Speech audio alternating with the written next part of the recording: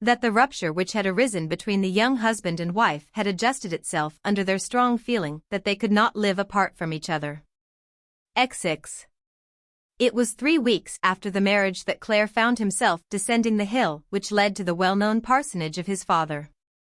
With his downward course the tower of the church rose into the evening sky in a manner of inquiry as to why he had come, and no living person in the twilight town seemed to notice him, still less to expect him. He was arriving like a ghost, and the sound of his own footsteps was almost an encumbrance to be got rid of. The picture of life had changed for him. Before this time he had known it but speculatively, now he thought he knew it as a practical man. Though perhaps he did not, even yet. Nevertheless humanity stood before him no longer in the pensive sweetness of Italian art, but in the staring and ghastly attitudes of a Wiertz museum, and with the leer of a study by Van Beers. His conduct during these first weeks had been desultory beyond description. After mechanically attempting to pursue his agricultural plans as though nothing unusual had happened, in the manner recommended by the great and wise men of all ages, he concluded that very few of those great and wise men had ever gone so far outside themselves as to test the feasibility of their counsel. "This is the chief thing, be not perturbed," said the pagan moralist. That was just Clare's own opinion. But he was perturbed. "Let not your heart be troubled, neither let it be afraid," said the Nazarene. Clare chimed in cordially. But his heart was troubled all the same. How he would have liked to confront those two great thinkers, and earnestly appeal to them as fellow man to fellow men, and ask them to tell him their method. His mood transmuted itself into a dogged indifference till at length he fancied he was looking on his own existence with the passive interest of an outsider. He was embittered by the conviction that all this desolation had been brought about by the accident of her being a d'Urberville. When he found that Tess came of that exhausted ancient line, and was not of the new tribes from below, as he had fondly dreamed, why had he not stoically abandoned her in fidelity to his principles? This was what he had got by apostasy, and his punishment was deserved. Then he became weary and anxious, and his anxiety increased. He wondered if he had treated her unfairly. He ate without knowing that he ate, and drank without tasting. As the hours dropped past, as the motive of each act in the long series of bygone days presented itself to his view, he perceived how intimately the notion of having Tess as a dear possession was mixed up with all his schemes and words and ways. In going hither and thither he observed in the outskirts of a small town a red and blue placard setting forth the great advantages of the Empire of Brazil as a field for the emigrating agriculturist. Land was offered there on exceptionally advantageous terms. Brazil somewhat attracted him as a new idea. Tess could eventually join him there, and perhaps in that country of contrasting scenes and notions and habits the conventions would not be so operative which made life with her seem impracticable to him here. In brief, he was strongly inclined to try Brazil, especially as the season for going thither was just at hand. With this view he was returning to Minster to disclose his plan to his parents, and to make the best explanation he could make of arriving without Tess, short of revealing what had actually separated them. As he reached the door the new moon shone upon his face, just as the old one had done in the small hours of that morning when he had carried his wife in his arms across the river to the graveyard of the monks, but his face was thinner now. Clare had given his parents no warning of his visit, and his arrival stirred the atmosphere of the vicarage as the dive of the kingfisher stirs a quiet pool. His father and mother were both in the drawing-room, but neither of his brothers was now at home. Angel entered, and closed the door quietly behind him. "But, where's your wife, dear Angel?" cried his mother. "How you surprise us!" "She is at her mother's, temporarily. I have come home rather in a hurry because I've decided to go to Brazil." "Brazil? Why, they are all Roman Catholics there surely." "Are they? I hadn't thought of that." But even the novelty and painfulness of his going to a papistical land could not displace for long Mr. and Mrs. Clare's natural interest in their son's marriage. "We had your brief note 3 weeks ago announcing that it had taken place," said Mrs. Clare, "and your father sent your godmother's gift to her, as you know. Of course it was best that none of us should be present, especially as you preferred to marry her from the dairy, and not at her home, wherever that may be. It would have embarrassed you, and given us no pleasure. Your bothers felt that very strongly. Now it is done, we do not complain, particularly if she suits you for the business you have chosen to follow instead of the ministry of the gospel. Yet I wish I could have seen her first, Angel, or have known a little more about her. We sent her no present of our own, not knowing what would best give her pleasure, but you must suppose it only delayed. Angel, there is no irritation in my mind or your father's against you for this marriage, but we have thought it much better to reserve our liking for your wife till we could see her. And now you have not brought her. It seems strange. What has happened? He replied that it had been thought best by them that she should to go her parents' home for the present, whilst he came there. I don't mind telling you, dear mother, he said, that I always meant to keep her away from this house till I should feel she could some with credit to you. But this idea of Brazil is quite a recent one. If I do go, it will be unadvisable for me to take her on this my first journey. She will remain at her mother's till I come back. And I shall not see her before you start? He was afraid they would not. His original plan had been, as he had said, to refrain from bringing her there for some little while, not to wound their prejudices, feelings, in any way, and for other reasons he had adhered to it. He would have to visit home in the course of a year, if he went out at once, and it would be possible for them to see her before he started a second time, with her.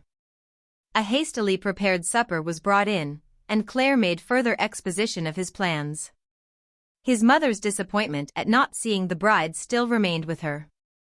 Claire's late enthusiasm for Tess had infected her through her maternal sympathies, till she had almost fancied that a good thing could come out of Nazareth, a charming woman out of Talbot Hayes Dairy. She watched her son as he ate. Cannot you describe her? I am sure she is very pretty, Angel. Of that there can be no question, he said, with a zest which covered its bitterness. And that she is pure and virtuous goes without question? Pure and virtuous, of course, she is.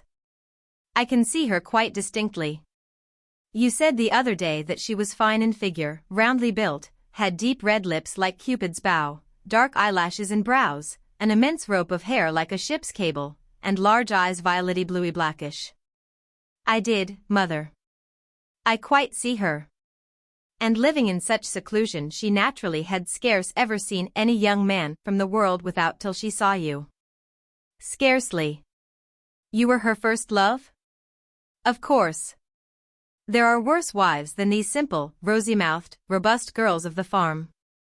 Certainly I could have wished, well, since my son is to be an agriculturist, it is perhaps but proper that his wife should have been accustomed to an outdoor life. His father was less inquisitive.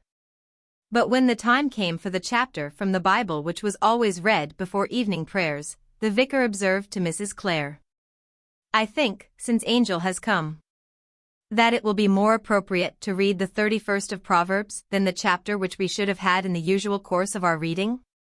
Yes, certainly, said Mrs. Clare. The words of King Lemuel, she could cite chapter and verse as well as her husband. My dear son, your father has decided to read us the chapter in Proverbs in praise of a virtuous wife. We shall not need to be reminded to apply the words to the absent one. May heaven shield her in all her ways. A lump rose in Claire's throat. The portable lectern was taken out from the corner and set in the middle of the fireplace. The two old servants came in, and Angel's father began to read at the 10th verse of the aforesaid chapter. Who can find a virtuous woman? For her price is far above rubies. She riseth while it is yet night, and giveth meat to her household. She girdeth her loins with strength and strengtheneth her arms. She perceiveth that her merchandise is good, her candle goeth not out by night. She looketh well to the ways of her household, and eateth not the bread of idleness. Her children arise up and call her blessed, her husband also, and he praiseth her. Many daughters have done virtuously, but thou excellest them all. When prayers were over, his mother said, I could not help thinking how very aptly that chapter your dear father read applied, in some of its particulars, to the woman you have chosen. The perfect woman, you see, was a working woman, not an idler. Not a fine lady, but one who used her hands and her head and her heart for the good of others. Her children arise up and call her blessed, her husband also, and he praiseth her. Many daughters have done virtuously, but she excelleth them all. Well, I wish I could have seen her, angel. Since she is pure and chaste, she would have been refined enough for me. Claire could bear this no longer. His eyes were full of tears, which seemed like drops of molten lead.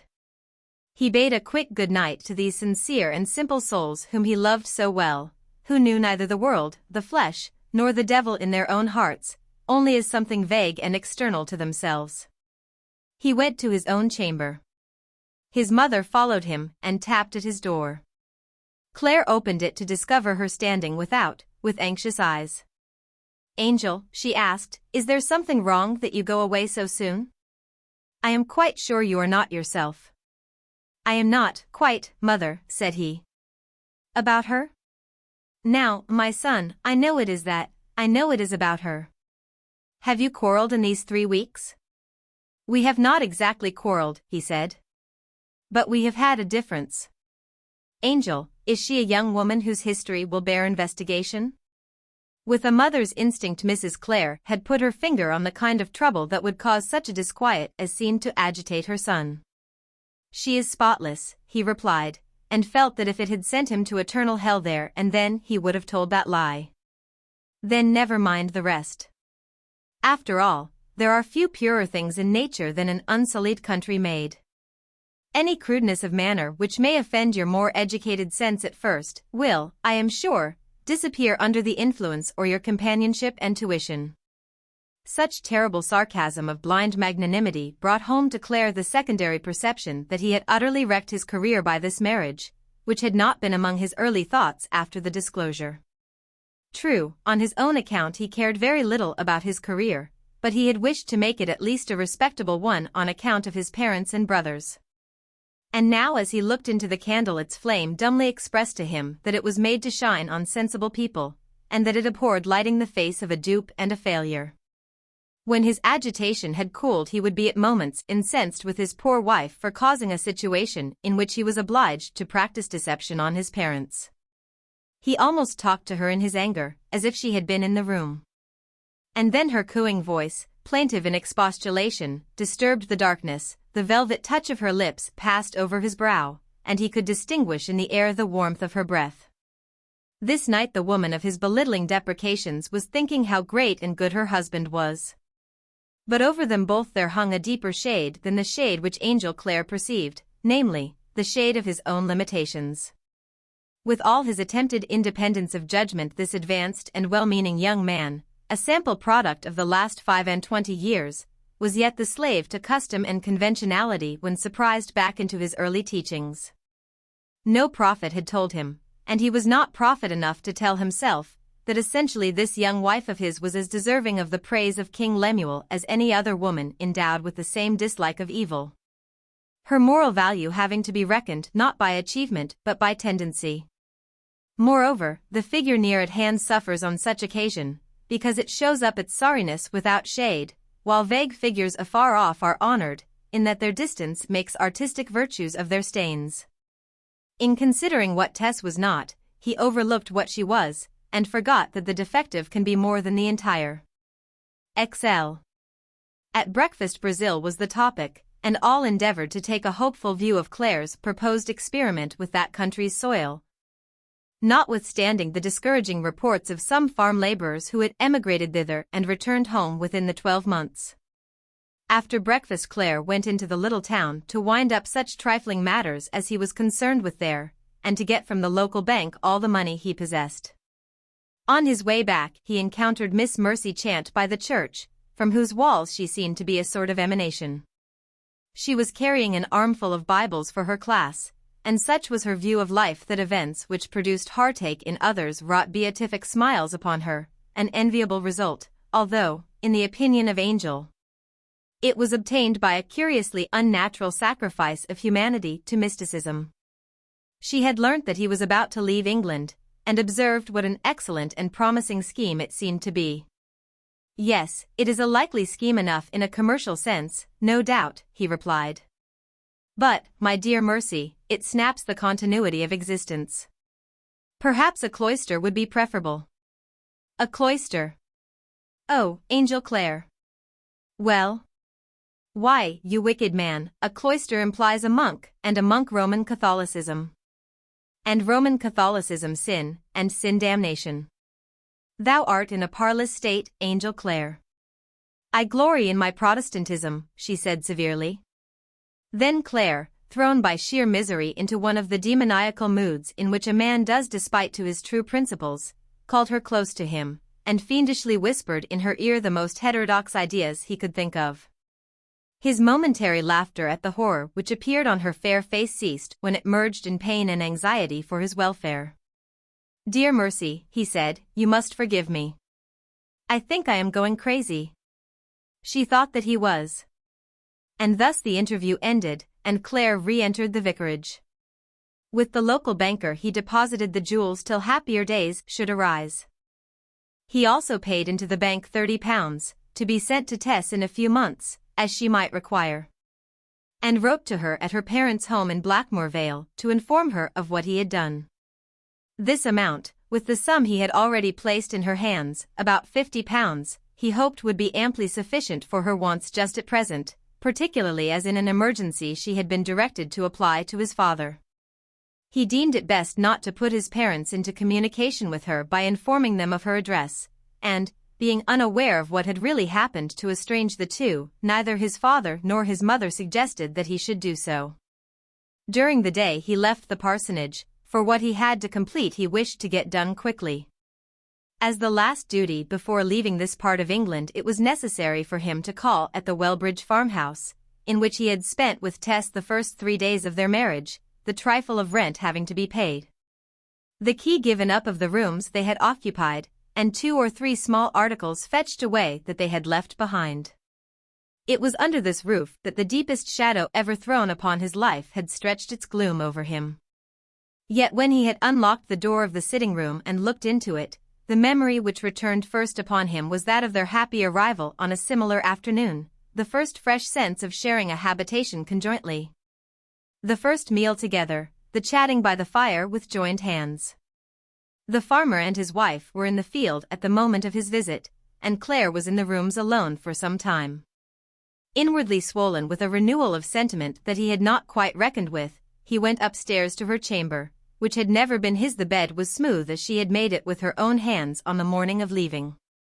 The mistletoe hung under the tester just as he had placed it. Having been there 3 or 4 weeks it was turning color, and the leaves and berries were wrinkled. Angel took it down and crushed it into the grate.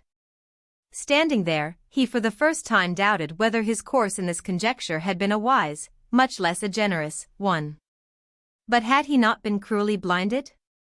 In the incoherent multitude of his emotions he knelt down at the bedside wet-eyed. "Oh Tess! If you had only told me sooner, I would have forgiven you," he mourned. Hearing a footstep below, he rose and went to the top of the stairs. At the bottom of the flight he saw a woman standing, and on her turning up her face recognized the pale, dark-eyed as Hewitt. "Mr. Clare," she said, "I've called to see you and Mrs. Clare, and to inquire if ye be well. I thought you might be back here again."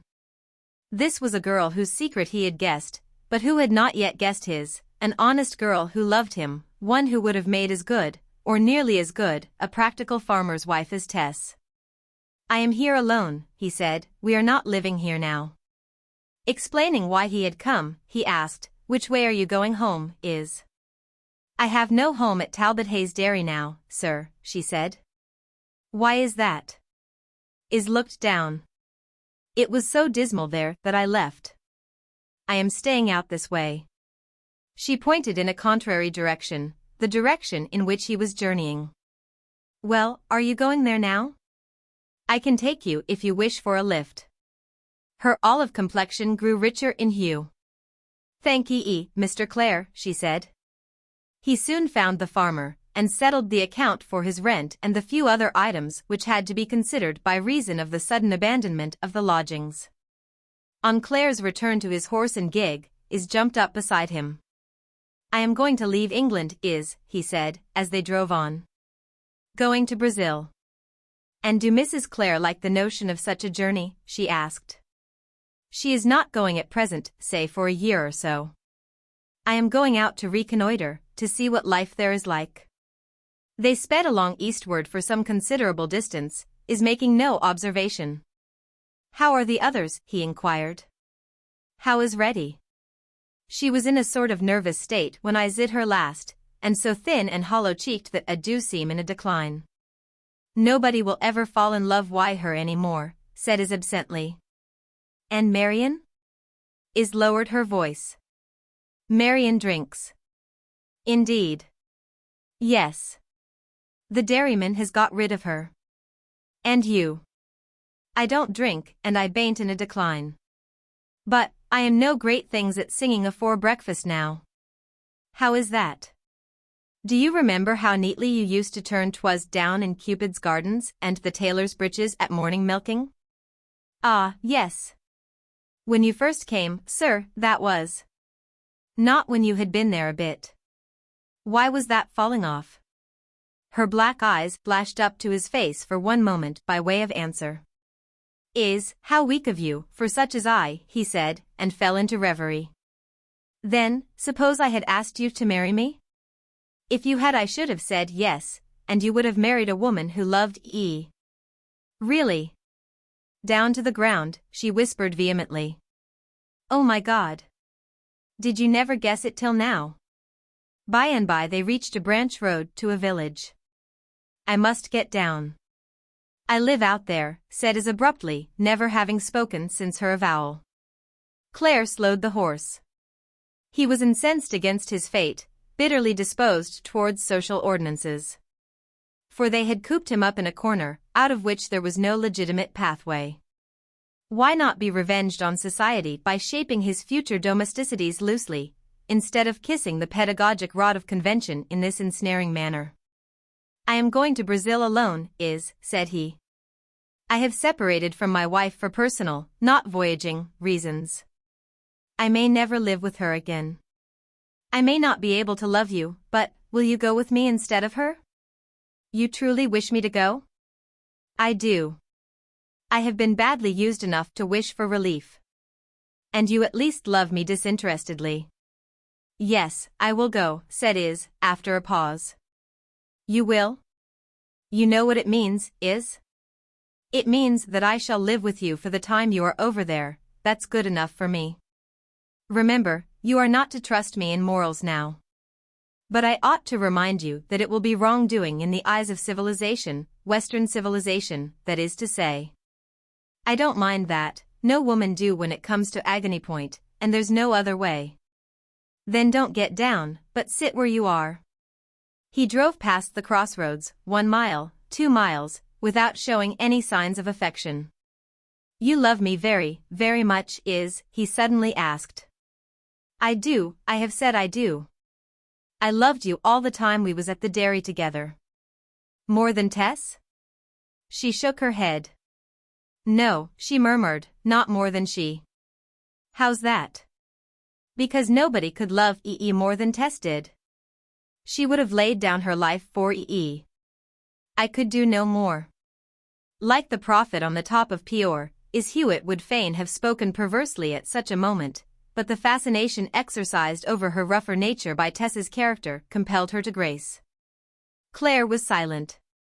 His heart had risen at these straightforward words from such an unexpected, unimpeachable quarter. In his throat was something as if a sob had solidified there. His years repeated, she would have laid down her life for I could do no more. Forget our idle talk, he said, turning the horse's head suddenly. I don't know what I've been saying. I will now drive you back to where your lane branches off. So much for honesty towards Oh, how can I bear it, how can I?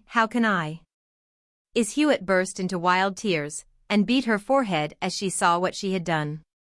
Do you regret that poor little act of justice to an absent one? Oh, don't spoil it by regret. She stilled herself by degrees. Very well, sir. Perhaps I didn't know what I was saying either, when I agreed to go. I wish, what cannot be, Because I have a loving wife already. Yes, yes. You have. They reached the corner of the lane which they had passed half an hour earlier, and she hopped down.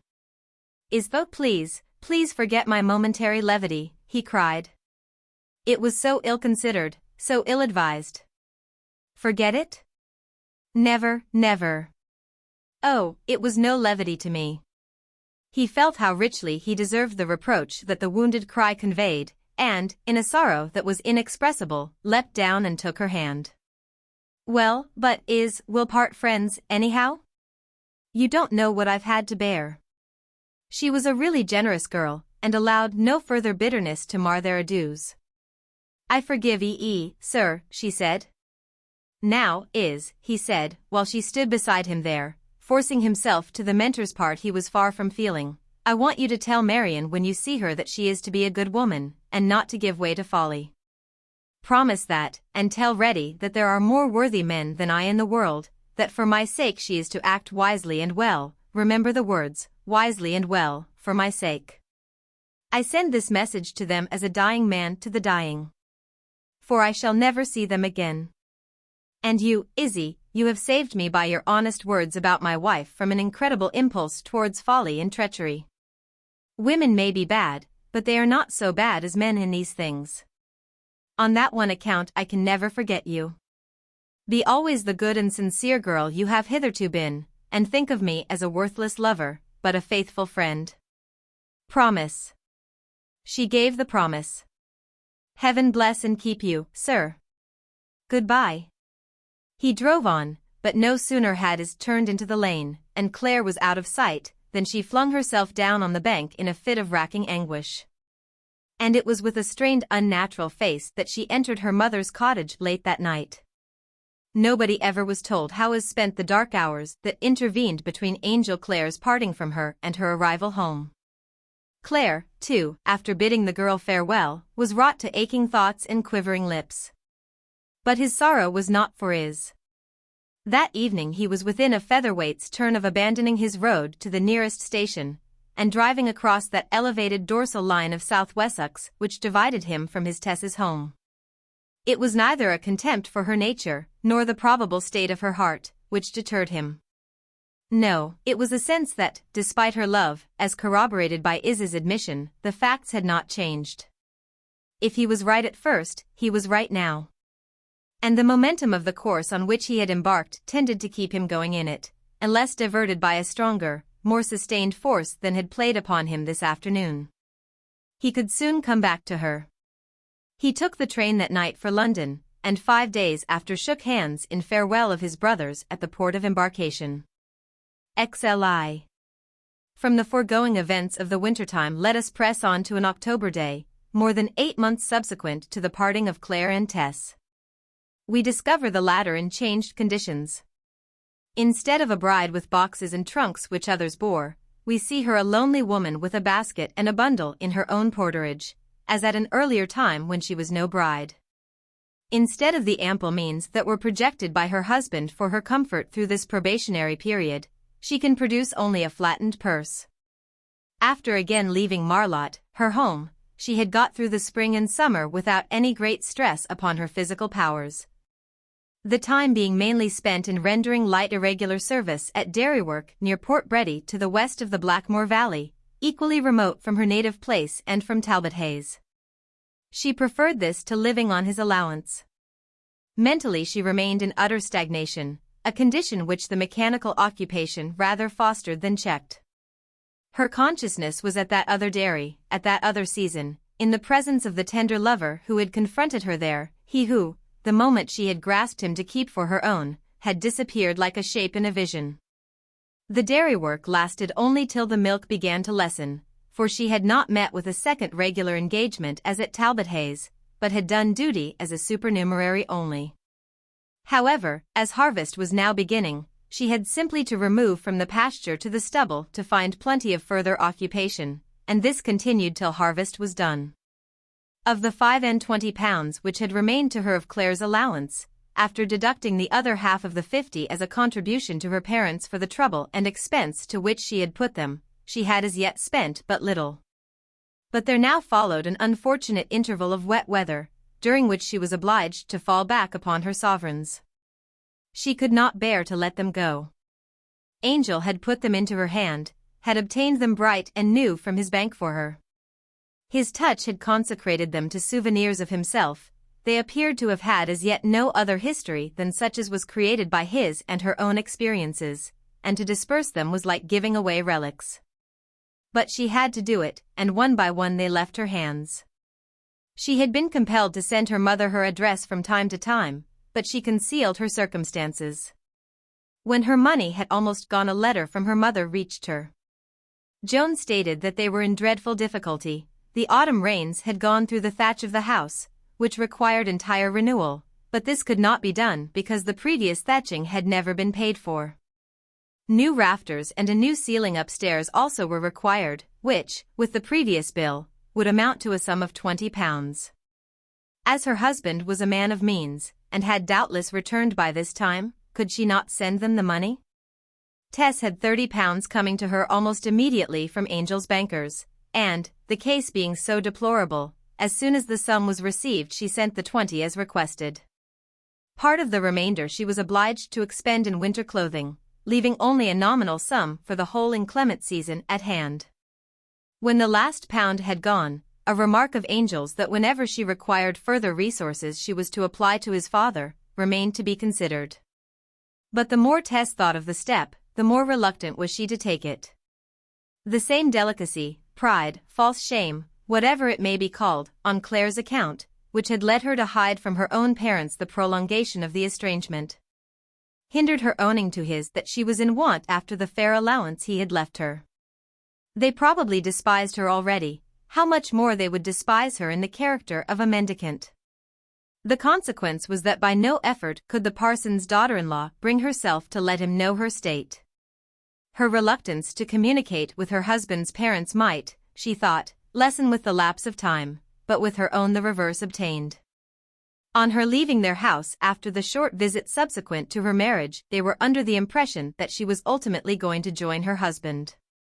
And from that time to the present she had done nothing to disturb their belief that she was awaiting his return in comfort, hoping against hope that his journey to Brazil would result in a short stay only, after which he would come to fetch her.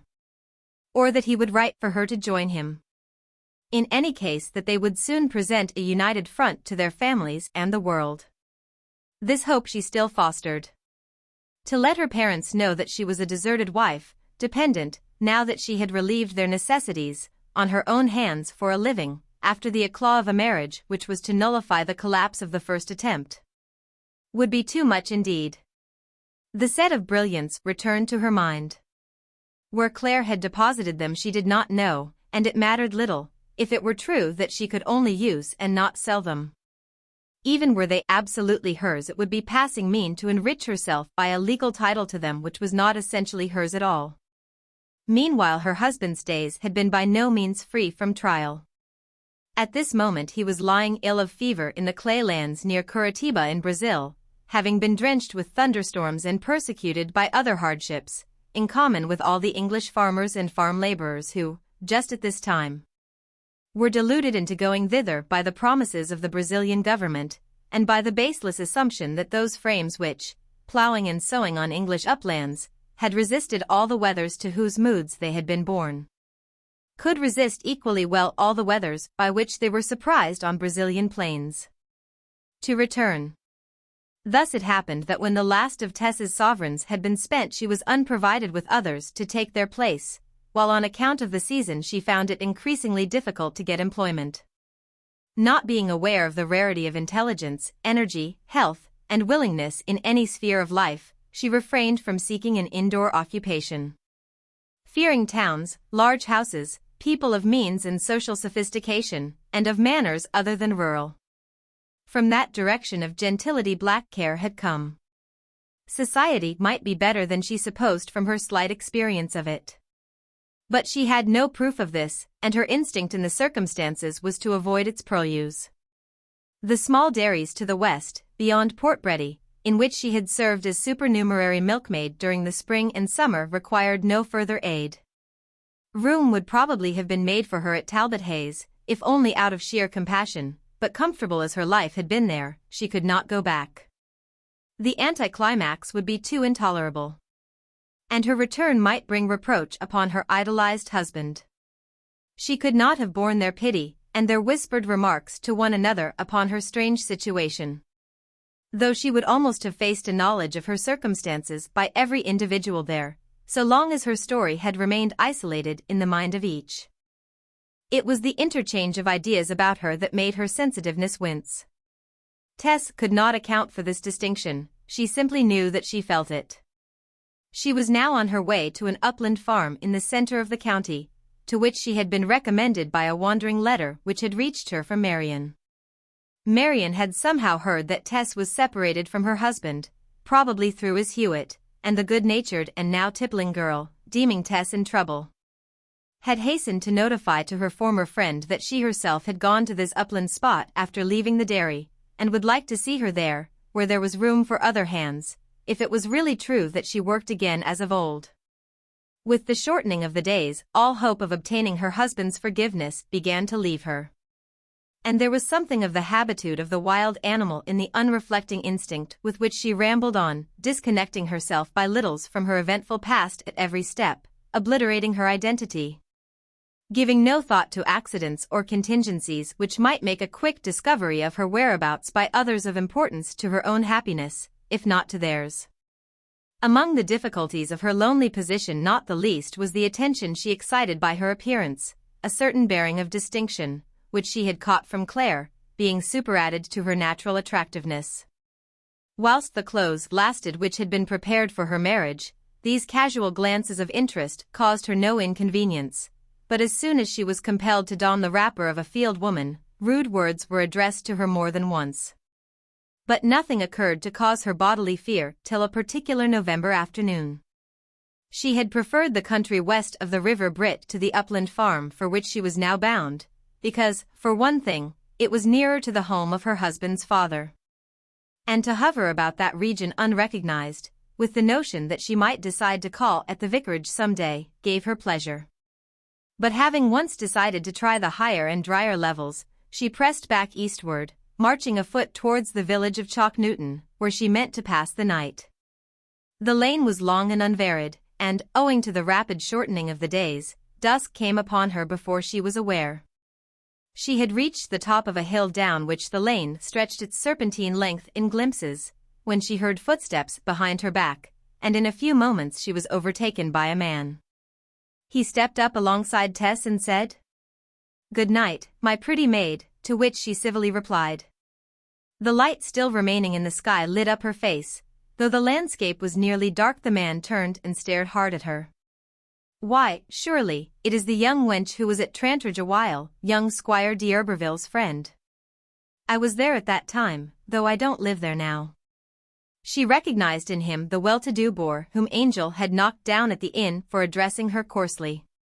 A spasm of anguish shot through her, and she returned him no answer. "Be honest enough to own it, and that what I said in the town was true, though your fancy man was so up about it, hey, my sly one? You ought to beg my pardon for that blow of his, considering." Still no answer came from Tess. There seemed only one escape for her hunted soul. She suddenly took to her heels with the speed of the wind, and, without looking behind her, ran along the road till she came to a gate which opened directly into a plantation. Into this she plunged, and did not pause till she was deep enough in its shade to be safe against any possibility of discovery. Underfoot the leaves were dry, and the foliage of some holly bushes which grew among the deciduous trees was dense enough to keep off draughts. She scraped together the dead leaves till she had formed them into a large heap, making a sort of nest in the middle. Into this Tess crept.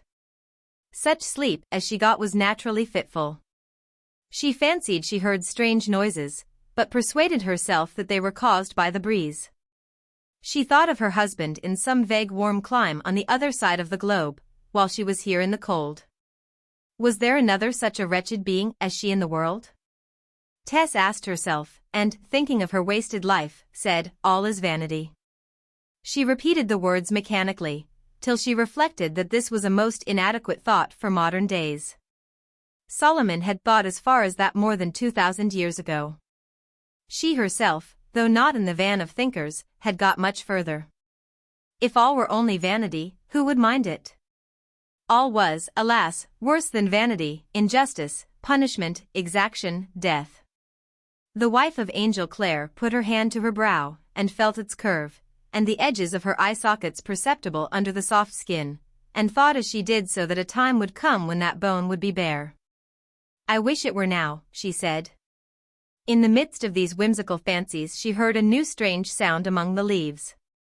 It might be the wind, yet there was scarcely any wind.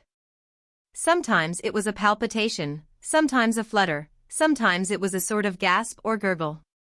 Soon she was certain that the noises came from wild creatures of some kind, the more so when, originating in the boughs overhead, they were followed by the fall of a heavy body upon the ground. Had she been ensconced here under other and more pleasant conditions she would have become alarmed, but, outside humanity, she had at present no fear.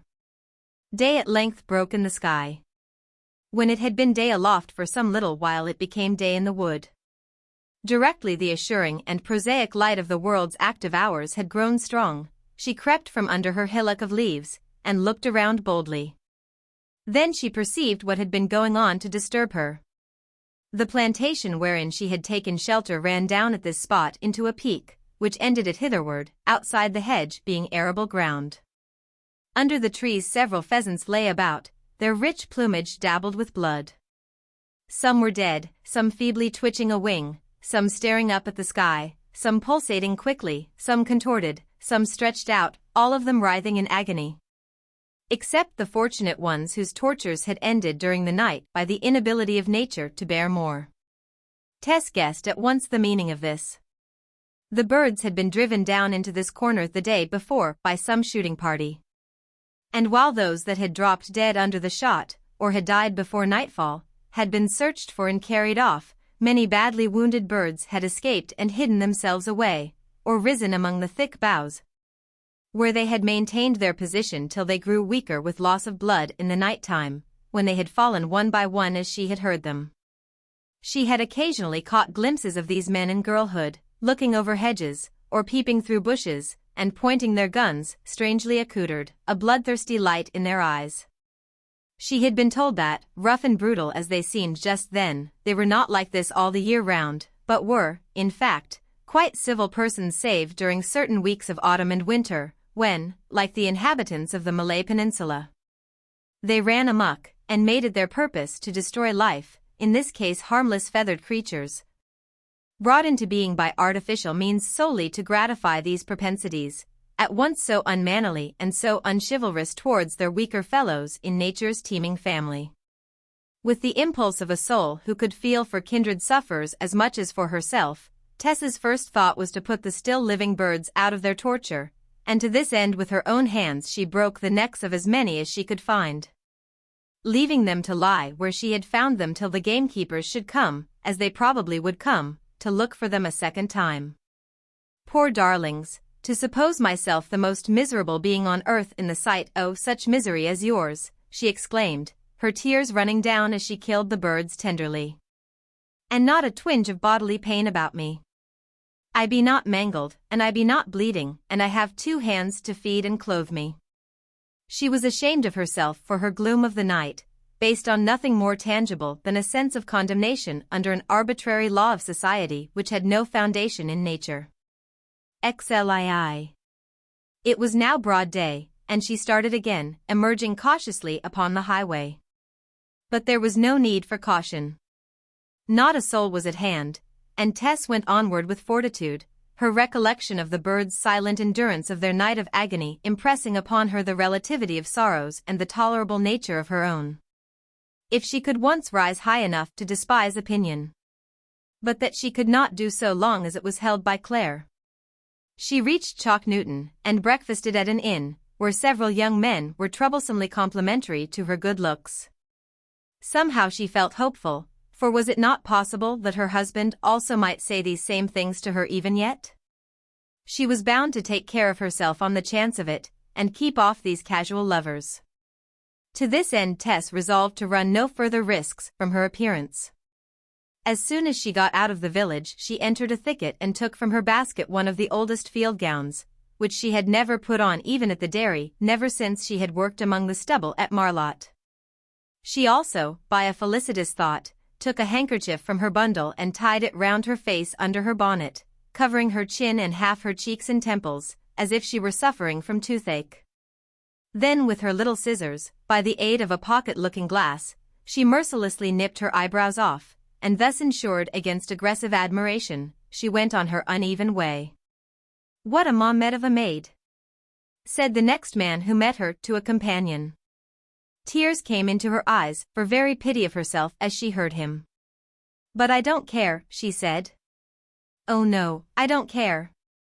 I'll always be ugly now, because Angel is not here, and I have nobody to take care of me. My husband that was is gone away, and never will love me any more. But I love him just the same, and hate all other men, and like to make 'em think scornfully of me." Thus Tess walks on, a figure which is part of the landscape, a field woman pure and simple, in winter guise. A grey serge cape, a red woolen cravat, a stuff skirt covered by a whitey brown ruff wrapper, and buff leather gloves. Every thread of that old attire has become faded and thin under the stroke of raindrops, the burn of sunbeams, and the stress of winds. There is no sign of young passion in her now. The maiden's mouth is cold. Fold over simple fold, binding her head. Inside this exterior, over which the eye might have roved as over a thing scarcely percipient, almost inorganic, there was the record of a pulsing life which had learnt too well, for its years, of the dust and ashes of things, of the cruelty of lust and the fragility of love. Next day the weather was bad, but she trudged on, the honesty, directness, and impartiality of elemental enmity disconcerting her but little. Her object being a winter's occupation and a winter's home, there was no time to lose. Her experience of short hirings had been such that she was determined to accept no more. Thus she went forward from farm to farm in the direction of the place whence Marian had written to her, which she determined to make use of as a last shift only, its rumored stringencies being the reverse of tempting. First she inquired for the lighter kinds of employment, and, as acceptance in any variety of these grew hopeless, applied next for the less light, till, beginning with the dairy and poultry tendance that she liked best, she ended with the heavy and coarse pursuits which she liked least, work on arable land, work of such roughness, indeed, as she would never have deliberately volunteered for. Towards the second evening she reached the irregular chalk tableland or plateau, bosomed with semi-globular tumuli, as if Cybele the many-breasted were supinely extended there, which stretched between the valley of her birth and the valley of her love. Here the air was dry and cold, and the long cart roads were blown white and dusty within a few hours after rain. There were few trees, or none, those that would have grown in the hedges being mercilessly plashed down with the quickset by the tenant farmers, the natural enemies of tree, bush, and brake. In the middle distance ahead of her she could see the summits of Bulbarrow and of Nettlecombe Tout, and they seemed friendly. They had a low and unassuming aspect from this upland, though as approached on the other side from Blackmoor in her childhood they were as lofty bastions against the sky. Southerly, at many miles' distance, and over the hills and ridges coastward, she could discern a surface like polished steel. It was the English Channel at a point far out towards France. Before her, in a slight depression, were the remains of a village. She had, in fact, reached Flintcomash, the place of Marian's sojourn. There seemed to be no help for it, hither she was doomed to come. The stubborn soil around her showed plainly enough that the kind of labor in demand here was of the roughest kind, but it was time to rest from searching, and she resolved to stay, particularly as it began to rain. At the entrance to the village was a cottage whose gable jutted into the road, and before applying for a lodging she stood under its shelter, and watched the evening close in. "Who would think I was Mrs. Angel Clare?" she said. The wall felt warm to her back and shoulders, and she found that immediately within the gable was the cottage fireplace, the heat of which came through the bricks. She warmed her hands upon them, and also put her cheek, red and moist with the drizzle, against their comforting surface. The wall seemed to be the only friend she had. She had so little wished to leave it that she could have stayed there all night. Tess could hear the occupants of the cottage, gathered together after their day's labor, talking to each other within, and the rattle of their supper plates was also audible. But in the village street she had seen no soul as yet. The solitude was at last broken by the approach of one feminine figure, who, though the evening was cold, wore the print gown and the tilt bonnet of summer time. Tess instinctively thought it might be Marian, and when she came near enough to be distinguishable in the gloom, surely enough it was she. Marian was even stouter and redder in the face than formerly, and decidedly shabbier in attire. At any previous period of her existence Tess would hardly have cared to renew the acquaintance in such conditions, but her loneliness was excessive, and she responded readily to Marian's greeting. Marian was quite respectful in her inquiries, but seemed much moved by the fact that Tess should still continue in no better condition than at first, though she had dimly heard of the separation. Tess, Mrs. Clare, the dear wife of dear he. And is it really so bad as this, my child? Why is your comely face tied up in such a way? Anybody been beating ee? Not he? No, no, no. I merely did it not to be clipsed or called, Marian. She pulled off in disgust a bandage which could suggest such wild thoughts. And you've got no collar on. Tess had been accustomed to wear a little white collar at the dairy. I know it, Marian. You've lost it traveling. I've not lost it. The truth is, I don't care anything about my looks, and so I didn't put it on. And you don't wear your wedding ring? Yes, I do, but not in public. I wear it round my neck on a ribbon. I don't wish people to think who I am by marriage, or that I am married at all. It would be so awkward while I lead my present life. Marian paused. But you be a gentleman's wife, and it seems hardly fair that you should live like this. Oh yes it is, quite fair, though I am very unhappy. Well, well. He married you, and you can be unhappy. Wives are unhappy sometimes, from no fault of their husbands, from their own. You've no faults, dearie, that I'm sure of. And he's none. So it must be something outside ye both. Marian, dear Marian, will you do me a good turn without asking questions? My husband has gone abroad, and somehow I have overrun my allowance, so that I have to fall back upon my old work for a time. Do not call me Mrs. Clare, but Tess, as before. Do they want a hand here? Oh yes, they'll take one always, because few care to come. 'Tis a starve-acre place. Corn and swedes are all they grow. Though I be here myself, I feel 'tis a pity for such as you to come. But you used to be as good a dairywoman as I. Yes, but I've got out that since I took to drink. Lord, that's the only comfort I've got now. If you engage, you'll be set sweet-hacking. That's what I be doing, but you won't like it. Oh, anything. Will you speak for me? You will do better by speaking for yourself. Very well. Now, Marian, remember nothing about him if I get the place. I don't wish to bring his name down to the dirt. Marian, who was really a trustworthy girl though of coarser grain than Tess, promised anything she asked. This is pay night, she said, and if you were to come with me you would know at once. I be real sorry that you are not happy, but 'tis because he's away, I know. You couldn't be unhappy if he were here, even if he gied ye no money, even if he used you like a drudge. That's true, I could not. They walked on together and soon reached the farmhouse, which was almost sublime in its dreariness. There was not a tree within sight. There was not, at this season, a green pasture, nothing but fallow and turnips everywhere, in large fields divided by hedges plashed to unrelieved levels. Tess waited outside the door of the farmhouse till the group of workfolk had received their wages, and then Marian introduced her. The farmer himself, it appeared, was not at home, but his wife, who represented him this evening, made no objection to hiring Tess, on her agreeing to remain till Old Lady Day. Female field labor was seldom offered now, and its cheapness made it profitable for tasks which women could perform as readily as men. Having signed the agreement, there was nothing more for Tess to do at present than to get a lodging, and she found one in the house at whose gable wall she had warmed herself. It was a poor subsistence that she had ensured, but it would afford a shelter for the winter at any rate. That night she wrote to inform her parents of her new address, in case a letter should arrive at Marlott from her husband. But she did not tell them of the sorriness of her situation. It might have brought reproach upon him. XXXIX. There was no exaggeration in Marian's definition of Flintcomash Farm as a starve-acre place. The single fat thing on the soil was Marian herself, and she was an importation.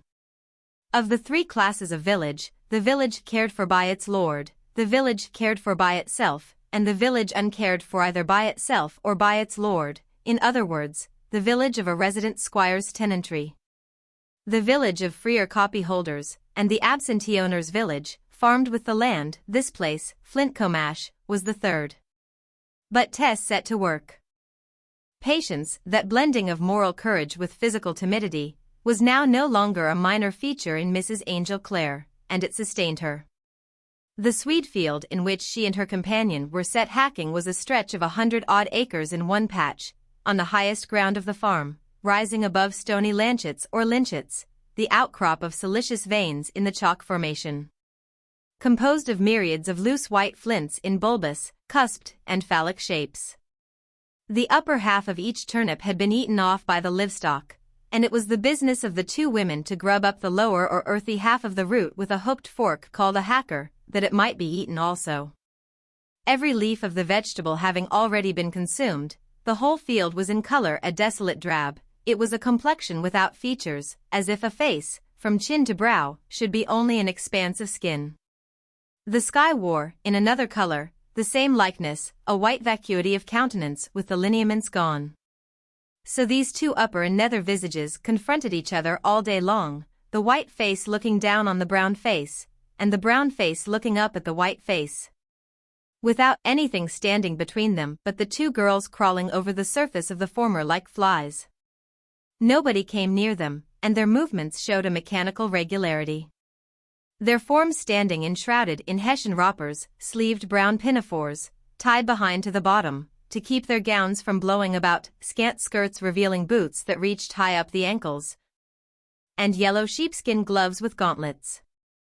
The pensive character which the curtained hood lent to their bent heads would have reminded the observer of some early Italian conception of the two Marys. They worked on hour after hour, unconscious of the forlorn aspect they bore in the landscape, not thinking of the justice or injustice of their lot even in such a position as theirs it was possible to exist in a dream. In the afternoon the rain came on again, and Marian said that they need not work any more. But if they did not work they would not be paid, so they worked on.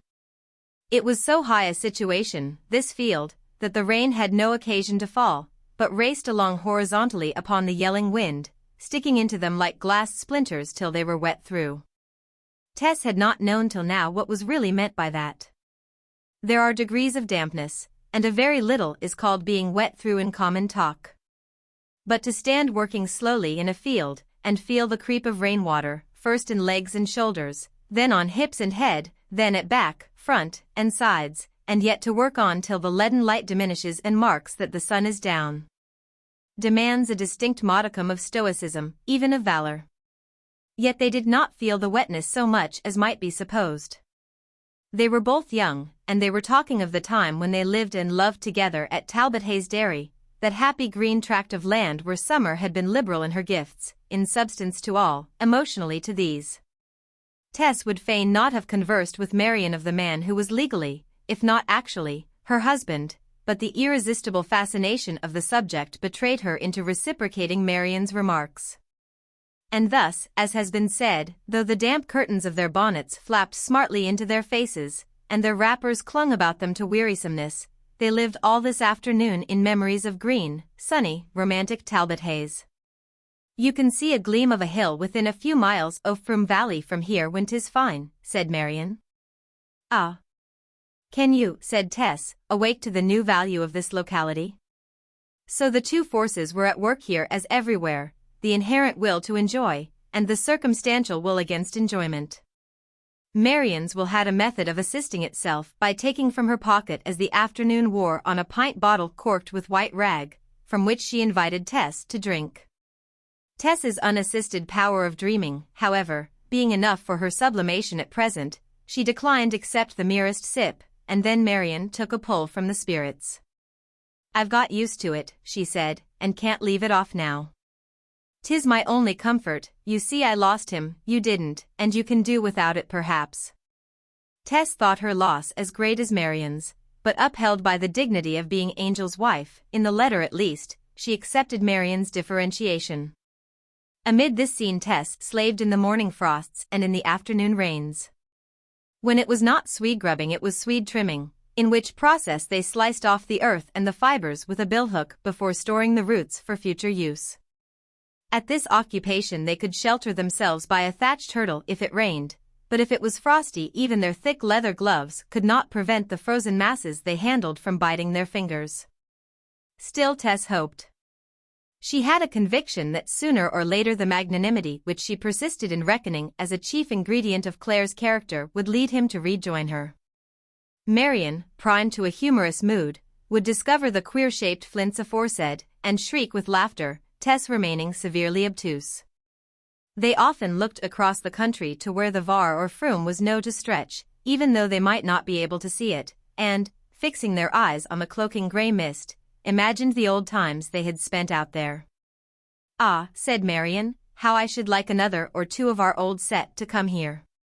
Then we could bring up Talbot Hayes every day here afield, and talk of he, and of what nice times we had there, and oh the old things we used to know, and make it all come back amost, in seeming."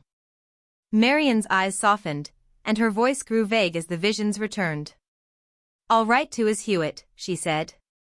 "She's biding at home doing nothing now, I know, and I'll tell her we be here, and ask her to come, and perhaps Reddy is well enough now."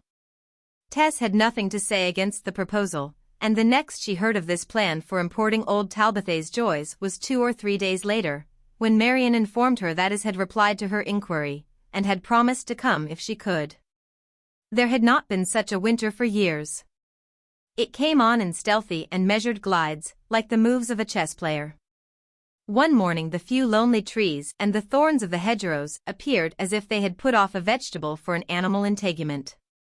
Every twig was covered with a white nap as of fur grown from the rind during the night, giving it 4 times its usual stoutness, the whole bush or tree forming a staring sketch in white lines on the mournful grey of the sky and horizon. Cobwebs revealed their presence on sheds and walls where none had ever been observed till brought out into visibility by the crystallizing atmosphere, hanging like loops of white worsted from salient points of the outhouses, posts, and gates. After this season of congealed dampness came a spell of dry frost, when strange birds from behind the North Pole began to arrive silently on the upland of Flintcomash. Gaunt spectral creatures with tragical eyes which had witnessed scenes of cataclysmal horror in inaccessible polar regions of a magnitude such as no human being had ever conceived, in curdling temperatures that no man could endure. Which had beheld the crash of icebergs and the slide of snow hills by the shooting light of the aurora, been half blinded by the whirl of colossal storms and terraqueous distortions, and retained the expression of feature that such scenes had engendered. These nameless birds came quite near to Tess and Marian, but of all they had seen which humanity would never see, they brought no account.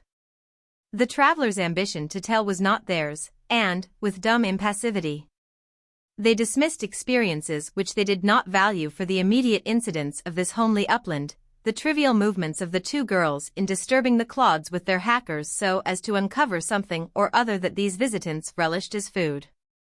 Then one day a peculiar quality invaded the air of this open country.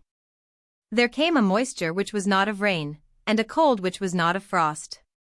It chilled the eyeballs of the twain, made their brows ache, penetrated to their skeletons, affecting the surface of the body less than its core.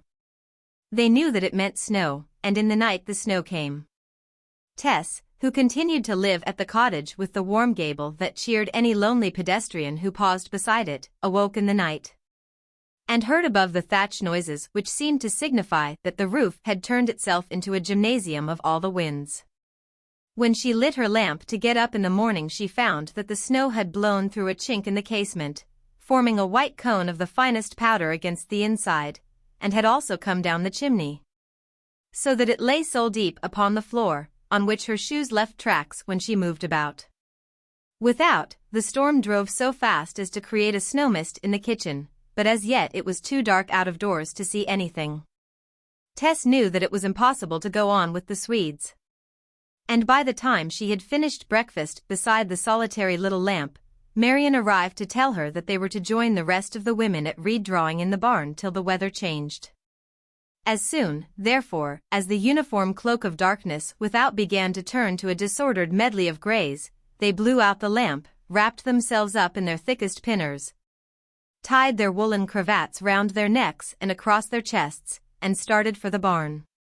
The snow had followed the birds from the polar basin as a white pillar of a cloud, and individual flakes could not be seen. The blast smelt of icebergs, Arctic seas, whales, and white bears, carrying the snow so that it licked the land but did not deepen on it.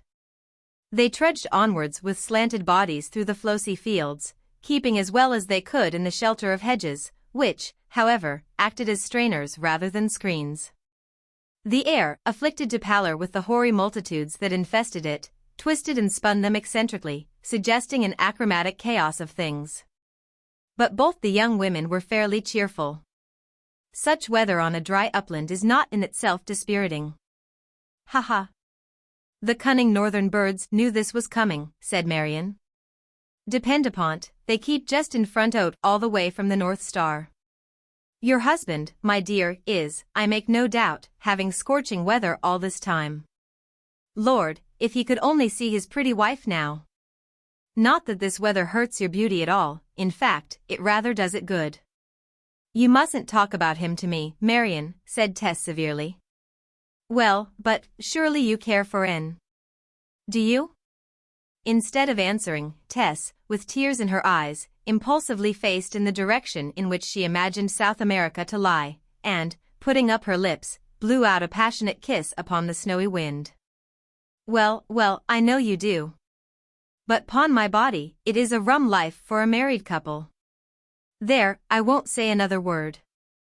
Well, as for the weather, it won't hurt us in the wheat barn, but reed drawing is fearful hard work, worse than sweet hacking.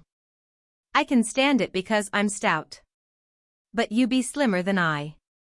I can't think why Maester should have set at it." They reached the wheat barn and entered it. One end of the long structure was full of corn. The middle was where the reed drawing was carried on, and there had already been placed in the reed press the evening before as many sheaves of wheat as would be sufficient for the women to draw from during the day. "Why, here's is," said Marion. "Is it was," and she came forward. She had walked all the way from her mother's home on the previous afternoon, and, not deeming the distance so great, had been belated, arriving, however, just before the snow began, and sleeping at the alehouse. The farmer had agreed with her mother at market to take her on if she came today, and she had been afraid to disappoint him by delay. In addition to Tess, Marion, and there were two women from a neighboring village. Two Amazonian sisters, whom Tess with a start remembered as Dark Carr, the Queen of Spades, and her junior, the Queen of Diamonds, those who had tried to fight with her in the midnight quarrel at Trantridge. They showed no recognition of her, and possibly had none, for they had been under the influence of liquor on that occasion, and were only temporary sojourners there as here. They did all kinds of men's work by preference, including well sinking, hedging, ditching, and excavating, without any sense of fatigue. Noted reed drawers were they too, and looked round upon the other three with some superciliousness. Putting on their gloves, all set to work in a row in front of the press, an erection formed of two posts connected by a crossbeam, under which the sheaves to be drawn from were laid ears outward, the beam being pegged down by pins in the uprights, and lowered as the sheaves diminished. The day hardened in color, the light coming in at the barn doors upwards from the snow instead of downwards from the sky. The girls pulled handful after handful from the press. But by reason of the presence of the strange women, who were recounting scandals, Marion and could not at first talk of old times as they wished to do. Presently they heard the muffled tread of a horse, and the farmer rode up to the barn door. When he had dismounted he came close to Tess, and remained looking musingly at the side of her face. She had not turned at first, but his fixed attitude led her to look round, when she perceived that her employer was the native of Trantridge from whom she had taken flight on the high road because of his allusion to her history. He waited till she had carried the drawn bundles to the pile outside, when he said, "So you be the young woman who took my civility in such ill part? Be drowned if I didn't think you might be as soon as I heard of your being hired. Well, you thought you had got the better of me the first time at the inn with your fancy man, and the second time on the road, when you bolted, but now I think I've got the better you." He concluded with a hard laugh. Tess, between the Amazons and the farmer, like a bird caught in a clapnet, returned no answer, continuing to pull the straw.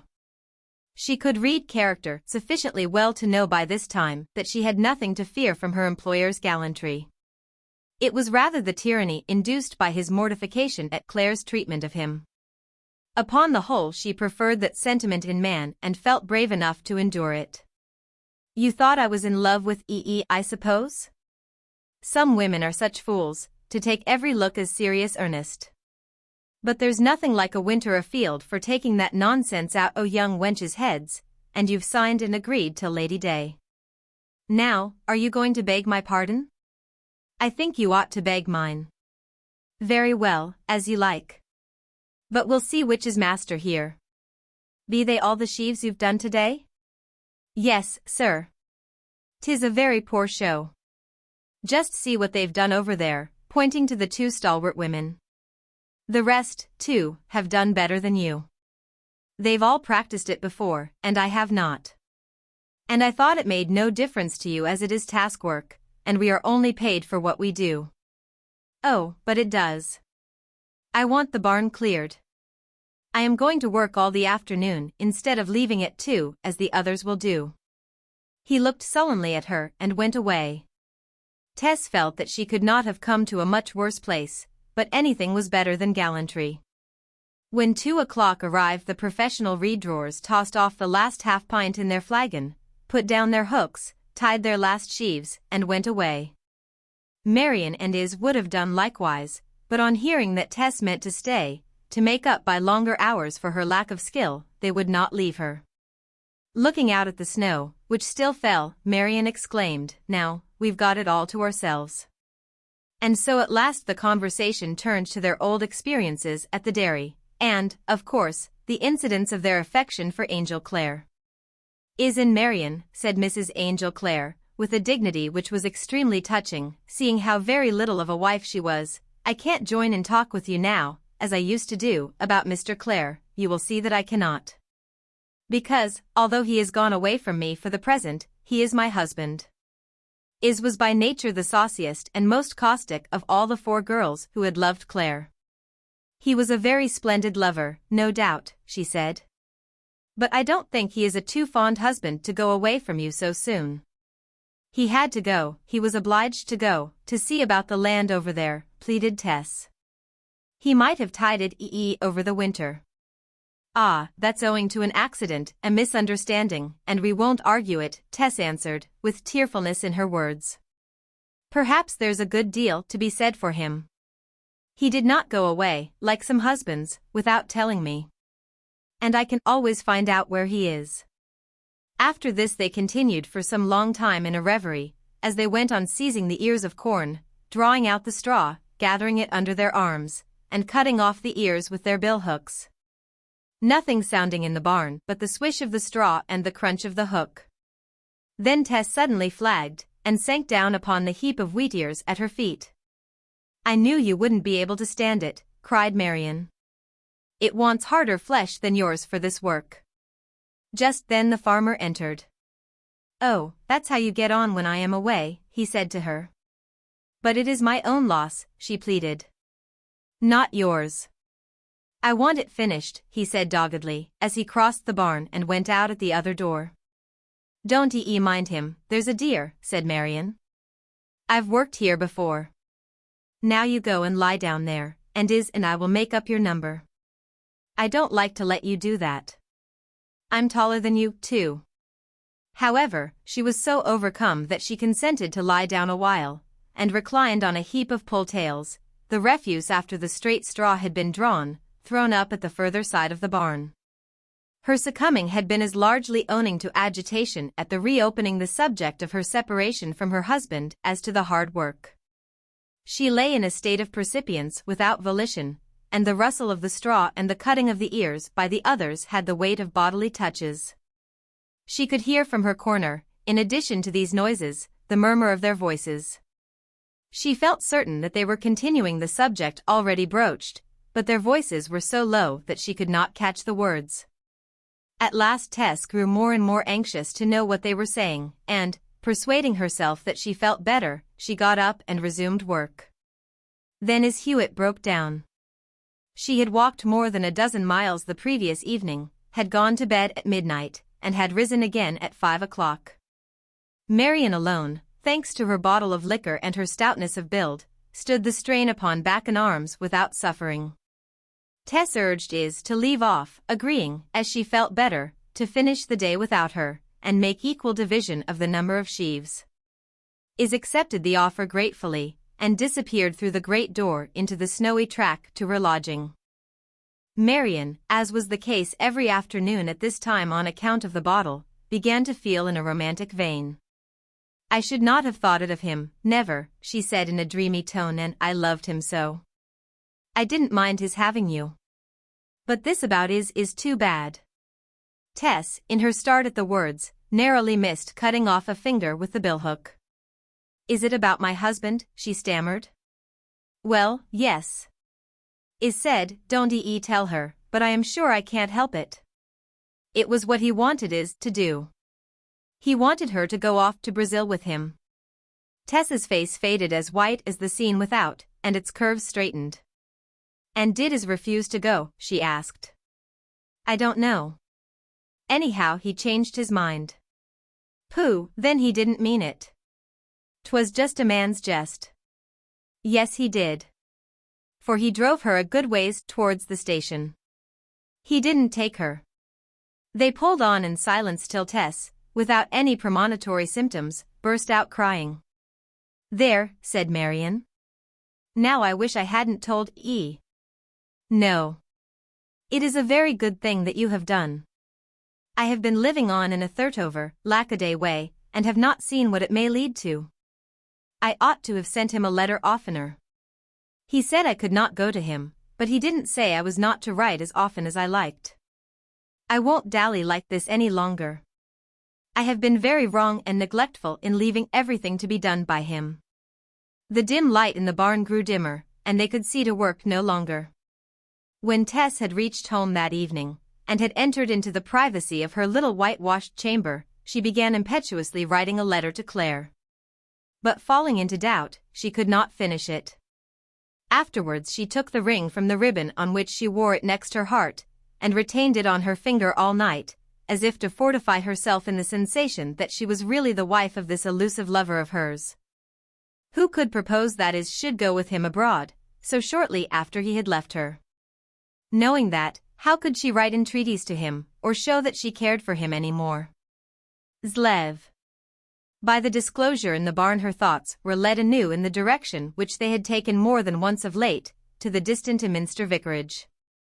It was through her husband's parents that she had been charged to send a letter to Claire if she desired, and to write to them direct if in difficulty. But that sense of her having morally no claim upon him had always led Tess to suspend her impulse to send these notes, and to the family at the vicarage, therefore, as to her own parents since her marriage, she was virtually non-existent. This self-effacement in both directions had been quite in consonance with her independent character of desiring nothing by way of favor or pity to which she was not entitled on a fair consideration of her deserts. She had set herself to stand or fall by her qualities, and to waive such merely technical claims upon a strange family as had been established for her by the flimsy fact of a member of that family, in a season of impulse, writing his name in a church book beside hers. But now that she was stung to a fever by Is's tale, there was a limit to her powers of renunciation. Why had her husband not written to her? He had distinctly implied that he would at least let her know of the locality to which he had journeyed. But he had not sent a line to notify his address. Was he really indifferent? But was he ill? Was it for her to make some advance? Surely she might summon the courage of solicitude, call at the vicarage for intelligence, and express her grief at his silence. If Angel's father were the good man she had heard him represented to be, he would be able to enter into her heart-starved situation. Her social hardships she could conceal. To leave the farm on a weekday was not in her power. Sunday was the only possible opportunity. Flintcomash being in the middle of the Cretaceous tableland over which no railway had climbed as yet, it would be necessary to walk. And the distance being 15 miles each way, she would have to allow herself a long day for the undertaking by rising early. A fortnight later, when the snow had gone, and had been followed by a hard black frost, she took advantage of the state of the roads to try the experiment. At 4 o'clock that Sunday morning she came downstairs and stepped out into the starlight. The weather was still favorable, the ground ringing under her feet like an anvil. Marian and Iz were much interested in her excursion, knowing that the journey concerned her husband. Their lodgings were in a cottage a little further along the lane, but they came and assisted Tess in her departure, and argued that she should dress up in her very prettiest guise to captivate the hearts of her parents-in-law. Though she, knowing of the austere and Calvinistic tenets of old Mr. Clare, was indifferent and even doubtful. A year had now elapsed since her sad marriage, but she had preserved sufficient draperies from the wreck of her then full wardrobe to clothe her very charmingly as a simple country girl with no pretensions to recent fashion. A soft grey woolen gown, with white crepe quilling against the pink skin of her face and neck, and a black velvet jacket and hat. "'Tis a thousand pities your husband can't see now, you do look a real beauty," said Iz Hewitt, regarding Tess as she stood on the threshold between the steely starlight without and the yellow candlelight within. Iz spoke with a magnanimous abandonment of herself to the situation. She could not be, no woman with a heart bigger than a hazelnut could be, antagonistic to Tess in her presence, the influence which she exercised over those of her own sex being of a warmth and strength quite unusual, curiously overpowering the less worthy feminine feelings of spite and rivalry. With a final tug and touch here, and a slight brush there, they let her go, and she was absorbed into the pearly air of the foredawn. They heard her footsteps tap along the hard road as she stepped out to her full pace. Even Iz hoped she would win, and, though without any particular respect for her own virtue, felt glad that she had been prevented wronging her friend when momentarily tempted by Clare. It was a year ago, all but a day, that Clare had married Tess, and only a few days less than a year that he had been absent from her. Still, to start on a brisk walk, and on such an errand as hers, on a dry clear wintry morning, through the rarefied air of these chalky hogsbacks, was not depressing. And there is no doubt that her dream at starting was to win the heart of her mother-in-law, tell her whole history to that lady, enlist her on her side, and so gain back the truant. In time she reached the edge of the vast escarpment below which stretched the loamy vale of Blackmoor, now lying misty and still in the dawn. Instead of the colorless air of the uplands, the atmosphere down there was a deep blue. Instead of the great enclosures of 100 acres in which she was now accustomed to toil, there were little fields below her of less than half a dozen acres, so numerous that they looked from this height like the meshes of a net. Here the landscape was whitey brown. Down there, as in Froome Valley, it was always green. Yet it was in that vale that her sorrow had taken shape, and she did not love it as formerly. Beauty to her, as to all who have felt, lay not in the thing, but in what the thing symbolized. Keeping the vale on her right, she steered steadily westward. Passing above the Hintocks, crossing at right angles the high road from Sherton Abbas to Casterbridge, and skirting Dogberry Hill and Highstoy, with the delve between them called the Devil's Kitchen. Still following the elevated way she reached Cross in Hand, where the stone pillar stands desolate and silent, to mark the site of a miracle, or murder, or both. 3 miles further she cut across the straight and deserted Roman road called Long Ash Lane. Leaving which as soon as she reached it she dipped down a hill by a transverse lane into the small town or village of Ever's Head, being now about halfway over the distance. She made a halt here, and breakfasted a second time, heartily enough, not at the Soan Acorn, for she avoided inns, but at a cottage by the church. The second half of her journey was through a more gentle country, by way of Benville Lane. But as the mileage lessened between her and the spot of her pilgrimage, so did Tess's confidence decrease, and her enterprise loom out more formidably.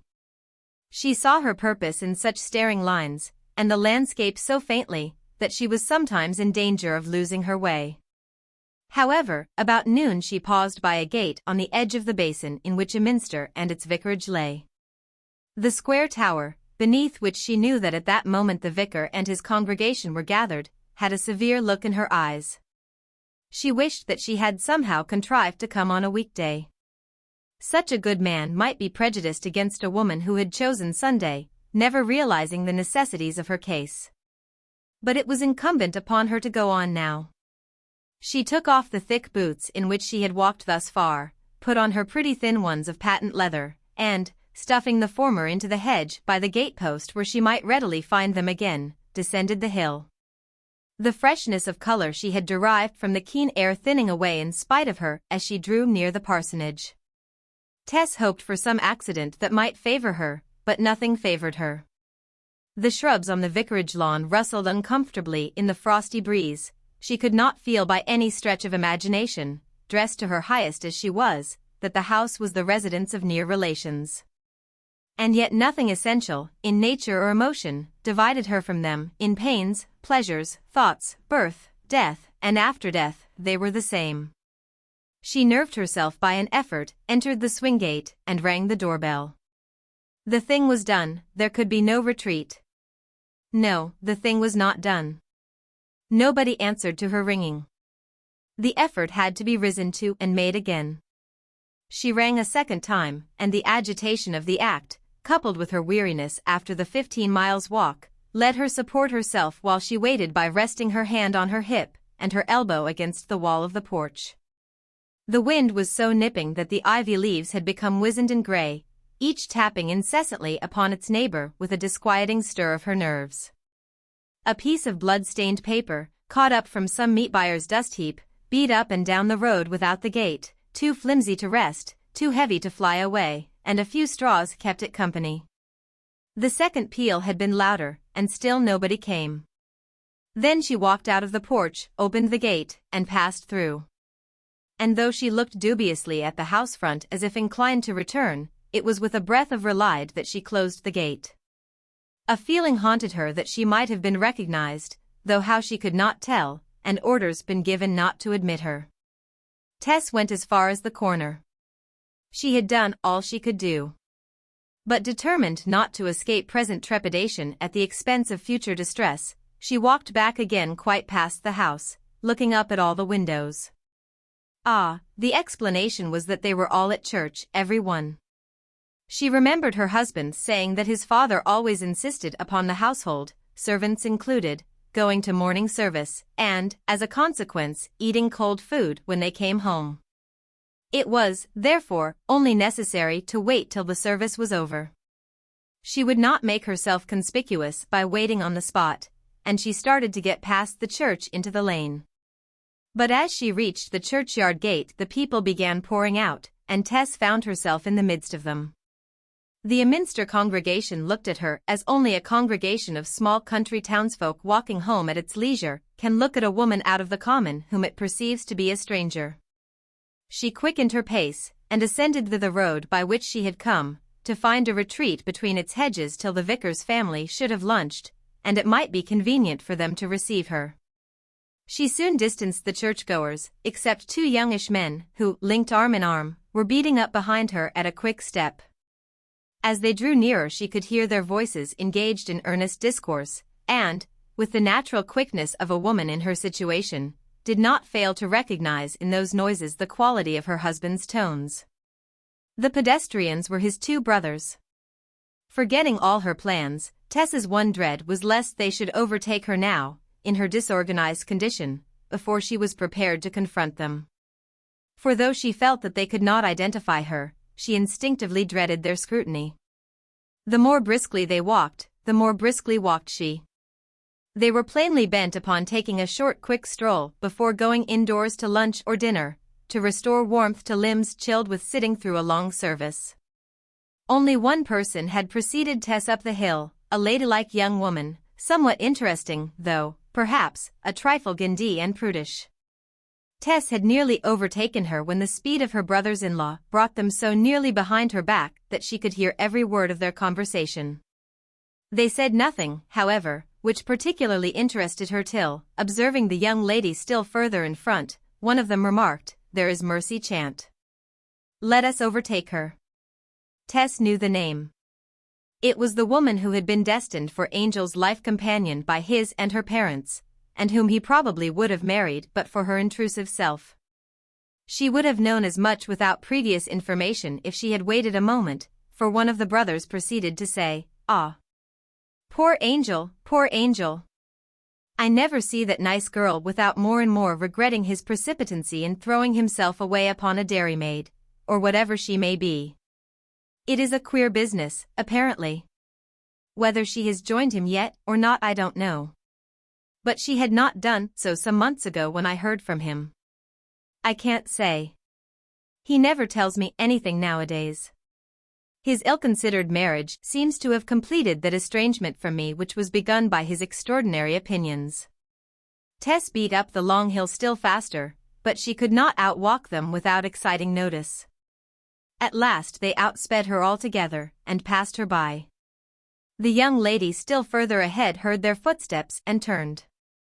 Then there was a greeting and a shaking of hands, and the three went on together. They soon reached the summit of the hill, and, evidently intending this point to be the limit of their promenade, slackened pace and turned all three aside to the gate whereat Tess had paused an hour before that time to reconnoiter the town before descending into it. During their discourse one of the clerical brothers probed the hedge carefully with his umbrella, and dragged something to light. "Here's a pair of old boots," he said. "Thrown away, I suppose, by some tramp or other. Some impostor who wished to come into the town barefoot, perhaps, and so excite our sympathies," said Miss Chant. "Yes, it must have been, for they are excellent walking boots, by no means worn out. What a wicked thing to do! I'll carry them home for some poor person." Cuthbert Clare, who had been the one to find them, picked them up for her with the crook of his stick, and Tess's boots were appropriated. She, who had heard this, walked past under the screen of her woolen veil till, presently looking back, she perceived that the church party had left the gate with her boots and retreated down the hill. Thereupon our heroine resumed her walk. Tears, blinding tears, were running down her face. She knew that it was all sentiment, all baseless impressibility, which had caused her to read the scene as her own condemnation, nevertheless she could not get over it. She could not contravene in her own defenseless person all those untoward omens. It was impossible to think of returning to the vicarage. Angel's wife felt almost as if she had been hounded up that hill like a scorned thing by those, to her, superfine clerics.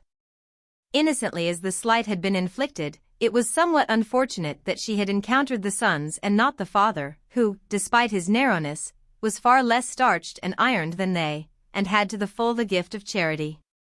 As she again thought of her dusty boots she almost pitied those habiliments for the quizzing to which they had been subjected, and felt how hopeless life was for their owner. "Ah," she said, still sighing in pity of herself, "they didn't know that I wore those over the roughest part of the road to save these pretty ones he bought for me. No, they did not know it. And they didn't think that he chose the color o' my pretty frock. No, how could they? If they had known perhaps they would not have cared, for they don't care much for him, poor thing." Then she grieved for the beloved man whose conventional standard of judgment had caused her all these latter sorrows. And she went her way without knowing that the greatest misfortune of her life was this feminine loss of courage at the last and critical moment through her estimating her father-in-law by his sons. Her present condition was precisely one which would have enlisted the sympathies of old Mr. and Mrs. Clare. Their hearts went out of them at a bound towards extreme cases, when the subtle mental troubles of the less desperate among mankind failed to win their interest or regard. In jumping at publicans and sinners they would forget that a word might be said for the worries of scribes and Pharisees. And this defect or limitation might have recommended their own daughter-in-law to them at this moment as a fairly choice sort of lost person for their love. Thereupon she began to plod back along the road by which she had come not altogether full of hope, but full of a conviction that a crisis in her life was approaching. No crisis, apparently, had supervened. And there was nothing left for her to do but to continue upon that starve-acre farm till she could again summon courage to face the vicarage. She did, indeed, take sufficient interest in herself to throw up her veil on this return journey, as if to let the world see that she could at least exhibit a face such as Mercy Chant could not show. But it was done with a sorry shake of the head. It is nothing, she said. Nobody loves it, nobody sees it. Who cares about the looks of a castaway like me? Her journey back was rather a meander than a march. It had no sprightliness, no purpose, only a tendency. Along the tedious length of Benville Lane she began to grow tired, and she leant upon gates and paused by milestones. She did not enter any house till, at the 7th or 8th mile, she descended the steep long hill below which lay the village or townlet of Ever's Head, where in the morning she had breakfasted with such contrasting expectations. The cottage by the church, in which she again sat down, was almost the first at that end of the village, and while the woman fetched her some milk from the pantry, Tess, looking down the street, perceived that the place seemed quite deserted. "The people are gone to afternoon service, I suppose," she said. "No, my dear," said the old woman. "'Tis too soon for that, the bells hain't struck out yet. They be all gone to hear the preaching in yonder barn. A ranter preaches there between the services, an excellent, fiery, Christian man, they say, but, Lord, I don't go to hearin'. What comes in the regular way over the pulpit is hot enough for I." Tess soon went onward into the village, her footsteps echoing against the houses as though it were a place of the dead. Nearing the central part, her echoes were intruded on by other sounds. And seeing the barn not far off the road, she guessed these to be the utterances of the preacher. His voice became so distinct in the still clear air that she could soon catch his sentences, though she was on the closed side of the barn. The sermon, as might be expected, was of the extremist antinomian type, on justification by faith, as expounded in the theology of St. Paul. This fixed idea of the rhapsodist was delivered with animated enthusiasm, in a manner entirely declamatory, for he had plainly no skill as a dialectician. Although Tess had not heard the beginning of the address, she learnt what the text had been from its constant iteration. "O foolish Galatians, who hath bewitched you, that ye should not obey the truth? Before whose eyes Jesus Christ hath been evidently set forth, crucified among you?" Tess was all the more interested, as she stood listening behind, in finding that the preacher's doctrine was a vehement form of the view of angels Father. And her interest intensified when the speaker began to detail his own spiritual experiences of how he had come by those views. He had, he said, been the greatest of sinners. He had scoffed, he had wantonly associated with the reckless and the lewd. But a day of awakening had come, and, in a human sense, it had been brought about mainly by the influence of a certain clergyman, whom he had at first grossly insulted, but whose parting words had sunk into his heart, and had remained there, till by the grace of heaven they had worked this change in him, and made him what they saw him. But more startling to Tess than the doctrine had been the voice, which, impossible as it seemed, was precisely that of Alec d'Urberville.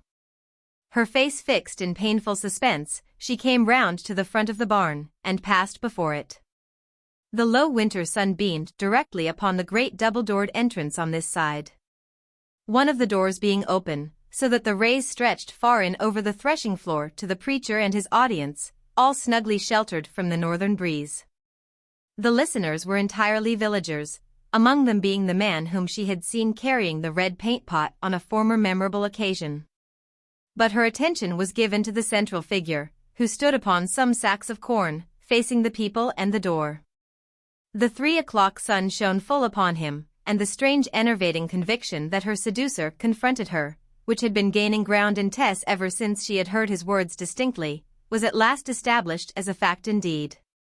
End of Phase the 5th. Phase the 6th, The Convert. XLV. Till this moment she had never seen or heard from d'Urberville since her departure from Trantridge. The rencounter came at a heavy moment, one of all moments calculated to permit its impact with the least emotional shock. But such was unreasoning memory that, though he stood there openly and palpably a converted man, who was sorrowing for his past irregularities, a fear overcame her, paralyzing her movement so that she neither retreated nor advanced. To think of what emanated from that countenance when she saw it last, and to behold it now.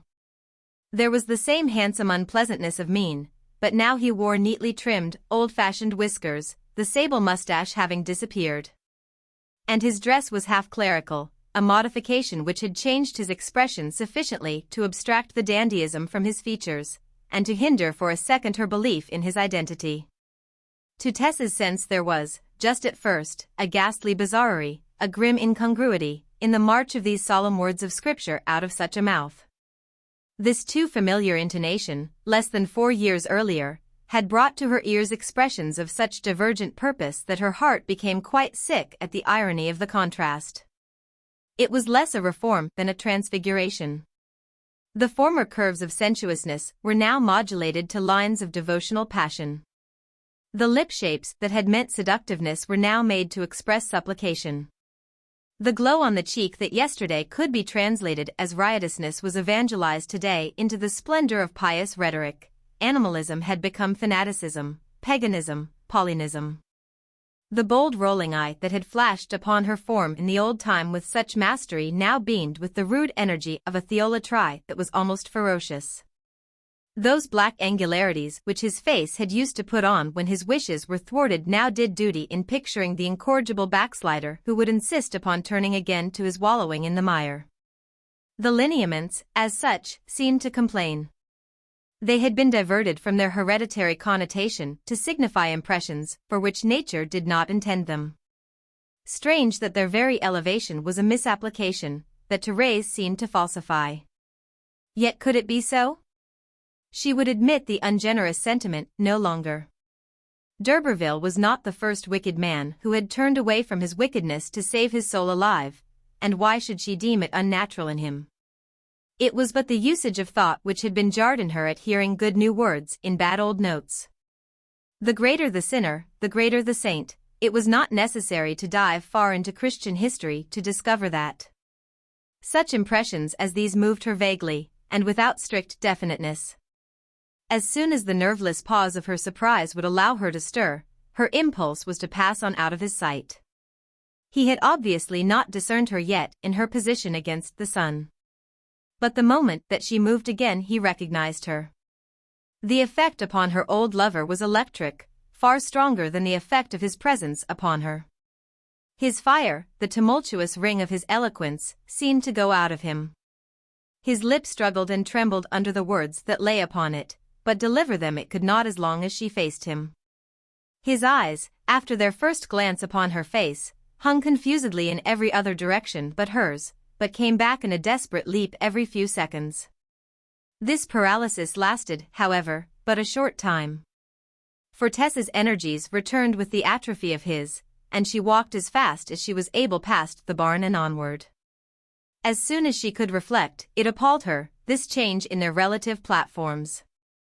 He who had wrought her undoing was now on the side of the spirit, while she remained unregenerate. And, as in the legend, it had resulted that her Cyprian image had suddenly appeared upon his altar, whereby the fire of the priest had been well nigh extinguished. She went on without turning her head.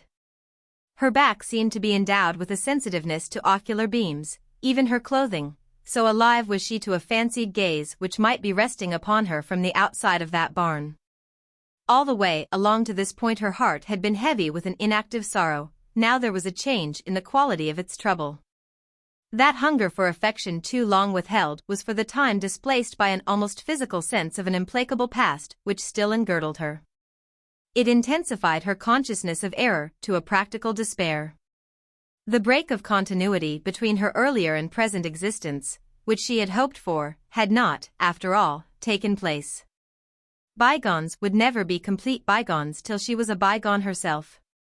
Thus absorbed, she recrossed the northern part of Long Ash Lane at right angles, and presently saw before her the road ascending whitely to the upland along whose margin the remainder of her journey lay. Its dry pale surface stretched severely onward, unbroken by a single figure, vehicle, or mark, save some occasional brown horse droppings which dotted its cold aridity here and there. While slowly breasting this ascent, Tess became conscious of footsteps behind her.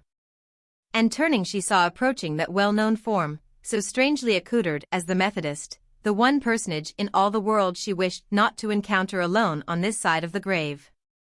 There was not much time, however, for thought or illusion, and she yielded as calmly as she could to the necessity of letting him overtake her. She saw that he was excited, less by the speed of his walk than by the feelings within him. "Tess," he said. She slackened speed without looking round.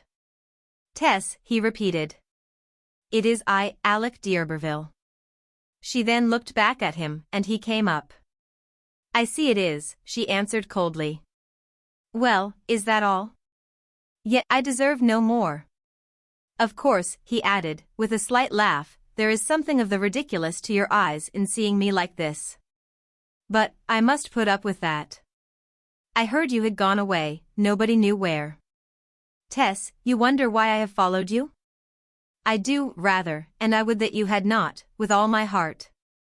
"Yes, you may well say it," he returned grimly, as they moved onward together, she with unwilling tread. "But don't mistake me.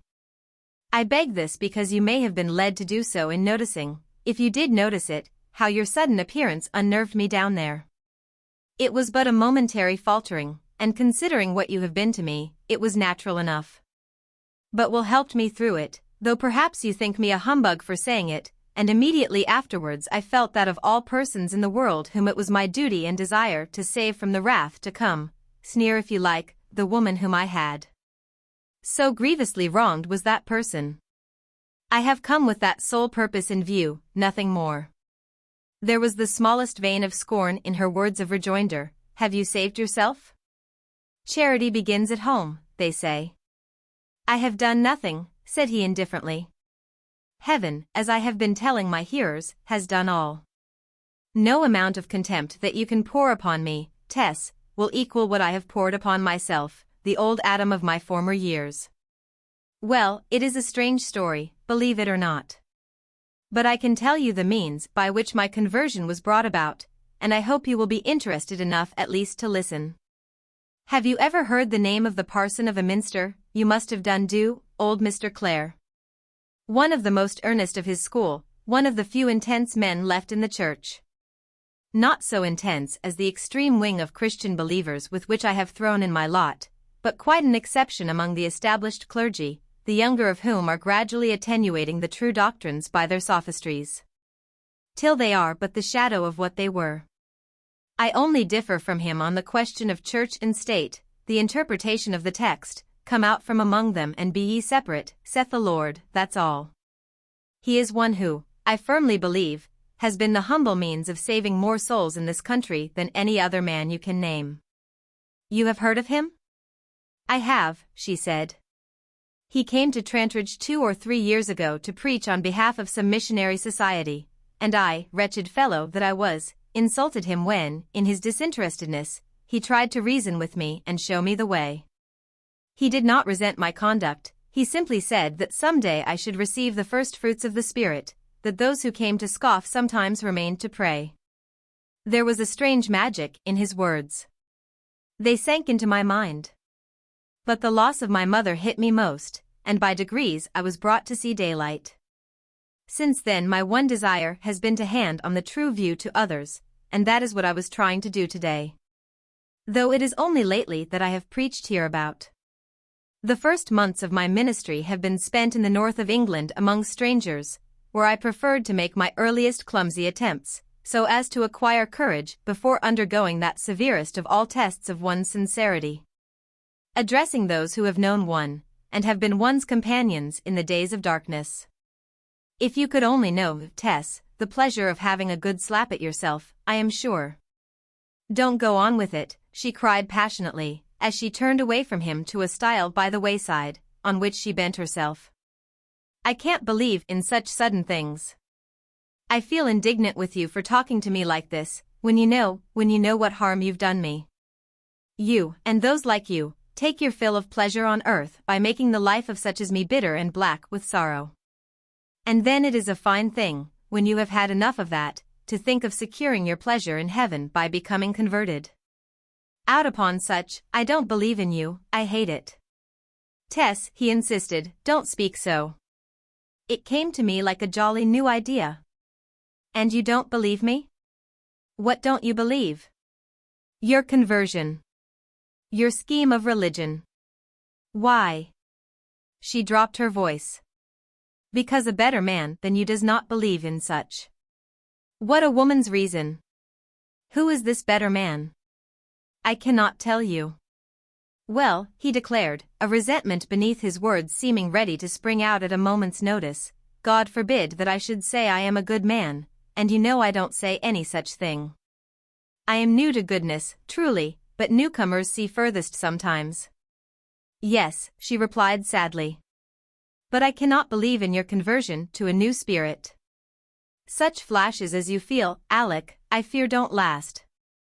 Thus speaking, she turned from the stile over which she had been leaning, and faced him, whereupon his eyes, falling casually upon the familiar countenance and form, remained contemplating her. The inferior man was quiet in him now. But it was surely not extracted, nor even entirely subdued. Don't look at me like that, he said abruptly. Tess, who had been quite unconscious of her action and mien, instantly withdrew the large dark gaze of her eyes, stammering with a flush, I beg your pardon. And there was revived in her the wretched sentiment which had often come to her before, that in inhabiting the fleshly tabernacle with which nature had endowed her she was somehow doing wrong. No, no. Don't beg my pardon. But since you wear a veil to hide your good looks, why don't you keep it down? She pulled down the veil, saying hastily, it was mostly to keep off the wind. It may seem harsh of me to dictate like this, he went on. But it is better that I should not look too often on you. It might be dangerous. SSH, said Tess.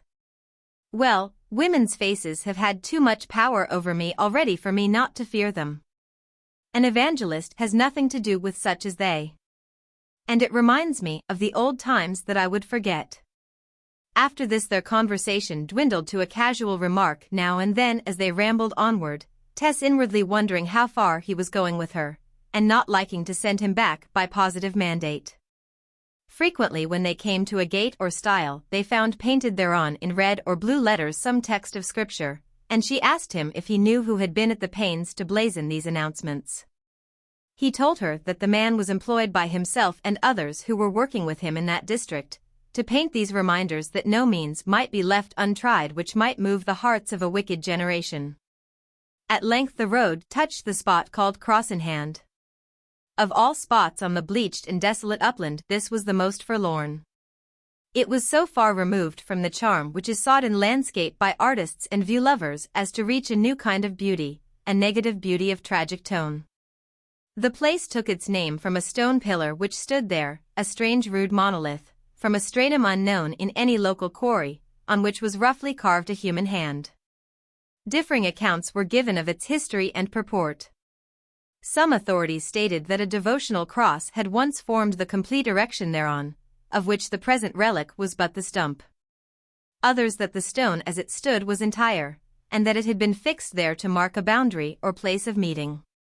Anyhow, whatever the origin of the relic, there was and is something sinister, or solemn, according to mood, in the scene amid which it stands, something tending to impress the most phlegmatic passer-by. I think I must leave you now, he remarked, as they drew near to this spot. I have to preach at Abbott's Cernel at 6 this evening, and my way lies across to the right from here. And you upset me somewhat too, Tessie, I will not say why. I must go away and get strength. How is it that you speak so fluently now? Who has taught you such good English? I have learnt things in my troubles, she said evasively. What troubles have you had? She told him of the first one, the only one that related to him. D'Urberville was struck mute. I knew nothing of this till now, he next murmured. Why didn't you write to me when you felt your trouble coming on? She did not reply. And he broke the silence by adding, well, you will see me again. No, she answered. Do not again come near me. I will think. But before we part come here. He stepped up to the pillar.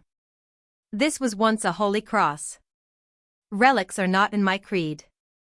But I fear you at moments, far more than you need fear me at present, and to lessen my fear, put your hand upon that stone hand, and swear that you will never tempt me, by your charms or ways.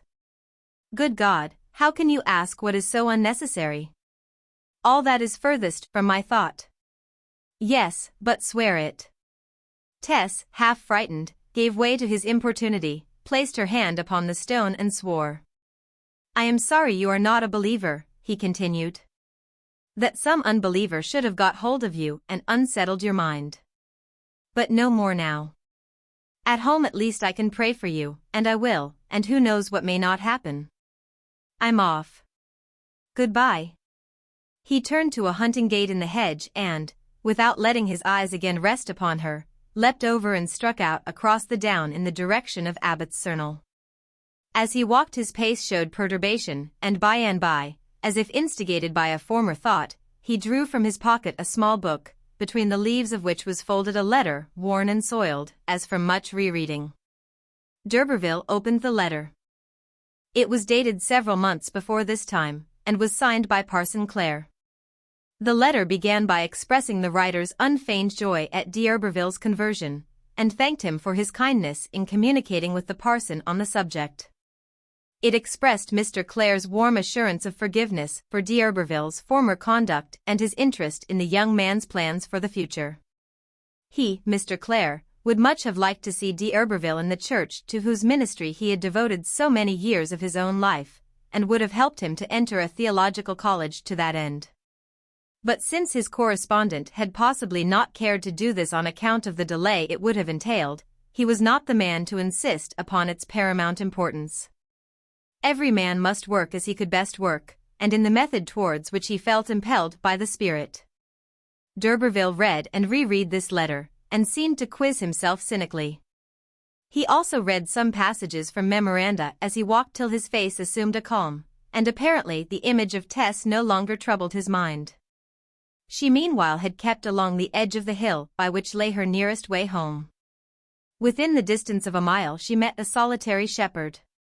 What is the meaning of that old stone I have passed? She asked of him. Was it ever a holy cross? Crosses, no, 'twere not a cross. 'Tis a thing of ill omen, miss. It was put up in wood times by the relations of a malefactor who was tortured there by nailing his hand to a post and afterwards hung. The bones lie underneath. They say he sold his soul to the devil, and that he walks at times. She felt the petite mort at this unexpectedly gruesome information, and left the solitary man behind her. It was dusk when she drew near to Flintcomb, and in the lane at the entrance to the hamlet she approached a girl and her lover without their observing her. They were talking no secrets, and the clear unconcerned voice of the young woman, in response to the warmer accents of the man, spread into the chilly air as the one soothing thing within the dusky horizon, full of a stagnant obscurity upon which nothing else intruded. For a moment the voices cheered the heart of Tess, till she reasoned that this interview had its origin, on one side or the other, in the same attraction which had been the prelude to her own tribulation. When she came close, the girl turned serenely and recognized her, the young man walking off in embarrassment. The woman was Is Hewitt, whose interest in Tess's excursion immediately superseded her own proceedings. Tess did not explain very clearly its results, and Is, who was a girl of tact, began to speak of her own little affair, a phase of which Tess had just witnessed. He is Amby Seedling, the chap who used to sometimes come and help at Talbot Hayes, she explained indifferently. He actually inquired and found out that I had come here, and has followed me. He says he's been in love with me these 2 years. But I've hardly answered him. XLVI. Several days had passed since her futile journey, and Tess was afield. The dry winter wind still blew, but a screen of thatched hurdles erected in the eye of the blast kept its force away from her. On the sheltered side was a turnip-slicing machine, whose bright blue hue of new paint seemed almost vocal in the otherwise subdued scene. Opposite its front was a long mound or grave, in which the roots had been preserved since early winter. Tess was standing at the uncovered end, chopping off with a billhook the fibers and earth from each root, and throwing it after the operation into the slicer. A man was turning the handle of the machine, and from its trough came the newly cut swedes, the fresh smell of whose yellow chips was accompanied by the sounds of the snuffling wind, the smart swish of the slicing blades, and the choppings of the hook in Tess's leather-gloved hand. The wide acreage of blank agricultural brownness, apparent where the swedes had been pulled, was beginning to be striped in wales of darker brown, gradually broadening to ribbons. Along the edge of each of these something crept upon 10 legs, moving without haste and without rest up and down the whole length of the field. It was 2 horses and a man, the plough going between them, turning up the cleared ground for a spring sowing. For hours nothing relieved the joyless monotony of things. Then, far beyond the ploughing teams, a black speck was seen. It had come from the corner of a fence, where there was a gap, and its tendency was up the incline, towards the swede cutters. From the proportions of a mere point it advanced to the shape of a 9-pin, and was soon perceived to be a man in black, arriving from the direction of Flintcomb. The man at the slicer, having nothing else to do with his eyes, continually observed the comber, but Tess, who was occupied, did not perceive him till her companion directed her attention to his approach. It was not her hard taskmaster, Farmer Grobby. It was one in a semi-clerical costume, who now represented what had once been the free and easy Alec d'Urberville. Not being hot at his preaching, there was less enthusiasm about him now, and the presence of the grinder seemed to embarrass him. A pale distress was already on Tess's face, and she pulled her curtained hood further over it. D'Urberville came up and said quietly, "I want to speak to you, Tess." "You have refused my last request, not to come near me," said she. "Yes, but I have a good reason." "Well, tell it." "It is more serious than you may think." He glanced round to see if he were overheard. They were at some distance from the man who turned the slicer, and the movement of the machine, too, sufficiently prevented Alec's words reaching other ears. D'Urberville placed himself so as to screen Tess from the laborer, turning his back to the latter. "It is this," he continued, with capricious compunction. "In thinking of your soul and mine when we last met, I neglected to inquire as to your worldly condition. You were well dressed, and I did not think of it. But I see now that it is harder than it used to be when I knew you, harder than you deserve. Perhaps a good deal of it is owning to me." She did not answer, and he watched her inquiringly, as, with bent head, her face completely screened by the hood, she resumed her trimming of the swedes. By going on with her work she felt better able to keep him outside her emotions. "Tess," he added, with a sigh of discontent, "yours was the very worst case I ever was concerned in. I had no idea of what had resulted till you told me. Scamp that I was to foul that innocent life. The whole blame was mine, the whole unconventional business of our time at Trantridge. You, too, the real blood of which I am but the base imitation, what a blind young thing you were as to possibilities. I say in all earnestness that it is a shame for parents to bring up their girls in such dangerous ignorance of the gins and nets that the wicked may set for them, whether their motive be a good one or the result of simple indifference." Tess still did no more than listen, throwing down one globular root and taking up another with automatic regularity, the pensive contour of the mere field woman alone marking her.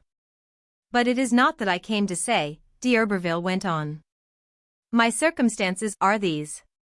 I have lost my mother since you were at Trantridge, and the place is my own. But I intend to sell it, and devote myself to missionary work in Africa. A devil of a poor hand I shall make at the trade, no doubt. However, what I want to ask you is, will you put it in my power to do my duty, to make the only reparation I can make for the trick played you, that is, will you be my wife, and go with me? I have already obtained this precious document. It was my old mother's dying wish." He drew a piece of parchment from his pocket, with a slight fumbling of embarrassment. "What is it?" said she. "A marriage license." "Oh no, sir, no," she said quickly, starting back. "You will not? Why is that?" And as he asked the question a disappointment which was not entirely the disappointment of thwarted duty crossed d'Urberville's face. It was unmistakably a symptom that something of his old passion for her had been revived. Duty and desire ran hand in hand. Surely, he began again, in more impetuous tones, and then looked round at the laborer who turned the slicer. Tess, too, felt that the argument could not be ended there. Informing the man that a gentleman had come to see her, with whom she wished to walk a little way, she moved off with D'Urberville across the zebra-striped field. When they reached the first newly ploughed section, he held out his hand to help her over it, but she stepped forward on the summits of the earth rolls as if she did not see him. "You will not marry me, Tess, and make me a self-respecting man?" he repeated, as soon as they were over the furrows. "I cannot." "But why? You know I have no affection for you." "But you would get to feel that in time, perhaps, as soon as you really could forgive me?" "Never." "Why so positive?" "I love somebody else." The words seemed to astonish him. "You do," he cried. "Somebody else? But has not a sense of what is morally right and proper any weight with you?" "No, no, no, don't say that." "Anyhow, then, your love for this other man may be only a passing feeling which you will overcome." "No, no." "Yes, yes." "Why not?" "I cannot tell you." "You must in honor." "Well then. I have married him." "Ah," he exclaimed. And he stopped dead and gazed at her. "I did not wish to tell, I did not mean to," she pleaded. "It is a secret here, or at any rate but dimly known. So will you, please will you, keep from questioning me? You must remember that we are now strangers." "Strangers, are we?" "Strangers." For a moment a flash of his old irony marked his face, but he determinately chastened it down. "Is that man your husband?" he asked mechanically, denoting by a sign the laborer who turned the machine. "That man," she said proudly. "I should think not." "Who, then?" "Do not ask what I do not wish to tell," she begged, and flashed her appeal to him from her upturned face and lash-shadowed eyes. D'Urberville was disturbed. "But I only asked for your sake," he retorted hotly. "Angels of heaven! God forgive me for such an expression. I came here, I swear, as I thought for your good. Tess, don't look at me so, I cannot stand your looks. There never were such eyes, surely, before Christianity or since. There, I won't lose my head, I dare not. I own that the sight of you had waked up my love for you, which, I believed, was extinguished with all such feelings. But I thought that our marriage might be a sanctification for us both. The unbelieving husband is sanctified by the wife, and the unbelieving wife is sanctified by the husband, I said to myself. But my plan is dashed from me, and I must bear the disappointment." He moodily reflected with his eyes on the ground. "Married. Married.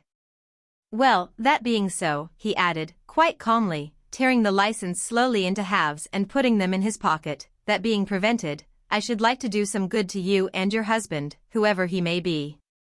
There are many questions that I am tempted to ask, but I will not do so, of course, in opposition to your wishes.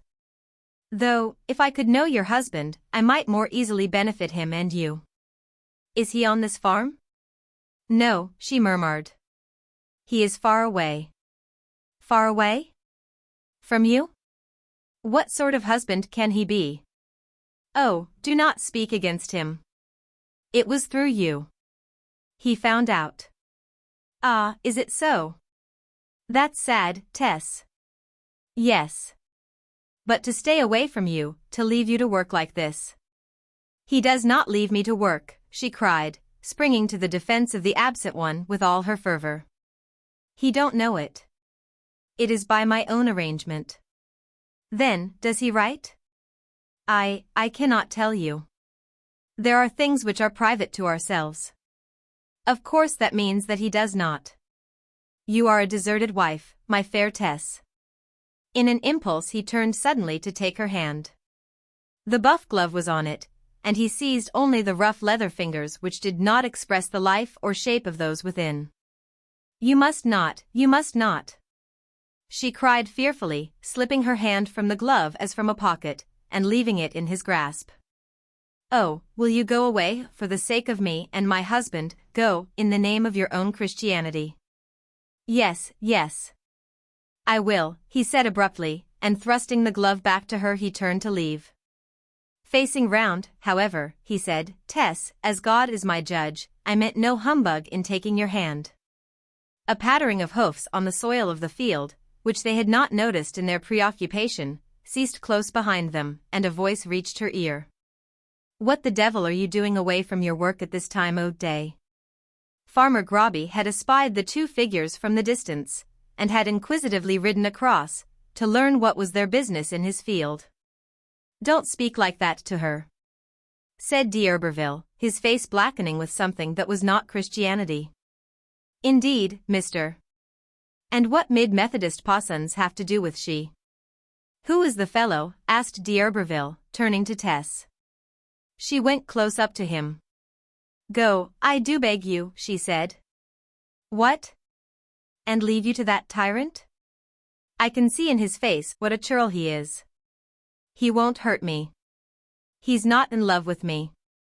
I can leave at Lady Day. Well, I have no right but to obey, I suppose. But, well, goodbye."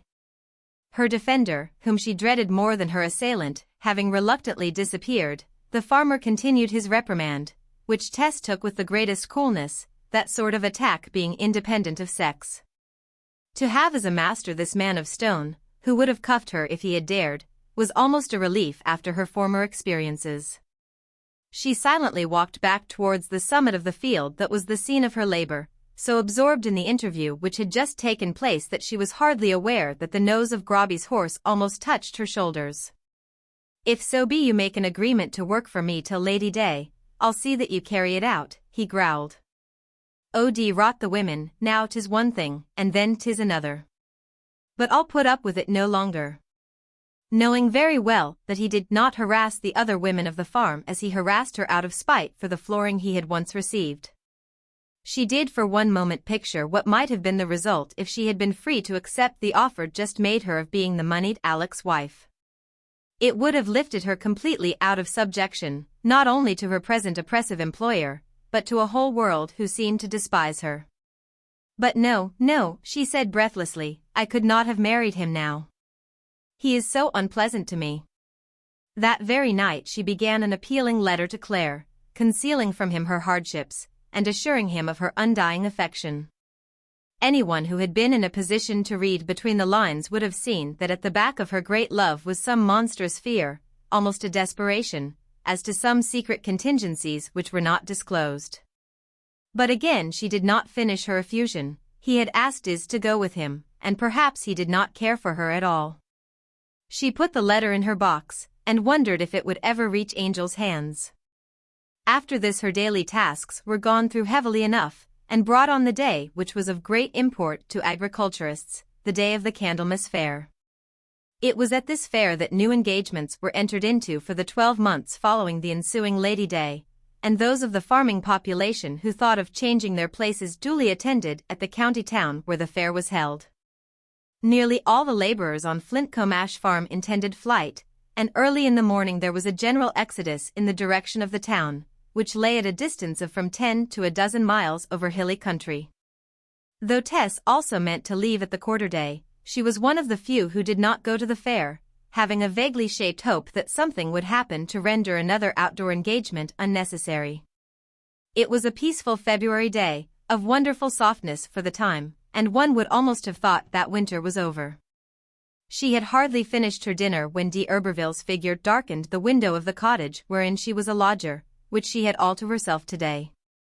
Tess jumped up, but her visitor had knocked at the door, and she could hardly in reason run away. D'Urberville's knock, his walk up to the door, had some indescribable quality of difference from his air when she last saw him. They seemed to be acts of which the doer was ashamed. She thought that she would not open the door, but, as there was no sense in that either, she arose, and having lifted the latch stepped back quickly. He came in, saw her, and flung himself down into a chair before speaking. "Tess, I couldn't help it," he began desperately, as he wiped his heated face, which had also a superimposed flush of excitement. I felt that I must call at least to ask how you are. I assure you I had not been thinking of you at all till I saw you that Sunday. Now I cannot get rid of your image, try how I may.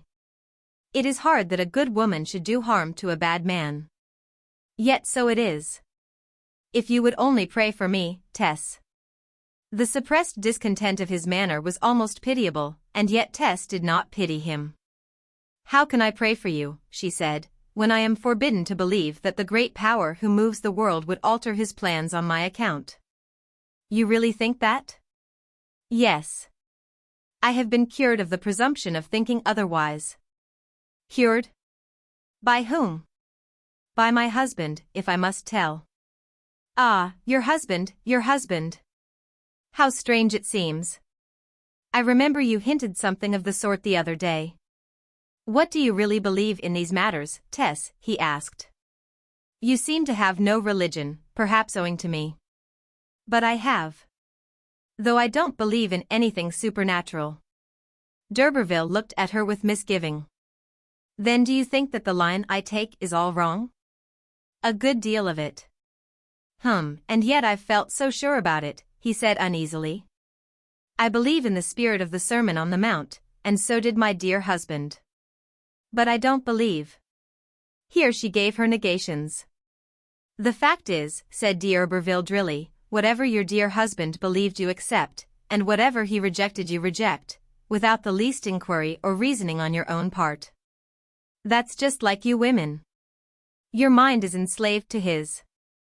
Ah, because he knew everything, said she, with a triumphant simplicity of faith in Angel Clare that the most perfect man could hardly have deserved, much less her husband. Yes, but you should not take negative opinions wholesale from another person like that. A pretty fellow he must be to teach you such skepticism. He never forced my judgment. He would never argue on the subject with me. But I looked at it in this way: what he believed, after inquiring deep into doctrines, was much more likely to be right than what I might believe, who hadn't looked into doctrines at all. What used he to say? He must have said something? She reflected. And with her acute memory for the letter of Angel Clare's remarks, even when she did not comprehend their spirit, she recalled a merciless polemical syllogism that she had heard him use when, as it occasionally happened, he indulged in a species of thinking aloud with her at his side.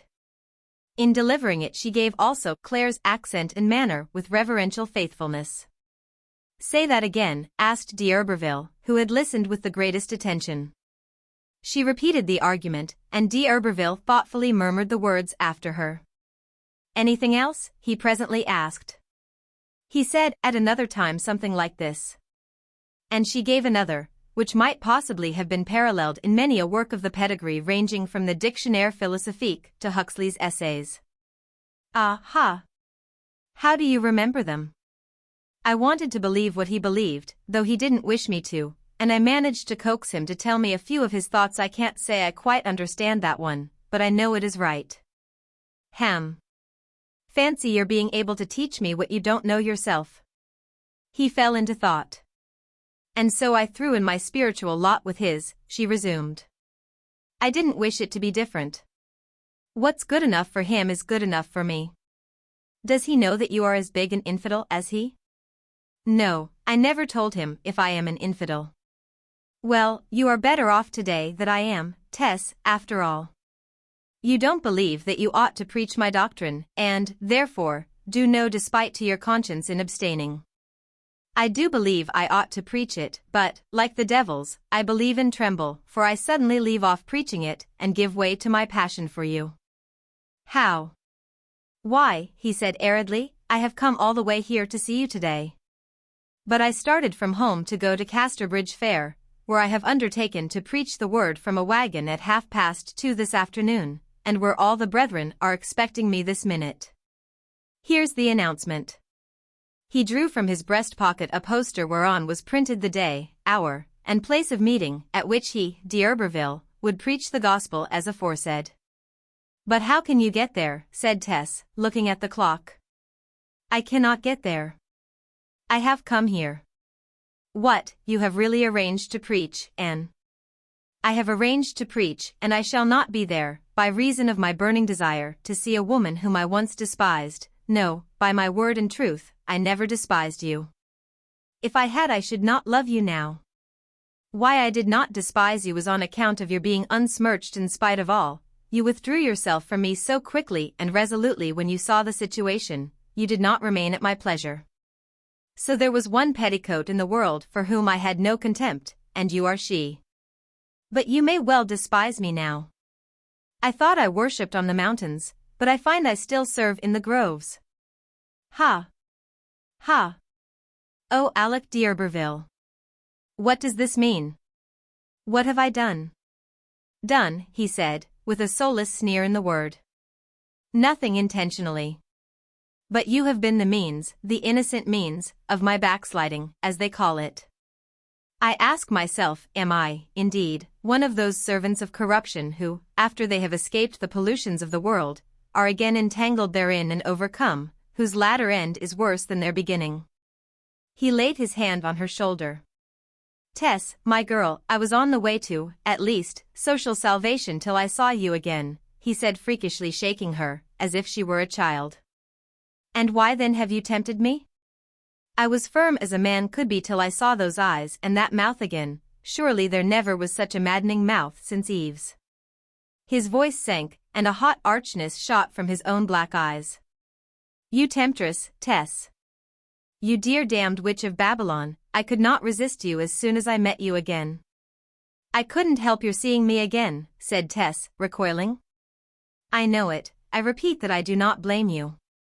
But the fact remains. When I saw you ill-used on the farm that day, I was nearly mad to think that I had no legal right to protect you, that I could not have it, whilst he who has it seems to neglect you utterly. Don't speak against him, he is absent. She cried in much excitement. Treat him honorably, he has never wronged you. Oh, leave his wife before any scandal spreads that may do harm to his honest name. I will, he said, like a man awakening from a luring dream. I have broken my engagement to preach to those poor drunken boobies at the fair. It is the first time I have played such a practical joke. A month ago I should have been horrified at such a possibility. I'll go away, to swear, and can I? To keep away. Then, suddenly, one clasp, Tessie, one. Only for old friendship. I am without defense. Alec. A good man's honor is in my keeping, be ashamed. Pooh. Well, yes. He clenched his lips, mortified with himself for his weakness. His eyes were equally barren of worldly and religious faith. The corpses of those old fitful passions which had lain inanimate amid the lines of his face ever since his reformation seemed to wake and come together as in a resurrection. He went out indeterminately. Though d'Urberville had declared that this breach of his engagement today was the simple backsliding of a believer, Tess's words, as echoed from Angel Clare, had made a deep impression upon him, and continued to do so after he had left her. He moved on in silence, as if his energies were benumbed by the hitherto undreamt of possibility that his position was untenable. Reason had had nothing to do with his whimsical conversion, which was perhaps the mere freak of a careless man in search of a new sensation, and temporarily impressed by his mother's death. The drops of logic Tess had let fall into the sea of his enthusiasm served to chill its effervescence to stagnation. He said to himself, as he pondered again and again over the crystallized phrases that she had handed on to him, that clever fellow little thought that, by telling her those things, he might be paving my way back to her. XLVII. It is the threshing of the last wheat-rick at Flintcomb Farm. The dawn of the March morning is singularly inexpressive, and there is nothing to show where the eastern horizon lies. Against the twilight rises the trapezoidal top of the stack, which has stood forlornly here through the washing and bleaching of the wintry weather. When as Hewitt and Tess arrived at the scene of operations, only a rustling denoted that others had preceded them, to which, as the light increased, there were presently added the silhouettes of two men on the summit. They were busily unhailing the rick, that is, stripping off the thatch before beginning to throw down the sheaves. And while this was in progress in Tess, with the other women workers, in their whitey brown pinners, stood waiting and shivering. Farmer Grobby having insisted upon their being on the spot thus early to get the job over if possible by the end of the day. Close under the eaves of the stack, and as yet barely visible, was the red tyrant that the women had come to serve, a timber-framed construction, with straps and wheels appertaining, the threshing machine which, whilst it was going, kept up a despotic demand upon the endurance of their muscles and nerves. A little way off there was another indistinct figure, this one black, with a sustained hiss that spoke of strength very much in reserve. The long chimney running up beside an ash tree, and the warmth which radiated from the spot, explained without the necessity of much daylight that here was the engine which was to act as the primum mobile of this little world. By the engine stood a dark, motionless being, a sooty and grimy embodiment of tallness, in a sort of trance, with a heap of coals by his side. It was the engine man.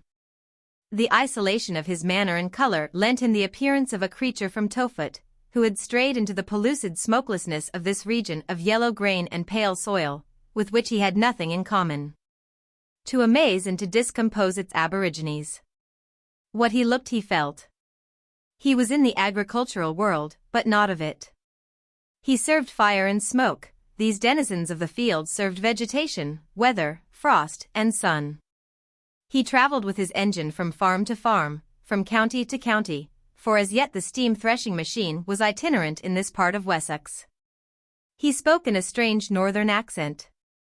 His thoughts being turned inwards upon himself, his eye on his iron charge, hardly perceiving the scenes around him, and caring for them not at all, holding only strictly necessary intercourse with the natives. As if some ancient doom compelled him to wander here against his will in the service of his plutonic master. The long strap which ran from the driving wheel of his engine to the red thresher under the rick was the sole tie line between agriculture and him. While they uncovered the sheaves he stood apathetic beside his portable repository of force, round whose hot blackness the morning air quivered. He had nothing to do with preparatory labor. His fire was waiting incandescent, his steam was at high pressure, in a few seconds he could make the long strap move at an invisible velocity. Beyond its extent the environment might be corn, straw, or chaos, it was all the same to him. If any of the autochthonous idlers asked him what he called himself, he replied shortly, an engineer. The rick was unhailed by full daylight, the men then took their places, the women mounted, and the work began. Farmer Grobby, or, as they called him, he, had arrived ere this, and by his orders Tess was placed on the platform of the machine, close to the man who fed it, her business being to untie every sheaf of corn handed on to her by his Hewitt, who stood next, but on the rick, so that the feeder could seize it and spread it over the revolving drum, which whisked out every grain in one moment. They were soon in full progress, after a preparatory hitch or two, which rejoiced the hearts of those who hated machinery. The work sped on till breakfast time, when the thresher was stopped for half an hour. And on starting again after the meal, the whole supplementary strength of the farm was thrown into the labor of constructing the straw rick, which began to grow beside the stack of corn. A hasty lunch was eaten as they stood, without leaving their positions, and then another couple of hours brought them near to dinner time. The inexorable wheel continuing to spin, and the penetrating hum of the thresher to thrill to the very marrow all who were near the revolving wire cage. The old men on the rising straw rick talked of the past days when they had been accustomed to thresh with flails on the oaken barn floor, when everything, even to winnowing, was effected by hand labor, which, to their thinking, though slow, produced better results. Those, too, on the corn rick talked a little. But the perspiring ones at the machine, including Tess, could not lighten their duties by the exchange of many words. It was the ceaselessness of the work which tried her so severely, and began to make her wish that she had never some to Flintcomb. The women on the corn rick, Marian, who was one of them, in particular, could stop to drink ale or cold tea from the flagon now and then, or to exchange a few gossiping remarks while they wiped their faces or cleared the fragments of straw and husk from their clothing. But for Tess there was no respite. For, as the drum never stopped, the man who fed it could not stop, and she, who had to supply the man with untied sheaves, could not stop either, unless Marian changed places with her. which she sometimes did for half an hour in spite of Grobby's objections that she was too slow-handed for a feeder. For some probably economical reason it was usually a woman who was chosen for this particular duty, and Grobby gave as his motive in selecting Tess that she was one of those who best combined strength with quickness in untying. And both with staying power, and this may have been true. The hum of the thresher, which prevented speech, increased to a raving whenever the supply of corn fell short of the regular quantity. As Tess and the man who fed could never turn their heads, she did not know that just before the dinner hour a person had come silently into the field by the gate, and had been standing under a second rick watching the scene, and Tess in particular. He was dressed in a tweed suit of fashionable pattern, and he twirled a gay walking cane. "Who is that?" said his Hewitt to Marion. She had at first addressed the inquiry to Tess, but the latter could not hear it. "Somebody's fancy man, I suppose," said Marion laconically. "I'll lay a guinea he's after Tess." "Oh no. 'Tis a ranter pa'son who's been sniffing after her lately, not a dandy like this." "Well, this is the same man." "The same man as the preacher?" "But he's quite different. He left off his black coat and white neckerchief, and cut off his whiskers, but he's the same man for all that." "D'you really think so?" "Then I'll tell her," said Marion. "Don't. She'll see him soon enough, good now." "Well, I don't think it at all right for him to join his preaching to courting a married woman, even though her husband mid be abroad, and she, in a sense, a widow." "Oh, he can do her no harm," said his drilly. "Her mind can no more be heaved from that one place where it do bide than a stooded wagon from the hole he's in. Lord love either court paying, nor preaching, nor the seven thunders themselves, can wean a woman when 'twould be better for her that she should be weaned." Dinner time came, and the whirling ceased. Whereupon Tess left her post, her knees trembling so wretchedly with the shaking of the machine that she could scarcely walk. "You ought to het a quart o' drink into as I've done," said Marion. "You wouldn't look so white then. Why, souls above us, your face is as if you'd been hag-rode."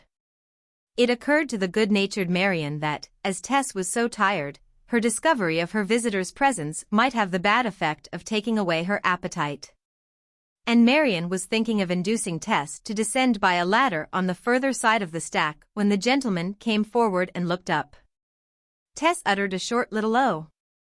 And a moment after she said, quickly, "I shall eat my dinner here, right on the rick." Sometimes, when they were so far from their cottages, they all did this. But as there was rather a keen wind going today, Marion and the rest descended, and sat under the straw stack. The newcomer was, indeed, Alec d'Urberville, the late evangelist, despite his changed attire and aspect. It was obvious at a glance that the original Weltlust had come back.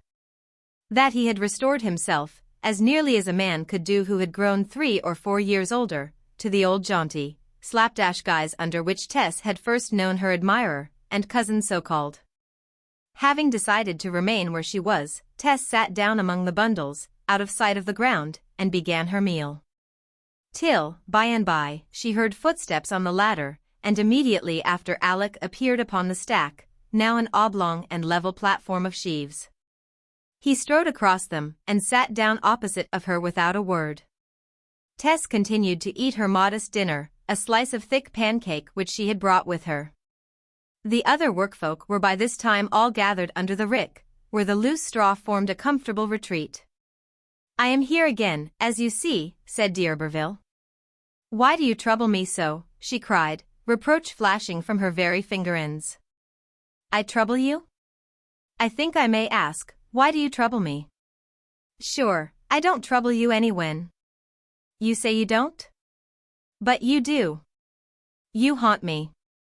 Those very eyes that you turned upon my with such a bitter flash a moment ago, they come to me just as you showed them then, in the night and in the day. Tess, ever since you told me of that child of ours, it is just as if my feelings, which have been flowing in a strong puritanical stream, had suddenly found a way open in the direction of you, and had all at once gushed through.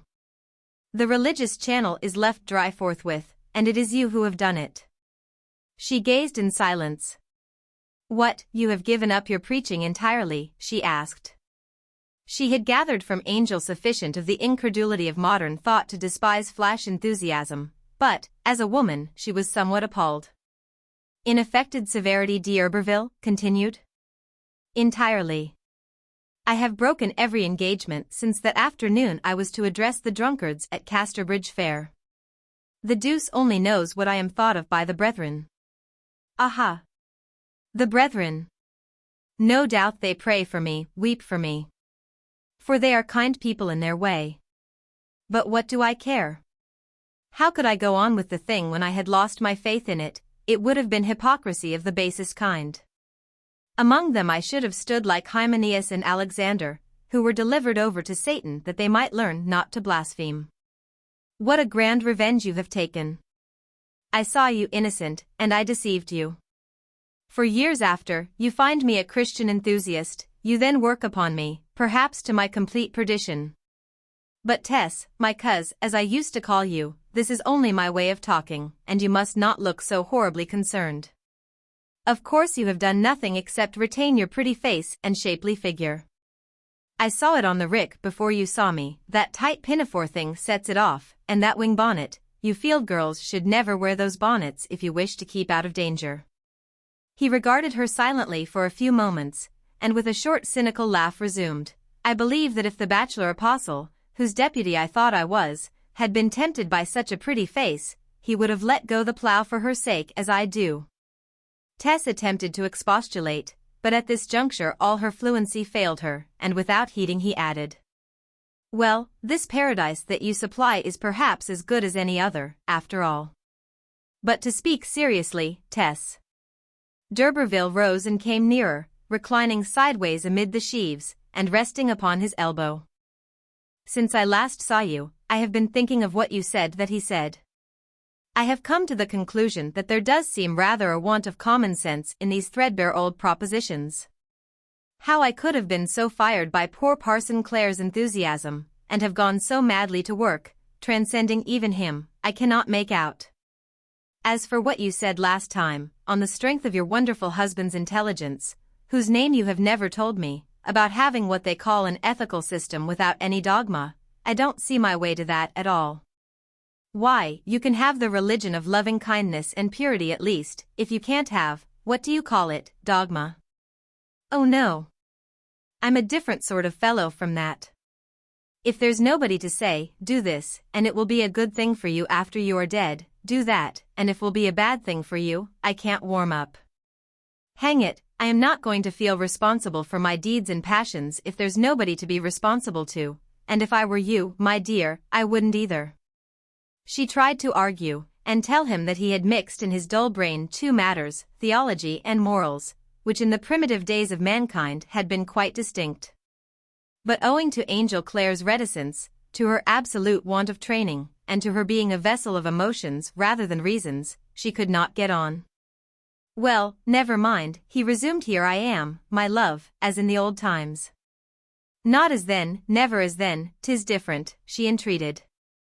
"And there was never warmth with me. Oh, why didn't you keep your faith, if the loss of it has brought you to speak to me like this? Because you've knocked it out of me. So the evil be upon your sweet head. Your husband little thought how his teaching would recoil upon him. Haha, I'm awfully glad you have made an apostate of me all the same. Tess, I am more taken with you than ever, and I pity you too. For all your closeness, I see you are in a bad way, neglected by one who ought to cherish you." She could not get her morsels of food down her throat, her lips were dry, and she was ready to choke. The voices and laughs of the workfolk eating and drinking under the rick came to her as if they were a quarter of a mile off. "It is cruelty to me," she said. How can you treat me to this talk, if you care ever so little for me?" True, he said, wincing a little. "I did not come to reproach you for my deeds.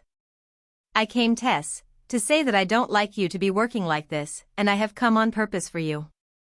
You say you have a husband who is not I. Well, perhaps you have, but I've never seen him, and you've not told me his name, and altogether he seems rather a mythological personage. However, even if you have one, I think I am nearer to you than he is. I, at any rate, try to help you out of trouble, but he does not, bless his invisible face. The words of the stern prophet Hosea that I used to read come back to me. Don't you know them, Tess? And she shall follow after her lover, but she shall not overtake him, and she shall seek him, but shall not find him. Then shall she say, I will go and return to my first husband, for then was it better with me than now. Tess, my trap is waiting just under the hill, and, darling mine, not his, you know the rest. Her face had been rising to a dull crimson fire while he spoke, but she did not answer. You have been the cause of my backsliding, he continued, stretching his arm towards her waist. You should be willing to share it, and leave that mule you call husband forever. One of her leather gloves, which she had taken off to eat her skimmer cake, lay in her lap, and without the slightest warning she passionately swung the glove by the gauntlet directly in his face. It was heavy and thick as a warrior's, and it struck him flat on the mouth. Fancy might have regarded the act as the recrudescence of a trick in which her armed progenitors were not unpracticed. Alec fiercely started up from his reclining position. A scarlet oozing appeared where her blow had alighted, and in a moment the blood began dropping from his mouth upon the straw. But he soon controlled himself, calmly drew his handkerchief from his pocket, and mopped his bleeding lips. She too had sprung up, but she sank down again. Now, punish me, she said, turning up her eyes to him with the hopeless defiance of the sparrow's gaze before its captor twists its neck. Whip me, crush me. You need not mind those people under the rick. I shall not cry out. Once victim, always victim, that's the law. Oh no, no, Tess, he said blandly. I can make full allowance for this. Yet you most unjustly forget one thing, that I would have married you if you had not put it out of my power to do so. Did I not ask you flatly to be my wife, hey? Answer me. You did. And you cannot be. But remember one thing. His voice hardened as his temper got the better of him with the recollection of his sincerity in asking her and her present ingratitude, and he stepped across to her side and held her by the shoulders, so that she shook under his grasp. Remember, my lady, I was your master once. I will be your master again. If you are any man's wife, you are mine. The threshers now began to stir below. So much for our quarrel, he said, letting her go. Now I shall leave you, and shall come again for your answer during the afternoon. You don't know me yet. But I know you. She had not spoken again, remaining as if stunned. D'Urberville retreated over the sheaves, and descended the ladder, while the workers below rose and stretched their arms, and shook down the beer they had drunk. Then the threshing machine started afresh. And amid the renewed rustle of the straw, Tess resumed her position by the buzzing drum as one in a dream, untying sheaf after sheaf in endless succession. XXXIX. In the afternoon, the farmer made it known that the rick was to be finished that night, since there was a moon by which they could see to work, and the man with the engine was engaged for another farm on the morrow.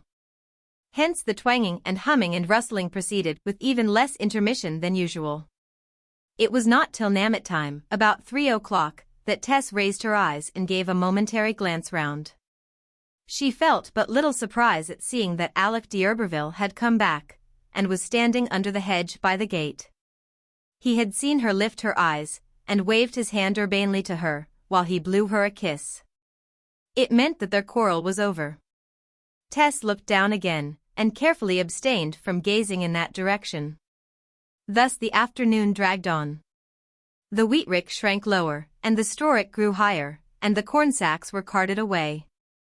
At 6 o'clock the wheat rick was about shoulder-high from the ground. But the unthreshed sheaves remaining untouched seemed countless still, notwithstanding the enormous numbers that had been gulped down by the insatiable swallower, fed by the man and Tess, through whose 2 young hands the greater part of them had passed.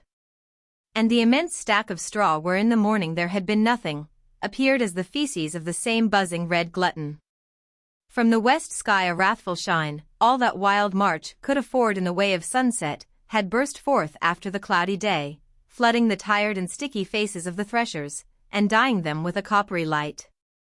As also the flapping garments of the women, which clung to them like dull flames. A panting ache ran through the rick. The man who fed was weary, and Tess could see that the red nape of his neck was encrusted with dirt and husks. She still stood at her post, her flushed and perspiring face coated with the corn dust, and her white bonnet embrowned by it. She was the only woman whose place was upon the machine so as to be shaken bodily by its spinning, and the decrease of the stack now separated her from Marian and prevented their changing duties with her as they had done.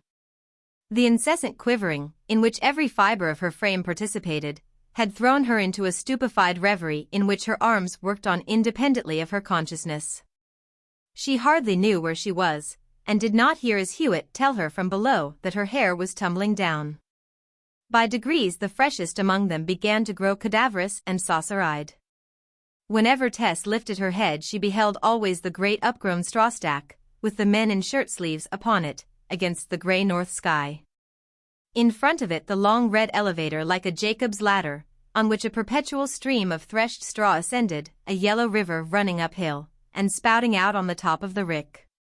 She knew that Alec d'Urberville was still on the scene, observing her from some point or other, though she could not say where. There was an excuse for his remaining, for when the threshed rick drew near its final sheaves a little ratting was always done, and men unconnected with the threshing sometimes dropped in for that performance, sporting characters of all descriptions. Gents with terriers and facetious pipes, roughs with sticks and stones.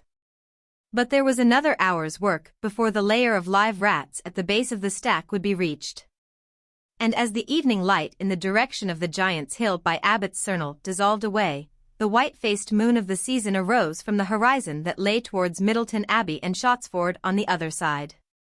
For the last hour or two Marian had felt uneasy about Tess, whom she could not get near enough to speak to, the other women having kept up their strength by drinking ale, and Tess having done without it through traditionary dread, owing to its results at her home in childhood. But Tess still kept going. If she could not fill her part she would have to leave. And this contingency, which she would have regarded with equanimity and even with relief a month or two earlier, had become a terror since d'Urberville had begun to hover round her. The sheaf pitchers and feeders had now worked the rick so low that people on the ground could talk to them. To Tess's surprise Farmer Grobby came up on the machine to her, and said that if she desired to join her friend he did not wish her to keep on any longer, and would send somebody else to take her place. The friend was d'Urberville, she knew, and also that this concession had been granted in obedience to the request of that friend, or enemy. She shook her head and toiled on. The time for the rat-catching arrived at last, and the hunt began. The creatures had crept downwards with the subsidence of the rick till they were all together at the bottom, and being now uncovered from their last refuge, they ran across the open ground in all directions.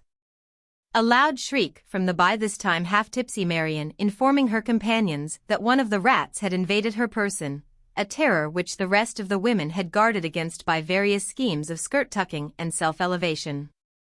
The rat was at last dislodged, and, amid the barking of dogs, masculine shouts, feminine screams, oaths, stampings, and confusion as of pandemonium, Tess untied her last sheaf. The drum slowed, the whizzing ceased, and she stepped from the machine to the ground. Her lover, who had only looked on at the rat-catching, was promptly at her side. "What, after all, my insulting slap, too," said she in an underbreath. She was so utterly exhausted that she had not strength to speak louder. "I should indeed be foolish to feel offended at anything you say or do," he answered, in the seductive voice of the Trantridge time. "How the little limbs tremble! You are as weak as a bled calf, you know you are, and yet you need have done nothing since I arrived. How could you be so obstinate? However, I have told the farmer that he has no right to employ women at steam threshing. It is not proper work for them, and on all the better class of farms it has been given up, as he knows very well. I will walk with you as far as your home." "Oh yes," she answered with a jaded gait. "Walk wi' me if you will. I do bear in mind that you came to marry me before you knew o' my state. Perhaps you are a little better and kinder than I have been thinking you were. Whatever is meant as kindness I am grateful for. Whatever is meant in any other way I am angered at. I cannot sense your meaning sometimes. If I cannot legitimize our former relations, at least I can assist you. And I will do it with much more regard for your feelings than I formerly showed. My religious mania, or whatever it was, is over. But I retain a little good nature, I hope I do. Now, Tess, by all that's tender and strong between man and woman, trust me. I have enough and more than enough to put you out of anxiety, both for yourself and your parents and sisters. I can make them all comfortable if you will only show confidence in me. Have you seen Em lately? She quickly inquired. Yes. They didn't know where you were. It was only by chance that I found you here. The cold moon looked aslant upon Tess's faggied face between the twigs of the garden hedge as she paused outside the cottage which was her temporary home, D'Urberville pausing beside her. Don't mention my little brothers and sisters, don't make me break down quite, she said. If you want to help them, God knows they need it, do it without telling me. But no, no, she cried. I will take nothing from you, either for them or for me. He did not accompany her further, since, as she lived with the household, all was public indoors. No sooner had she herself entered, laved herself in a washing tub, and shared supper with the family than she fell into thought, and withdrawing to the table under the wall. By the light of her own little lamp wrote in a passionate mood. My own husband. Let me call you so, I must, even if it makes you angry to think of such an unworthy wife as I. I must cry to you in my trouble, I have no one else. I am so exposed to temptation, Angel. I fear to say who it is, and I do not like to write about it at all. But I cling to you in a way you cannot think. Can you not come to me now, at once, before anything terrible happens? Oh, I know you cannot, because you are so far away. I think I must die if you do not come soon, or tell me to come to you. The punishment you have measured out to me is deserved, I do know that, well deserved, and you are right and just to be angry with me. But, Angel, please, please, not to be just, only a little kind to me, even if I do not deserve it, and come to me. If you would come, I could die in your arms. I would be well content to do that if so be you had forgiven me. Angel, I live entirely for you. I love you too much to blame you for going away, and I know it was necessary you should find a farm. Do not think I shall say a word of sting or bitterness. Only come back to me. I am desolate without you, my darling, oh, so desolate. I do not mind having to work, but if you will send me one little line, and say, I am coming soon, I will bide on, Angel, oh, so cheerfully. It has been so much my religion ever since we were married to be faithful to you in every thought and look, that even when a man speaks a compliment to me before I am aware, it seems wronging you. Have you never felt one little bit of what you used to feel when we were at the dairy? If you have, how can you keep away from me? I am the same woman, Angel, as you fell in love with, yes, the very same, not the one you disliked but never saw. What was the past to me as soon as I met you? It was a dead thing altogether. I became another woman, filled full of new life from you. How could I be the early one? Why do you not see this?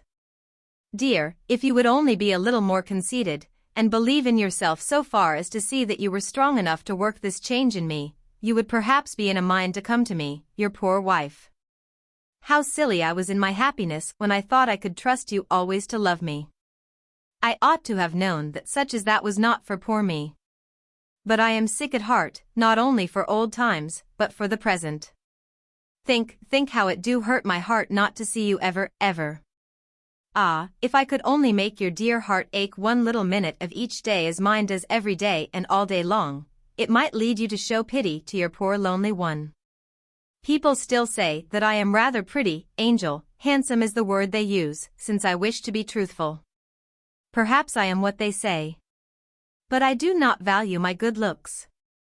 I only like to have them because they belong to you, my dear, and that there may be at least one thing about me worth your having.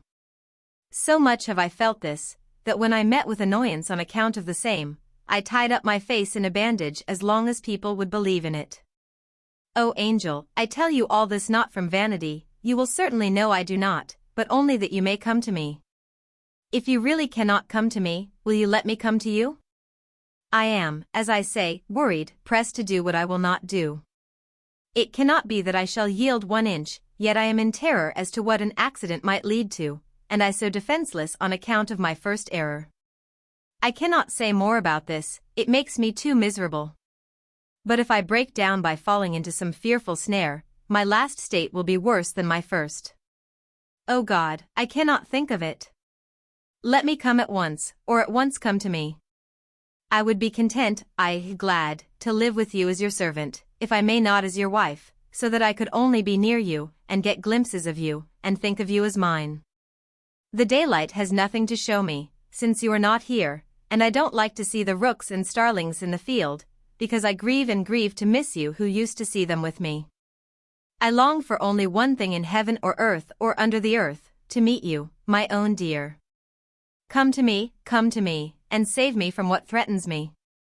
Your faithful heartbroken Tess. 49. The appeal duly found its way to the breakfast table of the quiet vicarage to the westward. In that valley where the air is so soft and the soil so rich that the effort of growth requires but superficial aid by comparison with the tillage at Flintcomash, and where to Tess the human world seemed so different, though it was much the same.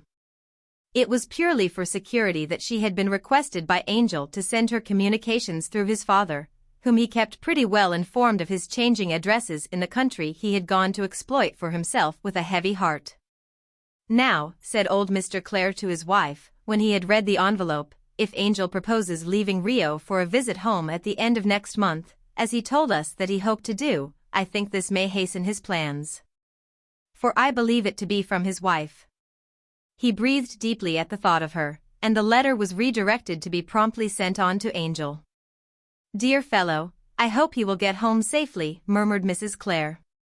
To my dying day I shall feel that he has been ill-used. You should have sent him to Cambridge in spite of his want of faith and given him the same chance as the other boys had.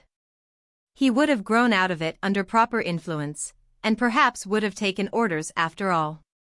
Church or no church, it would have been fairer to him. This was the only wail with which Mrs. Clare ever disturbed her husband's peace in respect to their sons. And she did not vent this often. For she was as considerate as she was devout, and knew that his mind too was troubled by doubts as to his justice in this matter. Only too often had she heard him lying awake at night, stifling sighs for Angel with prayers. But the uncompromising evangelical did not even now hold that he would have been justified in giving his son, an unbeliever, the same academic advantages that he had given to the 2 others, when it was possible, if not probable, that those very advantages might have been used to decry the doctrines which he had made it his life's mission and desire to propagate, and the mission of his ordained sons likewise. To put with one hand a pedestal under the feet of the 2 faithful ones, and with the other to exalt the unfaithful by the same artificial means, he deemed to be alike inconsistent with his convictions, his position, and his hopes. Nevertheless, he loved his misnamed Angel, and in secret mourned over this treatment of him as Abraham might have mourned over the doomed Isaac while they went up the hill together. His silent self-generated regrets were far bitterer than the reproaches which his wife rendered audible. They blamed themselves for this unlucky marriage. If Angel had never been destined for a farmer, he would never have been thrown with agricultural girls. They did not distinctly know what had separated him and his wife, nor the date on which the separation had taken place. At first they had supposed it must be something of the nature of a serious aversion. But in his later letters he occasionally alluded to the intention of coming home to fetch her. From which expressions they hoped the division might not owe its origin to anything so hopelessly permanent as that. He had told them that she was with her relatives, and in their doubts they had decided not to intrude into a situation which they knew no way of bettering. The eyes for which Tess's letter was intended were gazing at this time on a limitless expanse of country from the back of a mule which was bearing him from the interior of the South American continent towards the coast. His experiences of this strange land had been sad. The severe illness from which he had suffered shortly after his arrival had never wholly left him, and he had by degrees almost decided to relinquish his hope of farming here, though, as long as the bare possibility existed of his remaining, he kept this change of view a secret from his parents.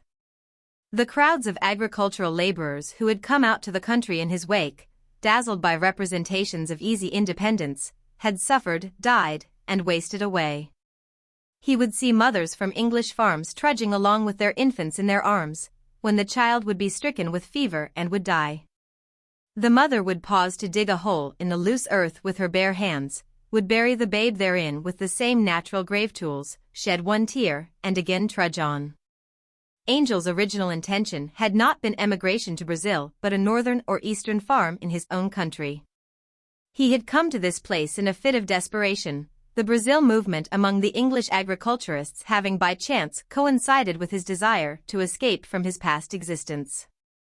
During this time of absence he had mentally aged a dozen years. What arrested him now as a value in life was less its beauty than its pathos. Having long discredited the old systems of mysticism, he now began to discredit the old appraisements of morality. He thought they wanted readjusting. Who was the moral man? Still more pertinently, who was the moral woman? The beauty or ugliness of a character lay not only in its achievements, but in its aims and impulses. Its true history lay not among things done, but among things willed. How, then, about Tess? Viewing her in these lights, a regret for his hasty judgment began to oppress him. Did he reject her eternally, or did he not? He could no longer say that he would always reject her, and not to say that was in spirit to accept her now. This growing fondness for her memory coincided in point of time with her residence at Flintcomb, but it was before she had felt herself at liberty to trouble him with a word about her circumstances or her feelings. He was greatly perplexed.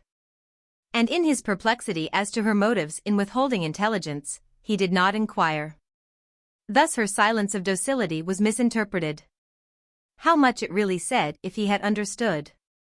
That she adhered with literal exactness to orders which he had given and forgotten, that despite her natural fearlessness she asserted no rights, admitted his judgment to be in every respect the true one, and bent her head dumbly thereto. In the before-mentioned journey by mules through the interior of the country, another man rode beside him. Angel's companion was also an Englishman, bent on the same errand, though he came from another part of the island. They were both in a state of mental depression, and they spoke of home affairs. Confidence begot confidence. With that curious tendency evinced by men, more especially when in distant lands, to entrust to strangers details of their lives which they would on no account mention to friends. Angel admitted to this man as they rode along the sorrowful facts of his marriage. The stranger had sojourned in many more lands and among many more peoples than Angel. To his cosmopolitan mind such deviations from the social norm, so immense to domesticity, were no more than are the irregularities of vale and mountain chain to the whole terrestrial curve. He viewed the matter in quite a different light from Angel. Thought that what Tess had been was of no importance beside what she would be, and plainly told Claire that he was wrong in coming away from her. The next day they were drenched in a thunderstorm. Angel's companion was struck down with fever, and died by the week's end. Claire waited a few hours to bury him, and then went on his way. The cursory remarks of the large-minded stranger, of whom he knew absolutely nothing beyond a commonplace name, were sublimed by his death, and influenced Claire more than all the reasoned ethics of the philosophers. His own parochialism made him ashamed by its contrast. His inconsistencies rushed upon him in a flood. He had persistently elevated Hellenic paganism at the expense of Christianity. Yet in that civilization an illegal surrender was not certain disesteem. Surely then he might have regarded that abhorrence of the unintact state, which he had inherited with the creed of mysticism, as at least open to correction when the result was due to treachery. A remorse struck into him. The words of his Hewitt, never quite stilled in his memory, came back to him. He had asked if she loved him, and she had replied in the affirmative. Did she love him more than Tess did? No, she had replied.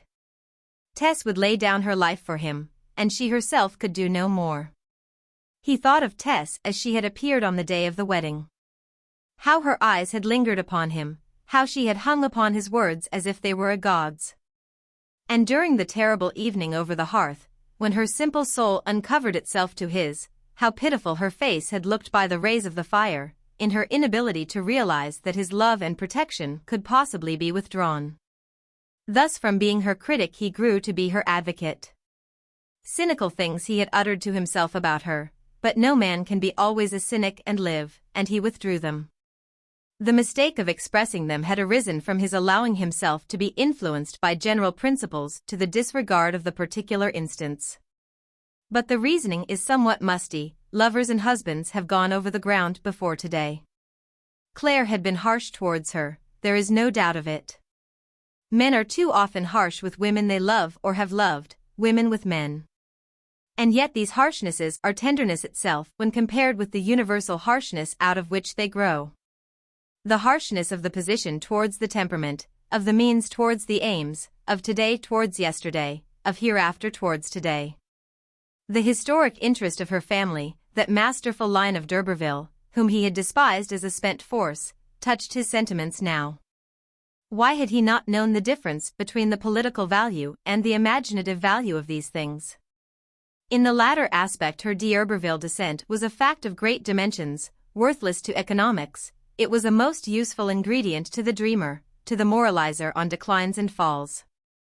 It was a fact that would soon be forgotten, that bit of distinction in poor Tess's blood and name, and oblivion would fall upon her hereditary link with the marble monuments and leaded skeletons at Kingsbere. So does time ruthlessly destroy his own romances. In recalling her face again and again, he thought now that he could see therein a flash of the dignity which must have graced her grand dames. And the vision sent that aura through his veins which he had formerly felt, and which left behind it a sense of sickness. Despite her not inviolate past, what still abode in such a woman as Tess outvalued the freshness of her fellows? Was not the gleaning of the grapes of Ephraim better than the vintage of Abiezer? So spoke love renascent, preparing the way for Tess's devoted outpouring, which was then just being forwarded to him by his father. Though owing to his distance inland it was to be a long time in reaching him. Meanwhile the writer's expectation that Angel would come in response to the entreaty was alternately great and small. What lessened it was that the facts of her life which had led to the parting had not changed, could never change, and that, if her presence had not attenuated them, her absence could not. Nevertheless she addressed her mind to the tender question of what she could do to please him best if he should arrive. Sighs were expended on the wish that she had taken more notice of the tunes he played on his harp, that she had inquired more curiously of him which were his favorite ballads among those the country girls sang. She indirectly inquired of Amby Seedling, who had followed as from Talbot Hayes, and by chance Amby remembered that, amongst the snatches of melody in which they had indulged at the dairyman's, to induce the cows to let down their milk. Claire had seemed to like Cupid's gardens, I have parks, I have hounds, and the break o' the day. And had seemed not to care for the tailor's breeches and such a beauty I did grow, excellent ditties as they were. To perfect the ballads was now her whimsical desire. She practiced them privately at odd moments, especially the break o' the day. Arise, arise, arise, and pick your love a posy. All o' the sweetest flowers that in the garden grow. The turtle doves and SMA birds in every boughy building. So early in the Maytime, at the break o' the day. It would have melted the heart of a stone to hear her singing these ditties whenever she worked apart from the rest of the girls in this cold dry time. The tears running down her cheeks all the while at the thought that perhaps he would not, after all, come to hear her, and the simple silly words of the songs resounding in painful mockery of the aching heart of the singer. Tess was so wrapped up in this fanciful dream that she seemed not to know how the season was advancing, that the days had lengthened, that Lady Day was at hand, and would soon be followed by Old Lady Day, the end of her term here. But before the quarter day had quite come, something happened which made Tess think of far different matters. She was at her lodging as usual one evening, sitting in the downstairs room with the rest of the family, when somebody knocked at the door and inquired for Tess. Through the doorway she saw against the declining light a figure with the height of a woman and the breadth of a child, a tall, thin, girlish creature whom she did not recognize in the twilight till the girl said Tess. "What, is it Liza Lou?" asked Tess, in startled accents. Her sister, whom a little over a year ago she had left at home as a child, had sprung up by a sudden shoot to a form of this presentation, of which as yet Lou seemed herself scarce able to understand the meaning. Her thin legs, visible below her once long frock, now short by her growing, and her uncomfortable hands and arms revealed her youth and inexperience. "Yes, I have been traipsing about all day, Tess," said Lou, with unemotional gravity, trying to find and I'm very tired." "What is the matter at home?" "Mother is took very bad, and the doctor says she's dying, and his father is not very well neither, and says 'tis wrong for a man of such a high family as his to slave and drave at common laboring work. We don't know what to do." Tess stood in reverie a long time before she thought of asking Liza Lou to come in and sit down. When she had done so, and Liza Lou was having some tea, she came to a decision. It was imperative that she should go home. Her agreement did not end till Old Lady Day, the 6th of April, but as the interval thereto was not a long one, she resolved to run the risk of starting at once. To go that night would be a gain of 12 hours. But her sister was too tired to undertake such a distance till the morrow. Tess ran down to where Marian and his lived, informed them of what had happened, and begged them to make the best of her case to the farmer. Returning, she got Lou a supper, and after that, having tucked the younger into her own bed, packed up as many of her belongings as would go into a withy basket, and started, directing Lou to follow her next morning. She plunged into the chilly equinoctial darkness as the clock struck 10, for her 15 miles walk under the steely stars. In lonely districts night is a protection rather than a danger to a noiseless pedestrian, and knowing this, Tess pursued the nearest course along bylanes that she would almost have feared in the daytime. But marauders were wanting now, and spectral fears were driven out of her mind by thoughts of her mother. Thus she proceeded mile after mile, ascending and descending till she came to Bulbarrow, and about midnight looked from that height into the abyss of chaotic shade which was all that revealed itself of the vale on whose further side she was born. Having already traversed about 5 miles on the upland, she had now some 10 or 11 in the lowland before her journey would be finished.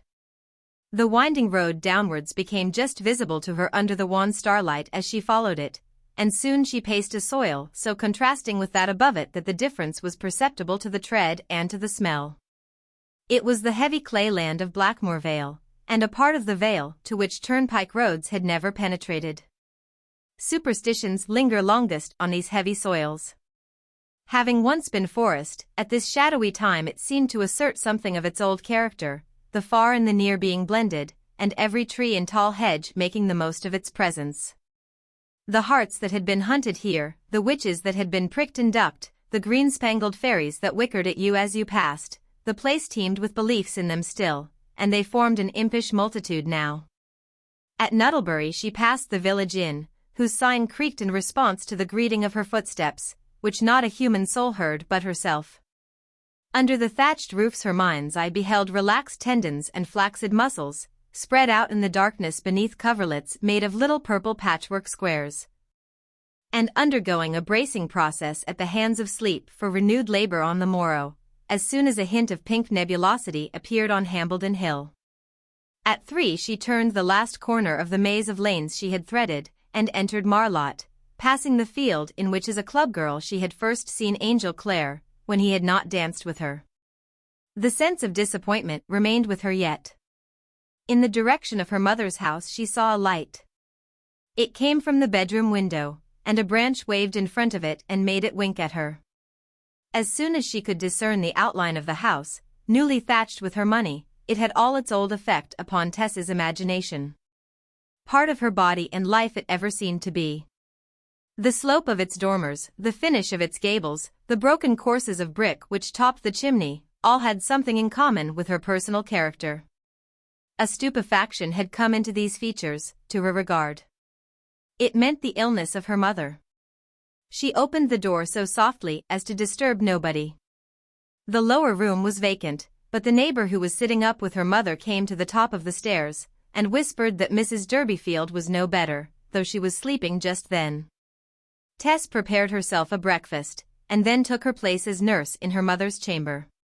In the morning, when she contemplated the children, they had all a curiously elongated look. Although she had been away little more than a year, their growth was astounding, and the necessity of applying herself heart and soul to their needs took her out of her own cares. Her father's ill health was the same indefinite kind, and he sat in his chair as usual. But the day after her arrival he was unusually bright. He had a rational scheme for living, and Tess asked him what it was.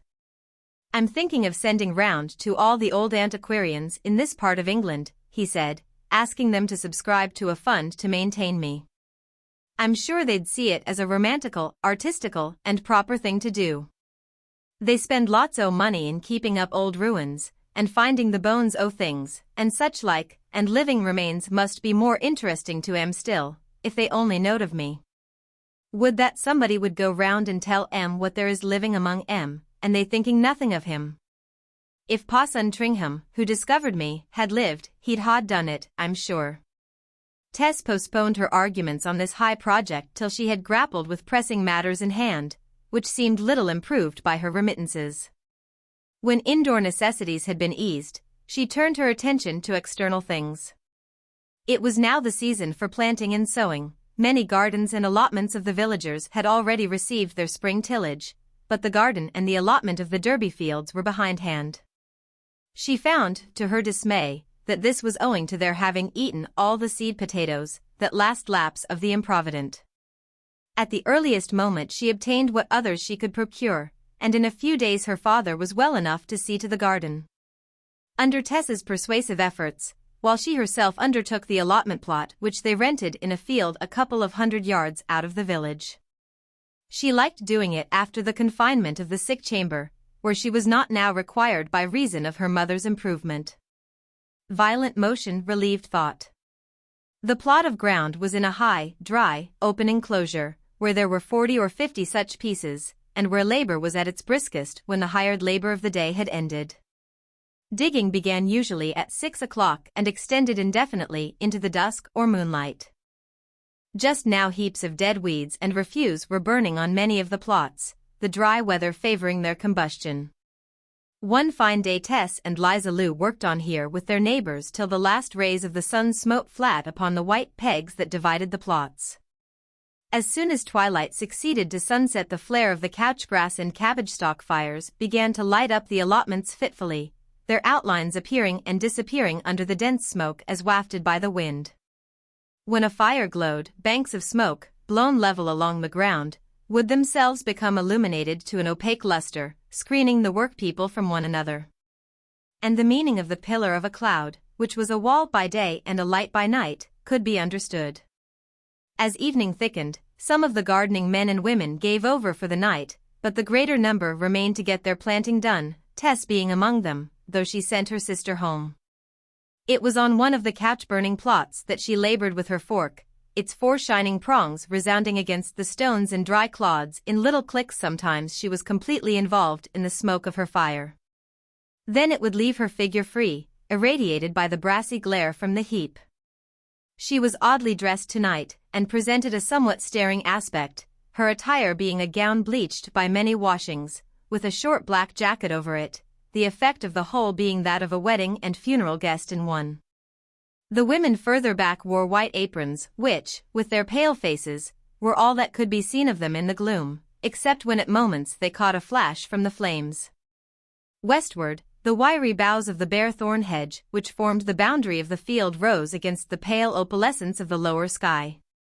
Above, Jupiter hung like a full-blown jonquil, so bright as almost to throw a shade. A few small nondescript stars were appearing elsewhere. In the distance a dog barked, and wheels occasionally rattled along the dry road. Still the prongs continued to click assiduously, for it was not late. And though the air was fresh and keen, there was a whisper of spring in it that cheered the workers on. Something in the place, the hours, the crackling fires, the fantastic mysteries of light and shade, made others as well as Tess enjoy being there. Nightfall, which in the frost of winter comes as a fiend and in the warmth of summer as a lover, came as a tranquilizer on this March day. Nobody looked at his or her companions. The eyes of all were on the soil as its turned surface was revealed by the fires. Hence as Tess stirred the clods and sang her foolish little songs with scarce now a hope that Claire would ever hear them, she did not for a long time notice the person who worked nearest to her, a man in a long smock frock who, she found, was forking the same plot as herself, and whom she supposed her father had sent there to advance the work. She became more conscious of him when the direction of his digging brought him closer. Sometimes the smoke divided them, then it swerved, and the two were visible to each other but divided from all the rest. Tess did not speak to her fellow worker, nor did he speak to her. Nor did she think of him further than to recollect that he had not been there when it was broad daylight, and that she did not know him as any one of the Marlott laborers, which was no wonder, her absences having been so long and frequent of late years. By and by he dug so close to her that the fire beams were reflected as distinctly from the steel prongs of his fork as from her own. On going up to the fire to throw a pitch of dead weeds upon it, she found that he did the same on the other side. The fire flared up, and she beheld the face of D'Urberville. The unexpectedness of his presence, the grotesqueness of his appearance in a gathered smock frock, such as was now worn only by the most old-fashioned of the laborers, had a ghastly comicality that chilled her as to its bearing. D'Urberville emitted a low, long laugh. "If I were inclined to joke, I should say, how much this seems like paradise," he remarked whimsically, looking at her with an inclined head. "What do you say?" she weakly asked. "A jester might say this is just like paradise. You are Eve, and I am the old other one come to tempt you in the disguise of an inferior animal. I used to be quite up in that scene of Milton's when I was theological. Some of it goes, Empress, the way is ready, and not long, beyond a row of myrtles. If thou accept my conduct, I can bring thee thither soon. Lead then," said Eve. And so on. My dear Tess, I am only putting this to you as a thing that you might have supposed or said quite untruly, because you think so badly of me. I never said you were Satan, or thought it. I don't think of you in that way at all. My thoughts of you are quite cold, except when you affront me. What, did you come digging here entirely because of me? Entirely. To see you, nothing more. The smock frock, which I saw hanging for sale as I came along, was an afterthought, that I mightn't be noticed. I come to protest against your working like this. But I like doing it, it is for my father. Your engagement at the other place is ended? Yes. Where are you going to next? To join your dear husband? She could not bear the humiliating reminder. Oh, I don't know, she said bitterly. I have no husband. It is quite true, in the sense you mean. But you have a friend, and I have determined that you shall be comfortable in spite of yourself. When you get down to your house you will see what I have sent there for you. Oh, Alec, I wish you wouldn't give me anything at all. I cannot take it from you. I don't like, it is not right. It is right, he cried lightly. I am not going to see a woman whom I feel so tenderly for as I do for you in trouble without trying to help her. But I am very well off. I am only in trouble not about living at all. She turned and desperately resumed her digging, tears dripping upon the fork handle and upon the clods. About the children, your brothers and sisters, he resumed. I've been thinking of them. Tess's heart quivered, he was touching her in a weak place.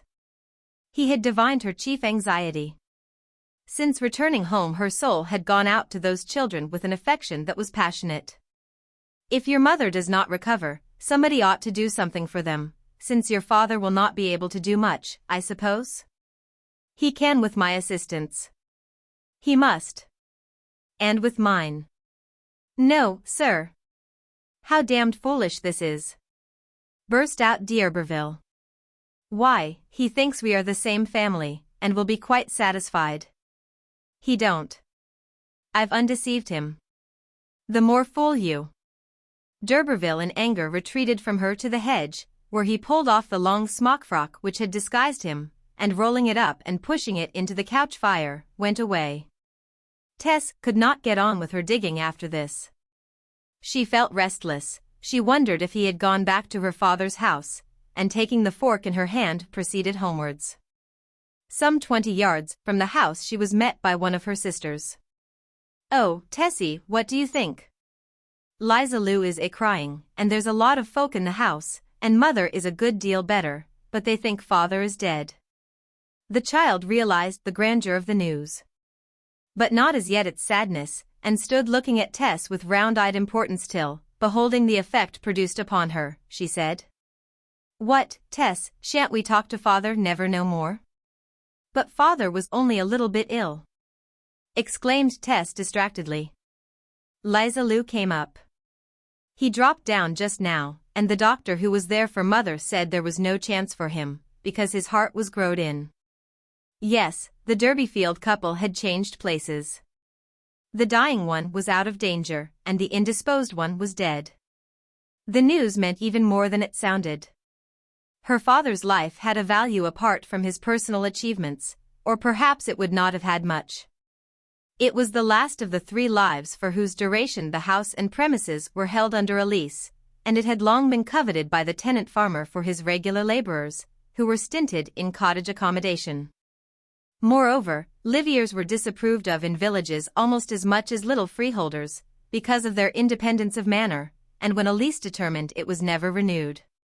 Thus the Durbeyfields, once d'Urberville, saw descending upon them the destiny which, no doubt, when they were among the Olympians of the county, they had caused to descend many a time, and severely enough, upon the heads of such landless ones as they themselves were now. So do flux and reflux, the rhythm of change, alternate and persist in everything under the sky. Eli. At length it was the eve of Old Lady Day, and the agricultural world was in a fever of mobility such as only occurs at that particular date of the year. It is a day of fulfillment. Agreements for outdoor service during the ensuing year, entered into at Candlemas, are to be now carried out. The laborers, or workfolk, as they used to call themselves immemorially till the other word was introduced from without, who wish to remain no longer in old places are removing to the new farms. These annual migrations from farm to farm were on the increase here. When Tess's mother was a child, the majority of the field folk about Marlott had remained all their lives on one farm, which had been the home also of their fathers and grandfathers. But latterly the desire for yearly removal had risen to a high pitch. With the younger families it was a pleasant excitement which might possibly be an advantage. The Egypt of one family was the land of promise to the family who saw it from a distance, till by residence there it became it turned their Egypt also, and so they changed and changed. However, all the mutations so increasingly discernible in village life did not originate entirely in the agricultural unrest. A depopulation was also going on. The village had formerly contained, side by side with the agricultural laborers, an interesting and better informed class, ranking distinctly above the former, the class to which Tess's father and mother had belonged, and including the carpenter, the smith, the shoemaker, the huckster, together with nondescript workers other than farm laborers. A set of people who owed a certain stability of aim and conduct to the fact of their being lifeholders like Tess's father, or copyholders, or occasionally, small freeholders. But as the long holdings fell in, they were seldom again let to similar tenants, and were mostly pulled down, if not absolutely required by the farmer for his hands. Cottagers who were not directly employed on the land were looked upon with disfavor, and the banishment of some starved the trade of others, who were thus obliged to follow. These families, who had formed the backbone of the village life in the past, who were the depositaries of the village traditions, had to seek refuge in the large centers. The process, humorously designated by statisticians as the tendency of the rural population towards the large towns, being really the tendency of water to flow uphill when forced by machinery. The cottage accommodation at Marlott having been in this manner considerably curtailed by demolitions, every house which remained standing was required by the agriculturist for his workpeople. Ever since the occurrence of the event which had cast such a shadow over Tess's life, the Durbeyfield family, whose descent was not credited, had been tacitly looked on as one which would have to go when their lease ended, if only in the interests of morality. It was, indeed, quite true that the household had not been shining examples either of temperance, soberness, or chastity. The father, and even the mother, had got drunk at times, the younger children seldom had gone to church, and the eldest daughter had made queer unions. By some means the village had to be kept pure. So on this, the first Lady Day on which the Durbeyfields were expellable, the house, being roomy, was required for a carter with a large family. And widow Joan, her daughters Tess and Liza Lou, the boy Abraham, and the younger children had to go elsewhere. On the evening preceding their removal it was getting dark betimes by reason of a drizzling rain which blurred the sky. As it was the last night they would spend in the village which had been their home and birthplace, Mrs. Durbeyfield, Liza Lou, and Abraham had gone out to bid some friends goodbye, and Tess was keeping house till they should return. She was kneeling in the window bench, her face close to the casement, where an outer pane of rainwater was sliding down the inner pane of glass. Her eyes rested on the web of a spider, probably starved long ago, which had been mistakenly placed in a corner where no flies ever came, and shivered in the slight draught through the casement.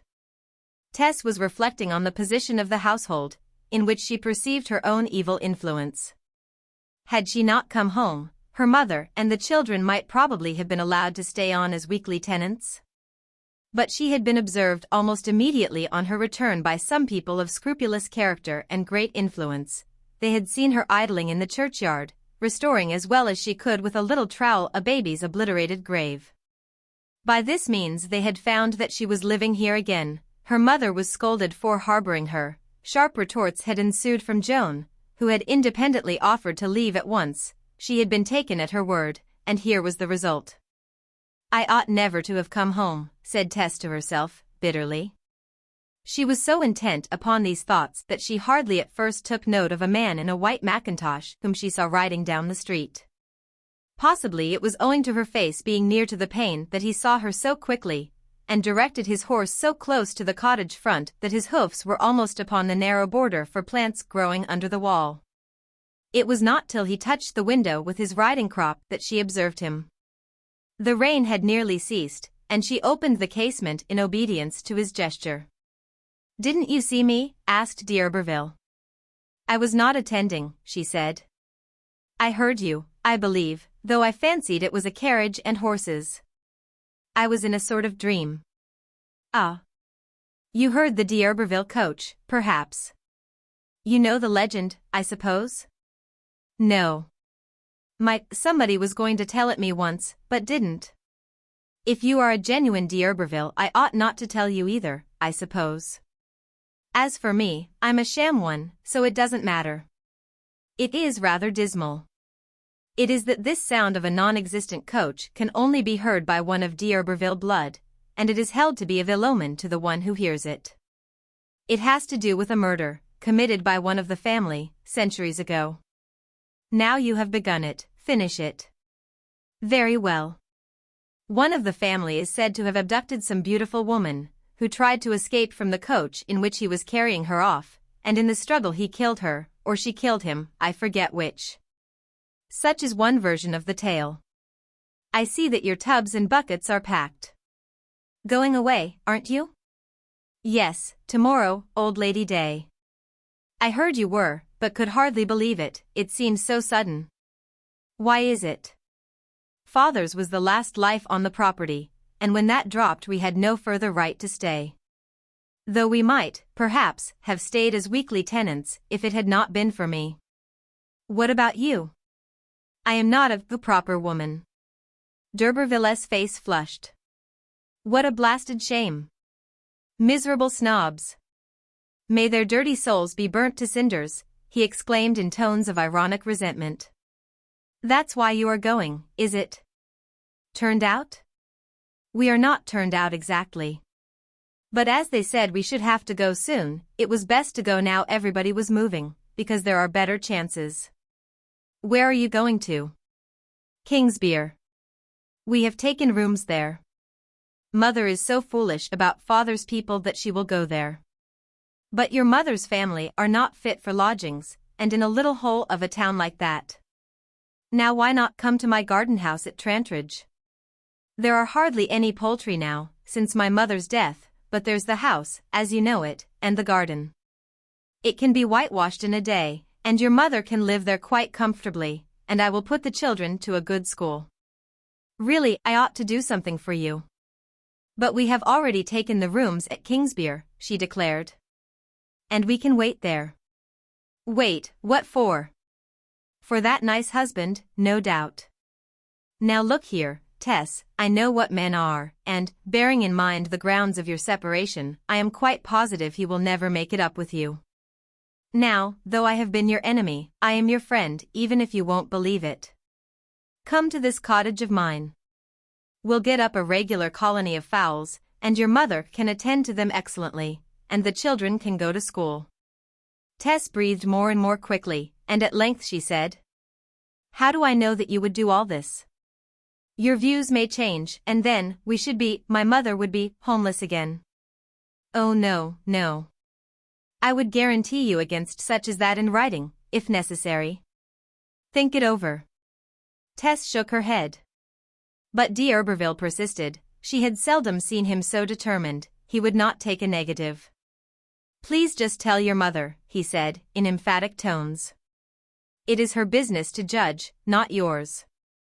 I shall get the house swept out and whitened tomorrow morning, and fires lit. And it will be dry by the evening, so that you can come straight there. Now mind, I shall expect you. Tess again shook her head, her throat swelling with complicated emotion. She could not look up at D'Urberville. I owe you something for the past, you know, he resumed. And you cured me, too, of that craze, so I am glad. I would rather you had kept the craze, so that you had kept the practice which went with it. I am glad of this opportunity of repaying you a little. Tomorrow I shall expect to hear your mother's goods unloading. Give me your hand on it now, dear, beautiful Tess. With the last sentence he had dropped his voice to a murmur, and put his hand in at the half-open casement.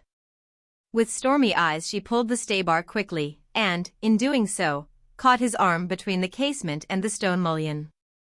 Damnation, you are very cruel, he said, snatching out his arm. No, no, I know you didn't do it on purpose. Well, I shall expect you, or your mother and children at least. I shall not come, I have plenty of money, she cried. Where? At my father-in-law's, if I ask for it. If you ask for it. But you won't, Tess, I know you, you'll never ask for it, you'll starve first. With these words he rode off. Just at the corner of the street he met the man with the paint pot, who asked him if he had deserted the brethren. You go to the devil, said D'Urberville. Tess remained where she was a long while, till a sudden rebellious sense of injustice caused the region of her eyes to swell with the rush of hot tears thither. Her husband, Angel Clare himself, had, like others, dealt out hard measure to her. Surely he had. She had never before admitted such a thought, but he had surely. Never in her life, she could swear it from the bottom of her soul, had she ever intended to do wrong, yet these hard judgments had come. Whatever her sins, they were not sins of intention, but of inadvertence, and why should she have been punished so persistently? She passionately seized the first piece of paper that came to hand, and scribbled the following lines. Oh, why have you treated me so monstrously, Angel? I do not deserve it. I have thought it all over carefully, and I can never, never forgive you. You know that I did not intend to wrong you, why have you so wronged me? You are cruel, cruel indeed. I will try to forget you. It is all injustice I have received at your hands. T. She watched till the postman passed by, ran out to him with her epistle, and then again took her listless place inside the window panes. It was just as well to write like that as to write tenderly. How could he give way to entreaty? The facts had not changed, there was no new event to alter his opinion. It grew darker, the firelight shining over the room. The two biggest of the younger children had gone out with their mother. The four smallest, their ages ranging from 3½ years to 11, all in black frocks, were gathered round the hearth babbling their own little subjects. Tess at length joined them, without lighting a candle. This is the last night that we shall sleep here, dears, in the house where we were born, she said quickly. We ought to think of it, oughtn't we? They all became silent. With the impressibility of their age, they were ready to burst into tears at the picture of finality she had conjured up, though all the day hitherto they had been rejoicing in the idea of a new place. Tess changed the subject. "Sing to me, dears," she said. "What shall we sing?" "Anything you know, I don't mind." There was a momentary pause. It was broken, first, in one little tentative note. Then a second voice strengthened it, and a third and a fourth chimed in unison, with words they had learnt at the Sunday school. "Here we suffer grief and pain. Here we meet to part again. In heaven we part no more." The four sang on with the phlegmatic passivity of persons who had long ago settled the question, and there being no mistake about it, felt that further thought was not required. With features strained hard to enunciate the syllables, they continued to regard the center of the flickering fire, the notes of the youngest straying over into the pauses of the rest. Tess turned from them, and went to the window again. Darkness had now fallen without, but she put her face to the pane as though to peer into the gloom. It was really to hide her tears. If she could only believe what the children were singing, if she were only sure, how different all would now be. How confidently she would leave them to Providence and their future kingdom. But, in default of that, it behoved her to do something, to be their Providence. For to Tess, as to not a few millions of others, there was ghastly satire in the poet's lines. Not in utter nakedness, but trailing clouds of glory do we come. To her and her like, birth itself was an ordeal of degrading personal compulsion, whose gratuitousness nothing in the result seemed to justify, and at best could only palliate. In the shades of the wet road she soon discerned her mother with tall Liza Lou and Abraham. Mrs. Durbeyfield's pattens clicked up to the door, and Tess opened it. "I see the tracks of a horse outside the window," said Joan. "Hev somebody called?" "No," said Tess. The children by the fire looked gravely at her, and one murmured, "Why, Tess, the gentleman a horseback." "He didn't call," said Tess. "He spoke to me in passing." "Who was the gentleman?" asked the mother. "Your husband?" "No. He'll never come," answered Tess in stony hopelessness. "Then who was it?" "Oh, you needn't ask. You've seen him before, and so have I." "Ah. What did he say?" said Joan curiously. "I will tell you when we are settled in our lodging at Kingsbere tomorrow, every word." It was not her husband, she had said. Yet a consciousness that in a physical sense this man alone was her husband seemed to weigh on her more and more. Aye. During the small hours of the next morning, while it was still dark, dwellers near the highways were conscious of a disturbance of their night's rest by rumbling noises. Intermittently continuing till daylight, noises as certain to recur in this particular first week of the month as the voice of the cuckoo in the third week of the same. They were the preliminaries of the general removal, the passing of the empty wagons and teams to fetch the goods of the migrating families. For it was always by the vehicle of the farmer who required his services that the hired man was conveyed to his destination.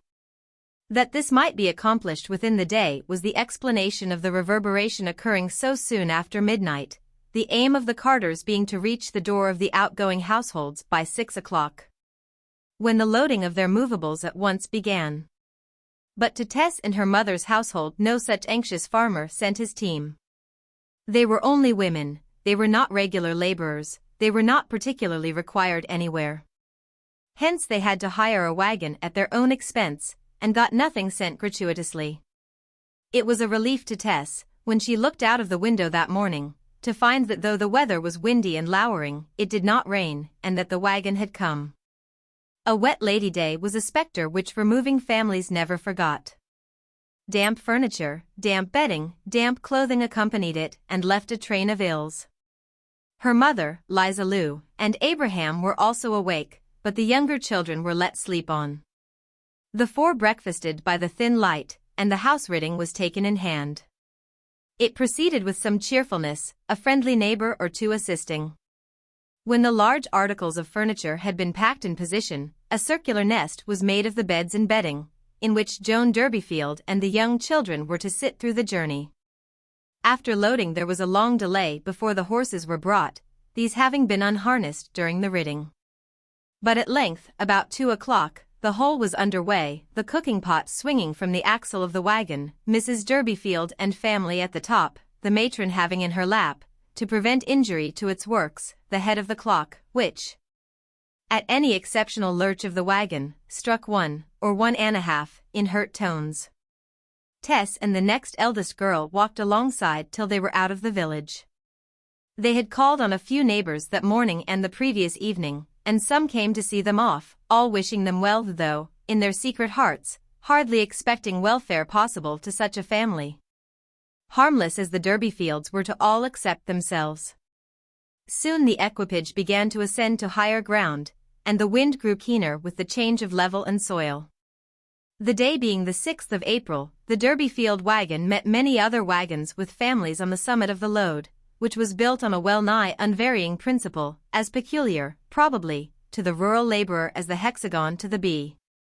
The groundwork of the arrangement was the family dresser, which, with its shining handles, and finger marks, and domestic evidences thick upon it, stood importantly in front, over the tails of the shaft horses, in its erect and natural position, like some Ark of the Covenant that they were bound to carry reverently. Some of the households were lively, some mournful, some were stopping at the doors of wayside inns, where, in due time, the Durbeyfield menagerie also drew up to bait horses and refresh the travelers.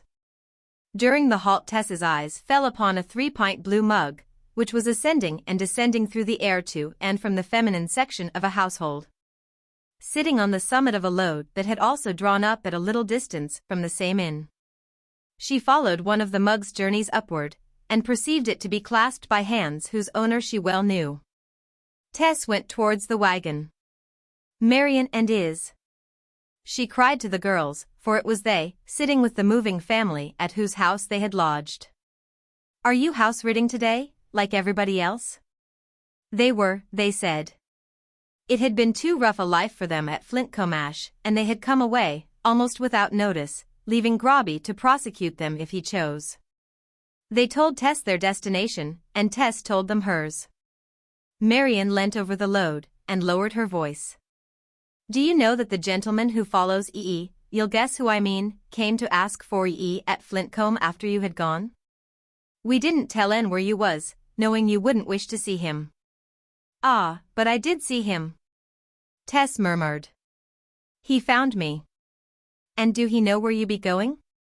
"I think so." "Husband come back?" "No."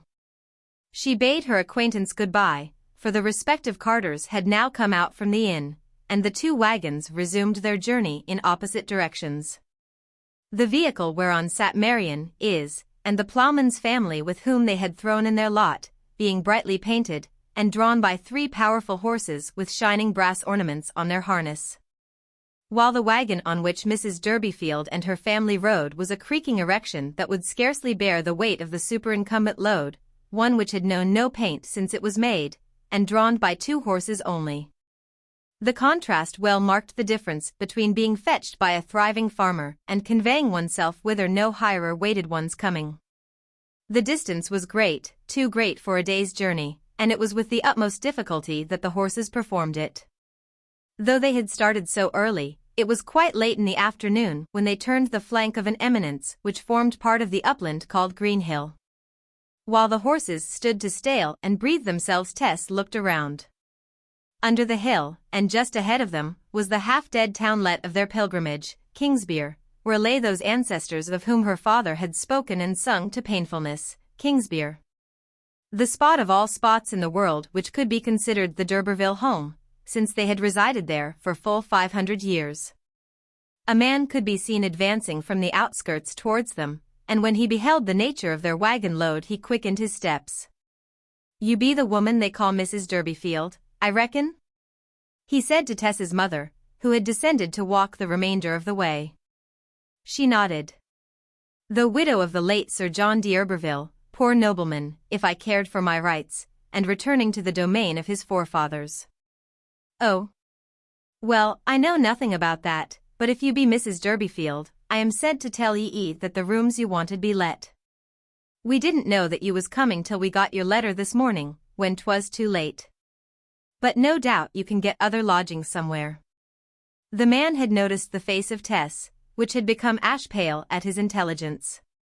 Her mother looked hopelessly at fault. "What shall we do now, Tess?" she said bitterly. "Here's a welcome to your ancestors' lands. However, let's try further." They moved on into the town, and tried with all their might, Tess remaining with the wagon to take care of the children whilst her mother and Liza Lou made inquiries. At the last return of Joan to the vehicle, an hour later, when her search for accommodation had still been fruitless, the driver of the wagon said the goods must be unloaded, as the horses were half dead. And he was bound to return part of the way at least that night. "Very well, unload it here," said Joan recklessly. "I'll get shelter somewhere." The wagon had drawn up under the churchyard wall, in a spot screened from view, and the driver, nothing loath, soon hauled down the poor heap of household goods. This done, she paid him, reducing herself to almost her last shilling thereby, and he moved off and left them, only too glad to get out of further dealings with such a family. It was a dry night, and he guessed that they would come to no harm. Tess gazed desperately at the pile of furniture. The cold sunlight of this spring evening peered invidiously upon the crocks and kettles, upon the bunches of dried herbs shivering in the breeze, upon the brass handles of the dresser, upon the wicker cradle they had all been rocked in, and upon the well-rubbed clock case, all of which gave out the reproachful gleam of indoor articles abandoned to the vicissitudes of a roofless exposure for which they were never made. Round about were deparked hills and slopes, now cut up into little paddocks, and the green foundations that showed where the D'Urberville mansion once had stood, also an outlying stretch of Egdon Heath that had always belonged to the estate. Hard by, the aisle of the church called the D'Urberville Aisle looked on imperturbably. "Isn't your family vault your own freehold?" said Tess's mother, as she returned from a reconnoitre of the church and graveyard. "Why, of course 'tis, and that's where we will camp, girls, till the place of your ancestors finds us a roof. Now, Tess and Liza and Abraham, you help me. We'll make a nest for these children, and then we'll have another look round." Tess listlessly lent a hand, and in a quarter of an hour the old four-post bedstead was dissociated from the heap of goods, and erected under the south wall of the church, the part of the building known as the D'Urberville Aisle, beneath which the huge vaults lay. Over the tester of the bedstead was a beautiful traceried window, of many lights, its date being the 15th century. It was called the D'Urberville window, and in the upper part could be discerned heraldic emblems like those on Durbeyfield's old seal and spoon. Joan drew the curtains round the bed so as to make an excellent tent of it, and put the smaller children inside. "If it comes to the worst we can sleep there too, for one night," she said. "But let us try further on, and get something for the dears to eat." "Oh, Tess, what's the use of your playing at marrying gentlemen, if it leaves us like this?" Accompanied by Liza Lou and the boy, she again ascended the little lane which secluded the church from the townlet. As soon as they got into the street they beheld a man on horseback gazing up and down. "Ah, I'm looking for you," he said, riding up to them. This is indeed a family gathering on the historic spot. It was Alec D'Urberville. "Where is Tess?" he asked. Personally Joan had no liking for Alec. She cursorily signified the direction of the church and went on, D'Urberville saying that he would see them again, in case they should be still unsuccessful in their search for shelter, of which he had just heard. When they had gone, D'Urberville rode to the inn, and shortly after came out on foot. In the interim Tess, left with the children inside the bedstead, remained talking with them a while, till, seeing that no more could be done to make them comfortable just then, she walked about the churchyard, now beginning to be embrowned by the shades of nightfall. The door of the church was unfastened, and she entered it for the first time in her life. Within the window under which the bedstead stood were the tombs of the family, covering in their dates several centuries. They were canopied, altar-shaped, and plain, their carvings being defaced and broken, their brasses torn from the matrices, the rivet holes remaining like martin holes in a sand cliff. Of all the reminders that she had ever received that her people were socially extinct, there was none so forcible as this spoliation. She drew near to a dark stone on which was inscribed, Ostium sepulchri antiqui familiae d'Urberville. Tess did not read church Latin like a cardinal, but she knew that this was the door of her ancestral sepulchre, and that the tall knights of whom her father had chanted in his cups lay inside. She musingly turned to withdraw, passing near an altar tomb, the oldest of them all, on which was a recumbent figure. In the dusk she had not noticed it before, and would hardly have noticed it now, but for an odd fancy that the effigy moved. As soon as she drew close to it she discovered all in a moment that the figure was a living person. And the shock to her sense of not having been alone was so violent that she was quite overcome, and sank down nigh to fainting, not, however, till she had recognized Alec d'Urberville in the form. He leapt off the slab and supported her. "I saw you come in," he said smiling, "and got up there not to interrupt your meditations. A family gathering, is it not, with these old fellows under us here? Listen." He stamped with his heel heavily on the floor. Whereupon there arose a hollow echo from below. "That shook them a bit, I'll warrant," he continued. "And you thought I was the mere stone reproduction of one of them. But no. The old order changeth. The little finger of the sham d'Urberville can do more for you than the whole dynasty of the real underneath. Now command me." "What shall I do?" "Go away," she murmured. I'll look for your mother," said he blandly. But in passing her he whispered, "Mind this, you'll be civil yet." When he was gone she bent down upon the entrance to the vaults, and said, "Why am I on the wrong side of this door?" In the meantime Marian and his Hewitt had journeyed onward with the chattels of the ploughmen in the direction of their land of Canaan, the Egypt of some other family who had left it only that morning. But the girls did not for a long time think of where they were going. Their talk was of Angel Clare and Tess's persistent lover, whose connection with her previous history they had partly heard and partly guessed ere this. "'Tisn't as though she had never known him afore," said Marian. "His having won her once makes all the difference in the world. 'Twould be 1,000 pities if he were to toll her away again. Mr. Clare can never be anything to us, and why should we grudge him to her, and not try to mend this quarrel? If he could only know what straits she's put to, and what's hovering round, he might come to take care of his own. Could we let him know?" They thought of this all the way to their destination, but the bustle of re-establishment in their new place took up all their attention then.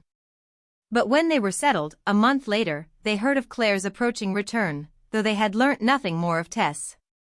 Upon that, agitated anew by their attachment to him, yet honourably disposed to her, Marian uncorked the penny ink bottle they shared, and a few lines were concocted between the two girls. "Echoino you ard, sir? Look to your wife if you do love her as much as she do love you. For she is sore put to by an enemy in the shape of a friend. Sir, there is one near her who ought to be away. A woman should not be tried beyond her strength, and continual dropping will wear away a stone, aye, more, a diamond. From two well-wishers." This was addressed to Angel Clare at the only place they had ever heard him to be connected with, Minster Vicarage. After which they continued in a mood of emotional exaltation at their own generosity, which made them sing in hysterical snatches and weep at the same time. End of Phase the 6th. Phase the 7th, Fulfillment. Liii. It was evening at Minster Vicarage. The two customary candles were burning under their green shades in the vicar's study, but he had not been sitting there. Occasionally he came in, stirred the small fire which sufficed for the increasing mildness of the spring, and went out again, sometimes pausing at the front door, going on to the drawing-room, then returning again to the front door. It faced westward, and though gloom prevailed inside, there was still light enough without to see with distinctness. Mrs. Clare, who had been sitting in the drawing-room, followed him hither. "Plenty of time yet," said the vicar. "He doesn't reach Chalk Newton till 6, even if the train should be punctual, and 10 miles of country road, 5 of them in Crimmercrock Lane, are not jogged over in a hurry by our old horse. But he has done it in an hour with us, my dear. Years ago." Thus they passed the minutes, each well knowing that this was only waste of breath, the one essential being simply to wait. At length there was a slight noise in the lane, and the old pony chaise appeared indeed outside the railings. They saw a light there from a form which they affected to recognize, but would actually have passed by in the street without identifying had he not got out of their carriage at the particular moment when a particular person was due. Mrs. Clare rushed through the dark passage to the door, and her husband came more slowly after her. The new arrival, who was just about to enter, saw their anxious faces in the doorway and the gleam of the west in their spectacles because they confronted the last rays of day, but they could only see his shape against the light. "Oh, my boy, home again at last," cried Mrs. Clare, who cared no more at that moment for the stains of heterodoxy which had caused all this separation than for the dust upon his clothes. What woman, indeed, among the most faithful adherents of the truth, believes the promises and threats of the word in the sense in which she believes in her own children, or would not throw her theology to the wind if weighed against their happiness? As soon as they reached the room where the candles were lighted, she looked at his face. "Oh, it is not Angel, not my son, the angel who went away," she cried in all the irony of sorrow, as she turned herself aside. His father, too, was shocked to see him, so reduced was that figure from its former contours by worry and the bad season that Clare had experienced. In the climate to which he had so rashly hurried in his first aversion to the mockery of events at home. You could see the skeleton behind the man, and almost the ghost behind the skeleton. He matched Crivelli's dead Christus. His sunken eye-pits were of morbid hue, and the light in his eyes had waned. The angular hollows and lines of his aged ancestors had succeeded to their reign in his face 20 years before their time. "I was ill over there, you know," he said. "I am all right now."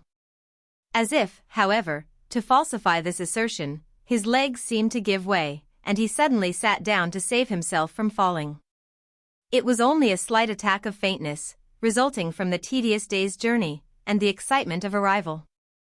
"Has any letter come for me lately?" he asked. "I received the last you sent on by the merest chance, and after considerable delay through being inland, or I might have come sooner." "It was from your wife, we supposed?" "It was. Only one other had recently come. They had not sent it on to him, knowing he would start for home so soon." He hastily opened the letter produced, and was much disturbed to read in Tess's handwriting the sentiments expressed in her last hurried scrawl to him. "Oh, why have you treated me so monstrously, Angel? I do not deserve it. I have thought it all over carefully, and I can never forgive you. You know that I did not intend to wrong you. Why have you so wronged me? You are cruel, cruel indeed. I will try to forget you. It is all injustice I have received at your hands. T. It is quite true," said Angel, throwing down the letter. "Perhaps she will never be reconciled to me." "Don't, Angel, be so anxious about a mere child of the soil," said his mother. "Child of the soil. Well, we all are children of the soil. I wish she were so in the sense you mean. But let me now explain to you what I have never explained before, that her father is a descendant in the male line of one of the oldest Norman houses, like a good many others who lead obscure agricultural lives in our villages, and are dubbed sons of the soil." He soon retired to bed, and the next morning, feeling exceedingly unwell, he remained in his room pondering. The circumstances amid which he had left Tess were such that though, while on the south of the equator and just in receipt of her loving epistle, it had seemed the easiest thing in the world to rush back into her arms the moment he chose to forgive her, now that he had arrived it was not so easy as it had seemed. She was passionate, and her present letter, showing that her estimate of him had changed under his delay, too justly changed, he sadly owned, made him ask himself if it would be wise to confront her unannounced in the presence of her parents.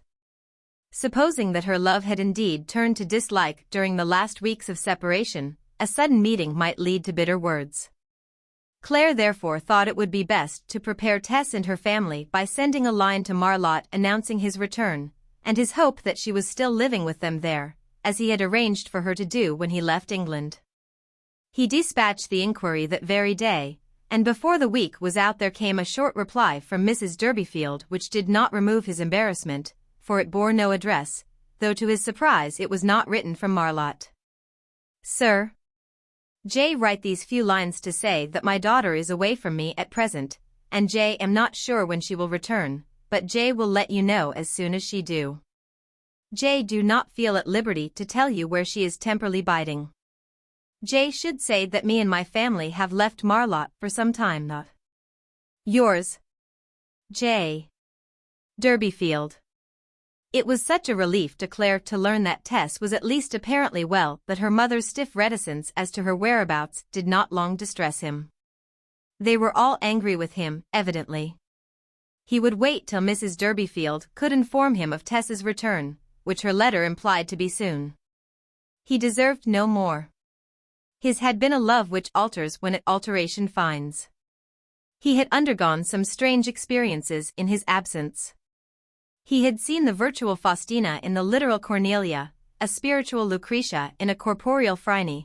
He had thought of the woman taken and set in the midst as one deserving to be stoned, and of the wife of Uriah being made a queen. And he had asked himself why he had not judged Tess constructively rather than biographically, by the will rather than by the deed. A day or two passed while he waited at his father's house for the promised second note from Joan Durbeyfield, and indirectly to recover a little more strength. The strength showed signs of coming back, but there was no sign of Joan's letter. Then he hunted up the old letter sent on to him in Brazil, which Tess had written from Flintcomash, and reread it. The sentences touched him now as much as when he had first perused them. I must cry to you in my trouble, I have no one else. I think I must die if you do not come soon, or tell me to come to you, please, please, not to be just, only a little kind to me. If you would come, I could die in your arms. I would be well content to do that if so be you had forgiven me. If you will send me one little line, and say, I am coming soon, I will bide on, angel, oh, so cheerfully. Think how it do hurt my heart not to see you ever, ever. Ah, if I could only make your dear heart ache one little minute of each day as mine does every day and all day long, it might lead you to show pity to your poor lonely one. I would be content, glad, to live with you as your servant, if I may not as your wife, so that I could only be near you, and get glimpses of you, and think of you as mine. I long for only one thing in heaven or earth or under the earth, to meet you, my own dear. Come to me, and save me from what threatens me. Claire determined that he would no longer believe in her more recent and severe regard of him, but would go and find her immediately. He asked his father if she had applied for any money during his absence. His father returned a negative, and then for the first time it occurred to Angel that her pride had stood in her way, and that she had suffered privation. From his remarks his parents now gathered the real reason of the separation. And their Christianity was such that, reprobates being their especial care, the tenderness towards Tess which her blood, her simplicity, even her poverty, had not engendered, was instantly excited by her sin. Whilst he was hastily packing together a few articles for his journey he glanced over a poor plain missive also lately come to hand, the one from Marion and as Hewitt, beginning. Honored Sir, look to your wife if you do love her as much as she do love you, and signed, from two well-wishers. Liv. In a quarter of an hour Claire was leaving the house, whence his mother watched his thin figure as it disappeared into the street. He had declined to borrow his father's old mare, well knowing of its necessity to the household. He went to the inn, where he hired a trap, and could hardly wait during the harnessing. In a very few minutes after, he was driving up the hill out of the town which, 3 or 4 months earlier in the year, Tess had descended with such hopes and ascended with such shattered purposes. Benville Lane soon stretched before him, its hedges and trees purple with buds, but he was looking at other things, and only recalled himself to the scene sufficiently to enable him to keep the way. In something less than an hour and a half he had skirted the south of the King's Hintock estates and ascended to the untoward solitude of Cross in Hand, the unholy stone whereon Tess had been compelled by Alec d'Iberville, in his whim of reformation, to swear the strange oath that she would never wilfully tempt him again. The pale and blasted nettle stems of the preceding year even now lingered nakedly in the banks, young green nettles of the present spring growing from their roots. Thence he went along the verge of the upland overhanging the other Hintocks, and, turning to the right, plunged into the bracing calcareous region of Flintcomash, the address from which she had written to him in one of the letters. and which he supposed to be the place of sojourn referred to by her mother. Here, of course, he did not find her, and what added to his depression was the discovery that no Mrs. Clare had ever been heard of by the cottagers or by the farmer himself, though Tess was remembered well enough by her Christian name. His name she had obviously never used during their separation. And her dignified sense of their total severance was shown not much less by this abstention than by the hardships she had chosen to undergo, of which he now learnt for the first time, rather than apply to his father for more funds. From this place they told him Tess Durbeyfield had gone, without due notice, to the home of her parents on the other side of Blackmore, and it therefore became necessary to find Mrs. Durbeyfield. She had told him she was not now at Marlott, but had been curiously reticent as to her actual address, and the only course was to go to Marlott and inquire for it. The farmer who had been so churlish with Tess was quite smooth-tongued to Clare, and lent him a horse and man to drive him towards Marlott, the gig he had arrived in being sent back to Minster. For the limit of a day's journey with that horse was reached. Clare would not accept the loan of the farmer's vehicle for a further distance than to the outskirts of the vale, and, sending it back with the man who had driven him, he put up at an inn. And next day entered on foot the region wherein was the spot of his dear Tess's birth. It was as yet too early in the year for much colour to appear in the gardens and foliage. The so-called spring was but winter overlaid with a thin coat of greenness, and it was of a parcel with his expectations. The house in which Tess had passed the years of her childhood was now inhabited by another family who had never known her. The new residents were in the garden, taking as much interest in their own doings as if the homestead had never passed its primal time in conjunction with the histories of others, beside which the histories of these were but as a tale told by an idiot. They walked about the garden paths with thoughts of their own concerns entirely uppermost, bringing their actions at every moment in jarring collision with the dim ghosts behind them. Talking as though the time when Tess lived there were not one whit intenser in story than now. Even the spring birds sang over their heads as if they thought there was nobody missing in particular. On inquiry of these precious innocents, to whom even the name of their predecessors was a failing memory, Clare learned that John Durbeyfield was dead. That his widow and children had left Marlott, declaring that they were going to live at Kingsbere, but instead of doing so had gone on to another place they mentioned. By this time Clare abhorred the house for ceasing to contain Tess, and hastened away from its hated presence without once looking back. His way was by the field in which he had first beheld her at the dance. It was as bad as the house, even worse. He passed on through the churchyard, where, amongst the new headstones, he saw one of a somewhat superior design to the rest. The inscription ran thus: In memory of John Durbeyfield, rightly d'Urberville, of the once powerful family of that name, and direct descendant through an illustrious line from Sir Pagan d'Urberville, one of the Knights of the Conqueror. Died March 10, 18. How are the mighty fallen? Some man, apparently the sexton, had observed Clare standing there, and drew nigh. Ah, sir, now that's a man who didn't want to lie here, but wished to be carried to Kingsbere, where his ancestors be. And why didn't they respect his wish?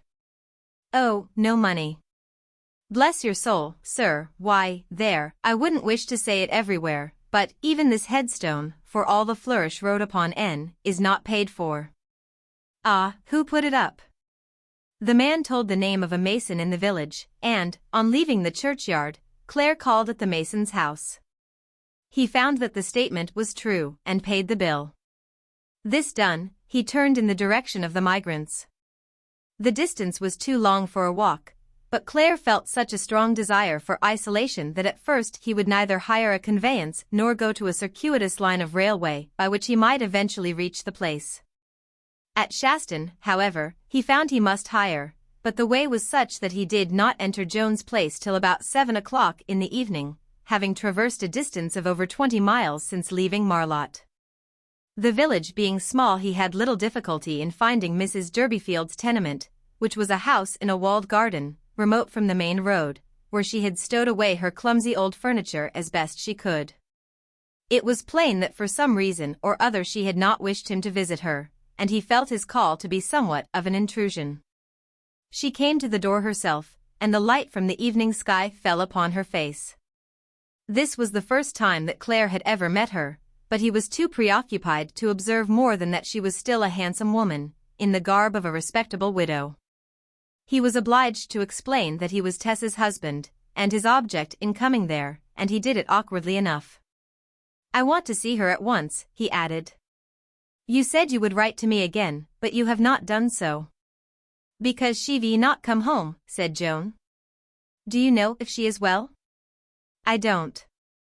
"But you ought to, sir," said she. "I admit it." "Where is she staying?"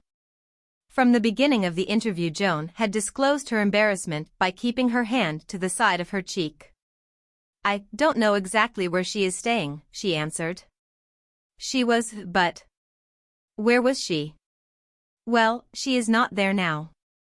In her evasiveness she paused again, and the younger children had by this time crept to the door, where, pulling at his mother's skirts, the youngest murmured, "Is this the gentleman who is going to marry Tess?" "He has married her," Joan whispered. "Go inside." Claire saw her efforts for reticence, and asked, "Do you think Tess would wish me to try and find her?" "If not, of course." "I don't think she would." "Are you sure?" "I am sure she wouldn't." He was turning away.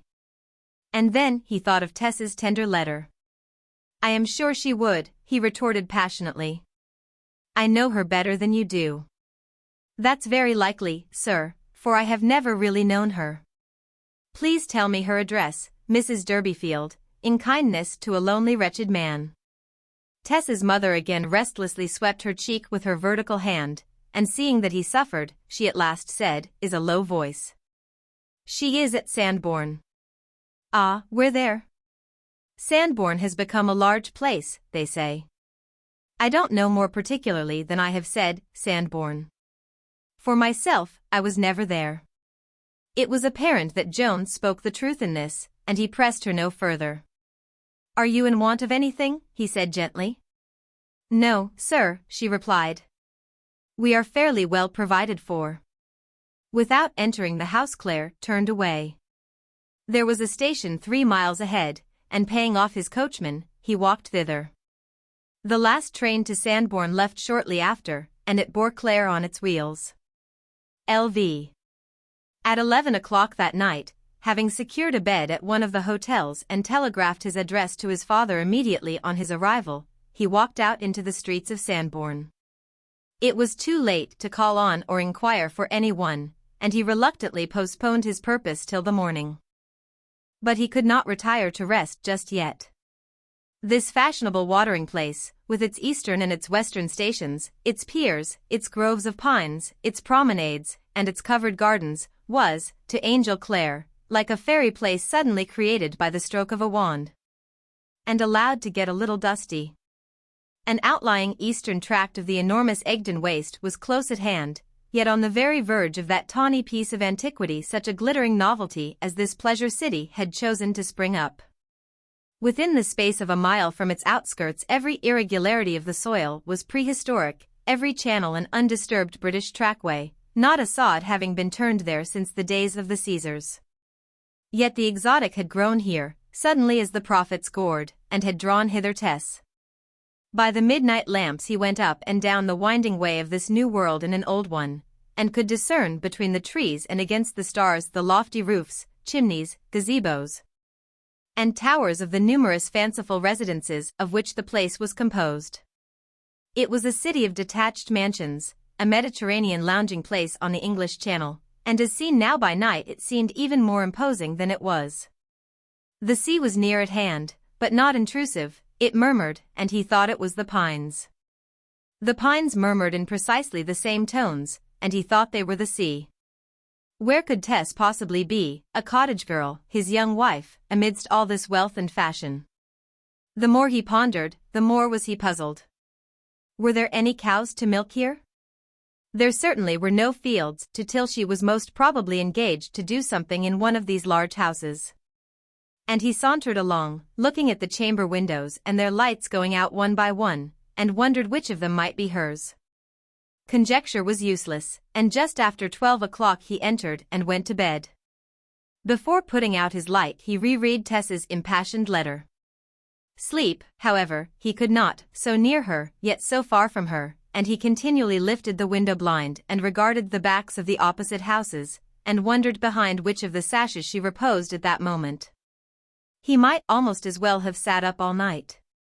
In the morning he arose at 7, and shortly after went out, taking the direction of the chief post office.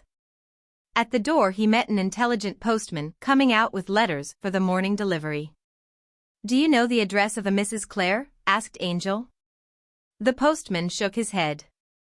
Then, remembering that she would have been likely to continue the use of her maiden name, Clare said, "Of a Miss Durbeyfield?" Durbeyfield? This also was strange to the postman addressed. "There's visitors coming and going every day, as you know, sir," he said, "and without the name of the house 'tis impossible to find 'em." One of his comrades hastening out at that moment, the name was repeated to him. "I know no name of Durbeyfield, but there is the name of d'Urberville at the Herons," said the second. "That's it!" cried Clare, pleased to think that she had reverted to the real pronunciation. "What place is the Herons?" "A stylish lodging-house." "'Tis all lodging-houses here, bless ee." Clare received directions how to find the house, and hastened thither, arriving with the milkman. The Herons, though an ordinary villa, stood in its own grounds, and was certainly the last place in which one would have expected to find lodgings, so private was its appearance. If poor Tess was a servant here, as he feared, she would go to the back door to that milkman, and he was inclined to go thither also. However, in his doubts he turned to the front and rang. The hour being early, the landlady herself opened the door. Clare inquired for Teresa d'Urberville or Durbeyfield. "Mrs. d'Urberville?" "Yes." Tess, then, passed as a married woman, and he felt glad, even though she had not adopted his name. "Will you kindly tell her that a relative is anxious to see her? It is rather early." "What name shall I give, sir?" "Angel." "Mr. Angel?" "No, Angel. It is my Christian name." "She'll understand. I'll see if she is awake." He was shown into the front room, the dining room, and looked out through the spring curtains at the little lawn, and the rhododendrons and other shrubs upon it. Obviously her position was by no means so bad as he had feared, and it crossed his mind that she must somehow have claimed and sold the jewels to attain it. He did not blame her for one moment. Soon his sharpened ear detected footsteps upon the stairs, at which his heart thumped so painfully that he could hardly stand firm. "Dear me! What will she think of me, so altered as I am?" he said to himself, and the door opened. Tess appeared on the threshold, not at all as he had expected to see her, bewilderingly otherwise, indeed. Her great natural beauty was, if not heightened, rendered more obvious by her attire. She was loosely wrapped in a cashmere dressing gown of grey-white, embroidered in half-mourning tints, and she wore slippers of the same hue. Her neck rose out of a frill of down, and her well-remembered cable of dark brown hair was partially coiled up in a mass at the back of her head and partly hanging on her shoulder, the evident result of haste. He had held out his arms, but they had fallen again to his side, for she had not come forward, remaining still in the opening of the doorway. Mere yellow skeleton that he was now, he felt the contrast between them, and thought his appearance distasteful to her. "Tess," he said huskily, "can you forgive me for going away? Can't you come to me? How do you get to be like this?" "It is too late," said she, her voice sounding hard through the room, her eyes shining unnaturally. "I did not think rightly of you, I did not see you as you were," he continued to plead. "I have learnt to since, dearest Tessie mine." Too late," she said, waving her hand in the impatience of a person whose tortures cause every instant to seem an hour. "Don't come close to me, Angel. No, you must not. Keep away. But don't you love me, my dear wife, because I have been so pulled down by illness? You are not so fickle, I am come on purpose for you, my mother and father will welcome you now." "Yes, oh, yes, yes. But I say it is too late." She seemed to feel like a fugitive in a dream, who tries to move away, but cannot. Don't you know all, don't you know it? Yet how do you come here if you do not know? I inquired here and there, and I found the way. I waited and waited for you, she went on, her tones suddenly resuming their old fluty pathos. But you did not come. And I wrote to you, and you did not come. He kept on saying you would never come any more, and that I was a foolish woman. He was very kind to me, and to Mother, and to all of us after Father's death. I don't understand. He has won me back to him. Claire looked at her keenly, then, gathering her meaning, flagged like one plague-stricken, and his glance sank. It fell on her hands, which, once rosy, were now white and more delicate. She continued. He is upstairs. I hate him now, because he told me a lie, that you would not come again, and you have come. These clothes are what he's put upon me, I didn't care what he did why me. But, will you go away, Angel, please, and never come any more? They stood fixed, their baffled hearts looking out of their eyes with a joylessness pitiful to see. Both seemed to implore something to shelter them from reality. Ah, it is my fault, said Claire. But he could not get on. Speech was as inexpressive as silence. But he had a vague consciousness of one thing, though it was not clear to him till later. That his original Tess had spiritually ceased to recognize the body before him as hers, allowing it to drift, like a corpse upon the current, in a direction dissociated from its living will. A few instants passed, and he found that Tess was gone. His face grew colder and more shrunken as he stood concentrated on the moment, and a minute or two after, he found himself in the street, walking along he did not know whither. LVI. Mrs. Brooks, the lady who was the householder at the Herons and owner of all the handsome furniture, was not a person of an unusually curious turn of mind. She was too deeply materialized, poor woman, by her long and enforced bondage to that arithmetical demon profit and loss, to retain much curiosity for its own sake, and apart from possible lodgers' pockets. Nevertheless, the visit of Angel Clare to her well-paying tenants, Mr. and Mrs. d'Urberville, as she deemed them, was sufficiently exceptional in point of time and manner to reinvigorate the feminine proclivity which had been stifled down as useless save in its bearings to the letting trade. Tess had spoken to her husband from the doorway, without entering the dining room, and Mrs. Brooks, who stood within the partly closed door of her own sitting room at the back of the passage, could hear fragments of the conversation, if conversation it could be called, between those two wretched souls. She heard Tess reascend the stairs to the first floor, and the departure of Claire, and the closing of the front door behind him. Then the door of the room above was shut, and Mrs. Brooks knew that Tess had re-entered her apartment. As the young lady was not fully dressed, Mrs. Brooks knew that she would not emerge again for some time. She accordingly ascended the stairs softly, and stood at the door of the front room, a drawing room, connected with the room immediately behind it, which was a bedroom, by folding doors in the common manner. This first floor, containing Mrs. Brooks's best apartments, had been taken by the week by the d'Urberville. The back room was now in silence, but from the drawing room there came sounds. All that she could at first distinguish of them was one syllable, continually repeated in a low note of moaning, as if it came from a soul bound to some Ixionian wheel. Oh, oh, oh. Then a silence, then a heavy sigh, and again. Oh, oh, oh. The landlady looked through the keyhole. Only a small space of the room inside was visible, but within that space came a corner of the breakfast table, which was already spread for the meal, and also a chair beside. Over the seat of the chair Tess's face was bowed, her posture being a kneeling one in front of it. Her hands were clasped over her head, the skirts of her dressing gown and the embroidery of her nightgown flowed upon the floor behind her, and her stockingless feet, from which the slippers had fallen, protruded upon the carpet. It was from her lips that came the murmur of unspeakable despair. Then a man's voice from the adjoining bedroom. "What's the matter?" She did not answer, but went on, in a tone which was a soliloquy rather than an exclamation, and a dirge rather than a soliloquy. Mrs. Brooks could only catch a portion. "And then my dear, dear husband came home to me, and I did not know it.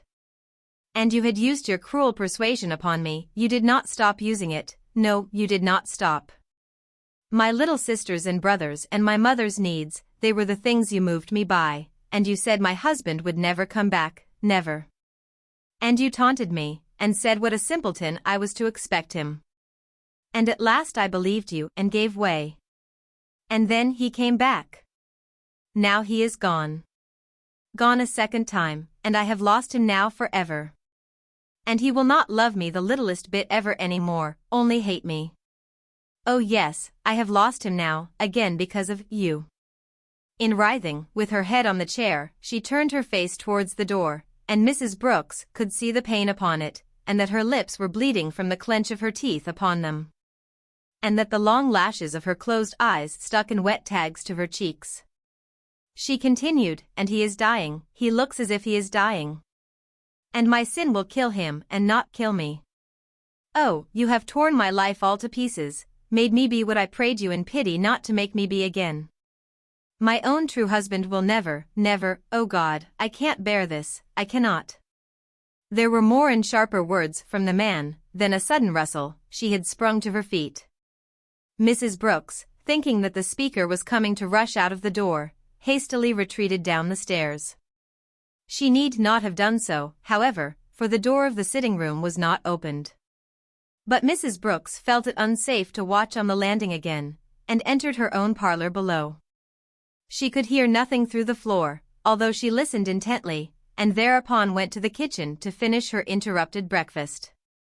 Coming up presently to the front room on the ground floor, she took up some sewing, waiting for her lodgers to ring that she might take away the breakfast, which she meant to do herself, to discover what was the matter if possible. Overhead, as she sat, she could now hear the floorboards slightly creak, as if someone were walking about, and presently the movement was explained by the rustle of garments against the banisters, the opening and the closing of the front door, and the form of Tess passing to the gate on her way into the street. She was fully dressed now in the walking costume of a well-to-do young lady in which she had arrived, with the sole addition that over her hat and black feathers a veil was drawn. Mrs. Brooks had not been able to catch any word of farewell, temporary or otherwise, between her tenants at the door above. They might have quarreled, or Mr. D'Urberville might still be asleep, for he was not an early riser. She went into the back room, which was more especially her own apartment, and continued her sewing there. The lady lodger did not return, nor did the gentleman ring his bell. Mrs. Brooks pondered on the delay, and on what probable relation the visitor who had called so early bore to the couple upstairs. In reflecting, she leant back in her chair. As she did so, her eyes glanced casually over the ceiling till they were arrested by a spot in the middle of its white surface which she had never noticed there before. It was about the size of a wafer when she first observed it, but it speedily grew as large as the palm of her hand, and then she could perceive that it was red. The oblong white ceiling, with this scarlet blot in the midst, had the appearance of a gigantic ace of hearts. Mrs. Brooks had strange qualms of misgiving. She got upon the table and touched the spot in the ceiling with her fingers. It was damp, and she fancied that it was a blood stain. Descending from the table, she left the parlor and went upstairs, intending to enter the room overhead, which was the bedchamber at the back of the drawing-room. But, nerveless woman as she had now become, she could not bring herself to attempt the handle. She listened. The dead silence within was broken only by a regular beat. Drip, drip, drip. Mrs. Brooks hastened downstairs, opened the front door, and ran into the street. A man she knew, one of the workmen employed at an adjoining villa, was passing by, and she begged him to come in and go upstairs with her. She feared something had happened to one of her lodgers. The workman assented, and followed her to the landing. She opened the door of the drawing-room, and stood back for him to pass in, entering herself behind him. The room was empty. The breakfast, a substantial repast of coffee, eggs, and a cold ham, lay spread upon the table untouched, as when she had taken it up, excepting that the carving knife was missing. She asked the man to go through the folding doors into the adjoining room. He opened the doors, entered a step or two, and came back almost instantly with a rigid face. "My good God, The gentleman in bed is dead. I think he has been hurt with a knife." A lot of blood had run down upon the floor. The alarm was soon given, and the house which had lately been so quiet resounded with the tramp of many footsteps, a surgeon among the rest. The wound was small, but the point of the blade had touched the heart of the victim, who lay on his back, pale, fixed, dead, as if he had scarcely moved after the infliction of the blow. In a quarter of an hour the news that a gentleman who was a temporary visitor to the town had been stabbed in his bed spread through every street and villa of the popular watering place. LVII. Meanwhile Angel Clare had walked automatically along the way by which he had come, and, entering his hotel, sat down over the breakfast, staring at nothingness. He went on eating and drinking unconsciously till on a sudden he demanded his bill. Having paid which, he took his dressing bag in his hand, the only luggage he had brought with him, and went out. At the moment of his departure a telegram was handed to him, a few words from his mother, stating that they were glad to know his address, and informing him that his brother Cuthbert had proposed to and been accepted by Mercy Chant. Clare crumpled up the paper and followed the route to the station. Reaching it, he found that there would be no train leaving for an hour and more. He sat down to wait, and having waited a quarter of an hour felt that he could wait there no longer. Broken in heart and numbed, he had nothing to hurry for, but he wished to get out of a town which had been the scene of such an experience, and turned to walk to the first station onward, and let the train pick him up there. The highway that he followed was open, and at a little distance dipped into a valley, across which it could be seen running from edge to edge. He had traversed the greater part of this depression, and was climbing the western acclivity when, pausing for breath, he unconsciously looked back. Why he did so he could not say, but something seemed to impel him to the act. The tape-like surface of the road diminished in his rear as far as he could see, and as he gazed a moving spot intruded on the white vacuity of its perspective. It was a human figure running. Clare waited, with a dim sense that somebody was trying to overtake him. The form descending the incline was a woman's, yet so entirely was his mind blinded to the idea of his wife's following him that even when she came nearer he did not recognize her under the totally changed attire in which he now beheld her. It was not till she was quite close that he could believe her to be Tess. "I saw you turn away from the station just before I got there, and I have been following you all this way." She was so pale, so breathless, so quivering in every muscle, that he did not ask her a single question, but seizing her hand, and pulling it within his arm, he led her along. To avoid meeting any possible wayfarers he left the high road and took a footpath under some fir trees. When they were deep among the moaning boughs he stopped and looked at her inquiringly.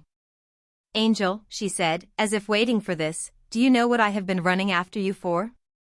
"To tell you that I have killed him." A pitiful white smile lit her face as she spoke. "What?" said he, thinking from the strangeness of her manner that she was in some delirium. "I have done it, I don't know how," she continued.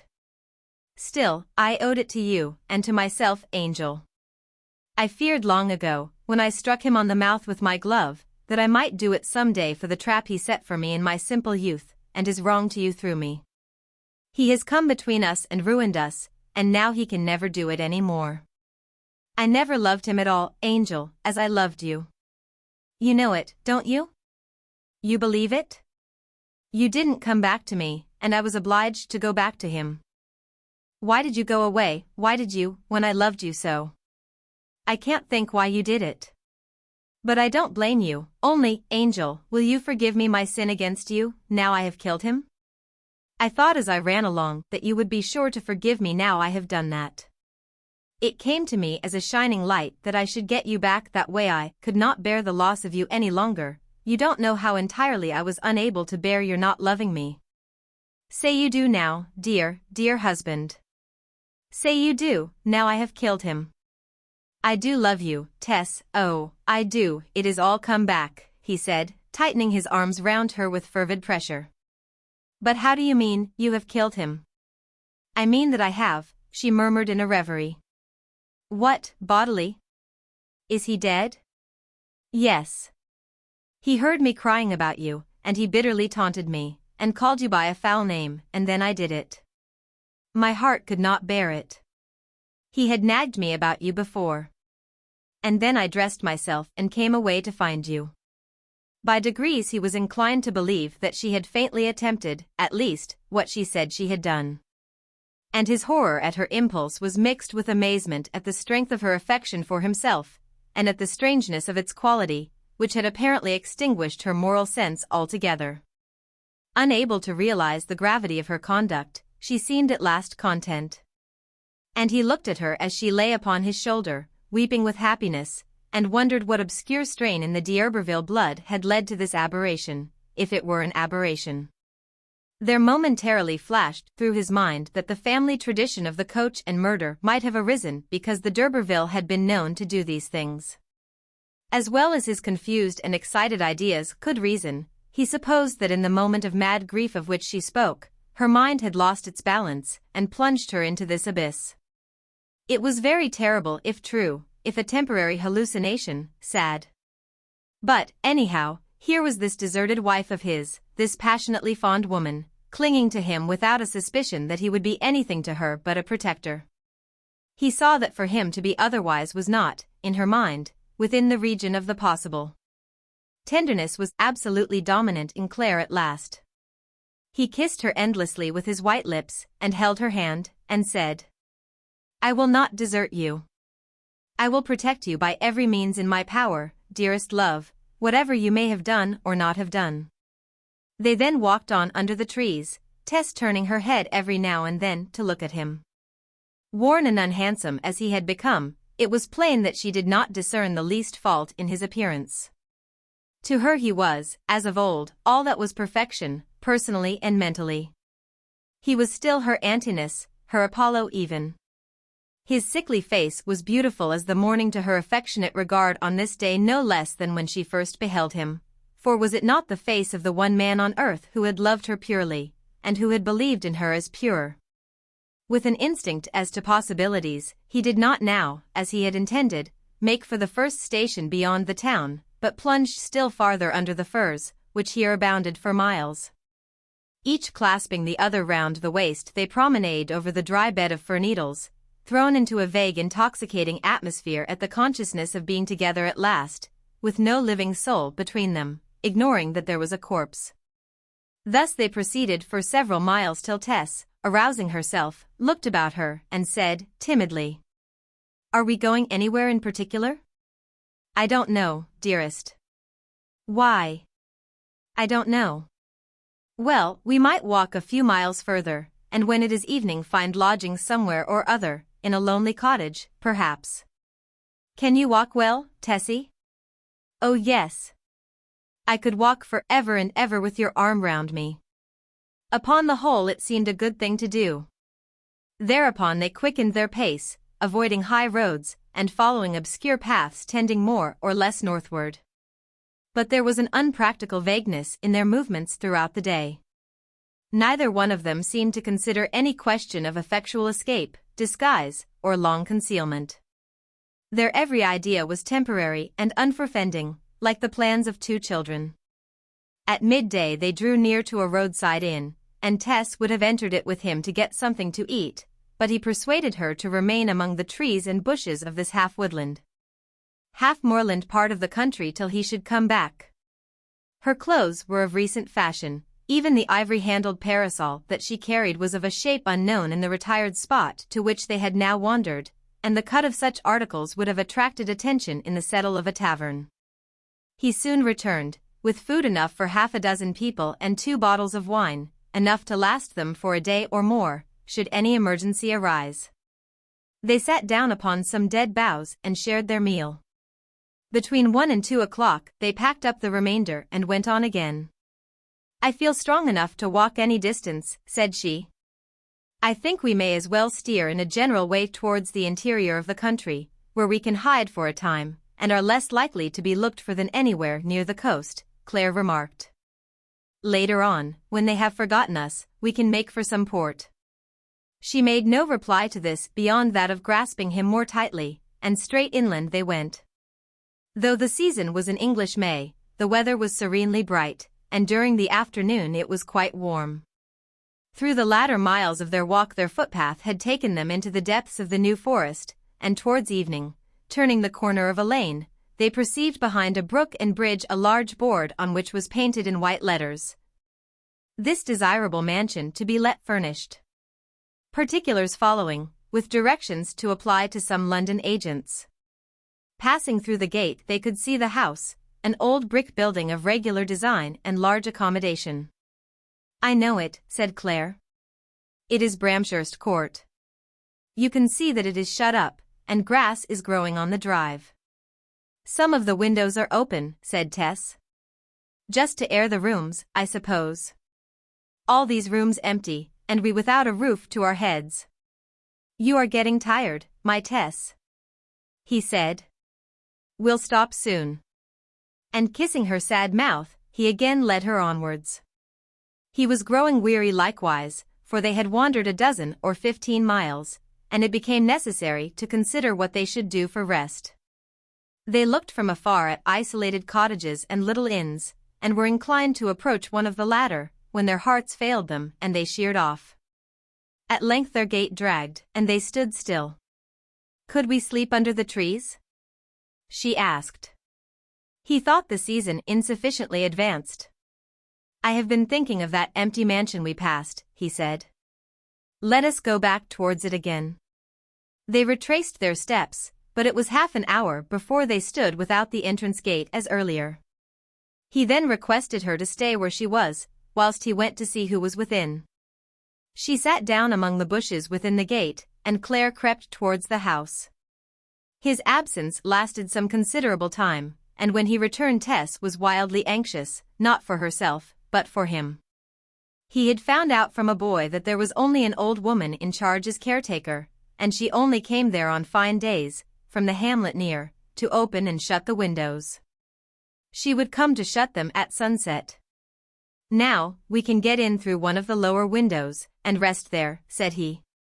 Under his escort she went tardily forward to the main front, whose shuttered windows, like sightless eyeballs, excluded the possibility of watchers. The door was reached a few steps further, and one of the windows beside it was open. Claire clambered in, and pulled Tess in after him. Except the hall, the rooms were all in darkness, and they ascended the staircase.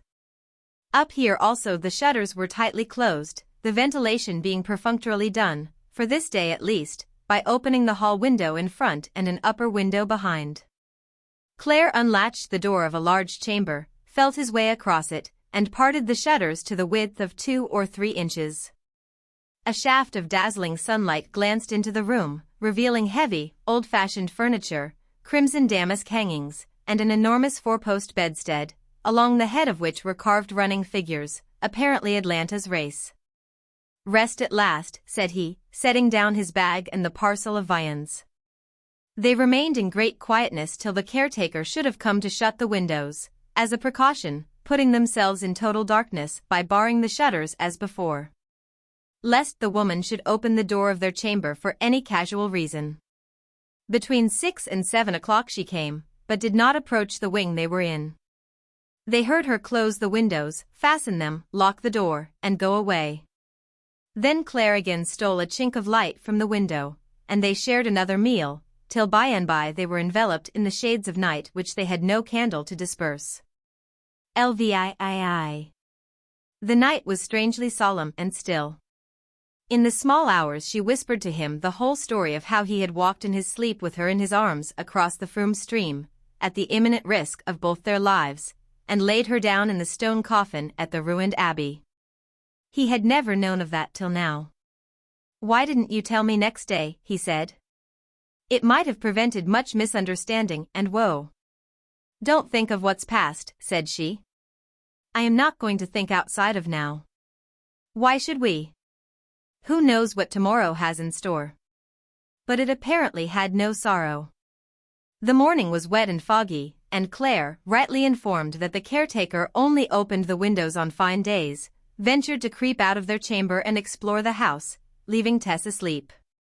There was no food on the premises, but there was water, and he took advantage of the fog to emerge from the mansion and fetch tea, bread, and butter from a shop in a little place 2 miles beyond, as also a small tin kettle and spirit lamp, that they might get fire without smoke. His re-entry awoke her, and they breakfasted on what he had brought. They were indisposed to stir abroad, and the day passed, and the night following, and the next, and next. Till, almost without their being aware, 5 days had slipped by in absolute seclusion, not a sight or sound of a human being disturbing their peacefulness, such as it was. The changes of the weather were their only events, the birds of the New Forest their only company. By tacit consent, they hardly once spoke of any incident of the past subsequent to their wedding day. The gloomy intervening time seemed to sink into chaos, over which the present and prior times closed as if it never had been. Whenever he suggested that they should leave their shelter, and go forwards towards Southampton or London, she showed a strange unwillingness to move.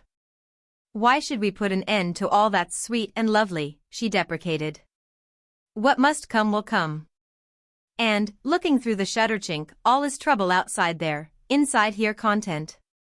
He peeped out also. It was quite true, within was affection, union, error forgiven, outside was the inexorable. And, she said, pressing her cheek against his, "I fear that what you think of me now may not last. I do not wish to outlive your present feeling for me. I would rather not. I would rather be dead and buried when the time comes for you to despise me, so that it may never be known to me that you despised me. I cannot ever despise you. I also hope that. But considering what my life has been, I cannot see why any man should, sooner or later, be able to help despising me. How wickedly mad I was. Yet formerly I never could bear to hurt a fly or a worm, and the sight of a bird in a cage used often to make me cry." They remained yet another day. In the night the dull sky cleared, and the result was that the old caretaker at the cottage awoke early. The brilliant sunrise made her unusually brisk. She decided to open the contiguous mansion immediately, and to air it thoroughly on such a day. Thus it occurred that, having arrived and opened the lower rooms before 6 o'clock, she ascended to the bedchambers, and was about to turn the handle of the one wherein they lay. At that moment she fancied she could hear the breathing of persons within. Her slippers and her antiquity had rendered her progress a noiseless one so far, and she made for instant retreat. Then, deeming that her hearing might have deceived her, she turned anew to the door and softly tried the handle. The lock was out of order, but a piece of furniture had been moved forward on the inside, which prevented her opening the door more than an inch or two. A stream of morning light through the shutter chink fell upon the faces of the pair, wrapped in profound slumber, Tess's lips being parted like a half-opened flower near his cheek.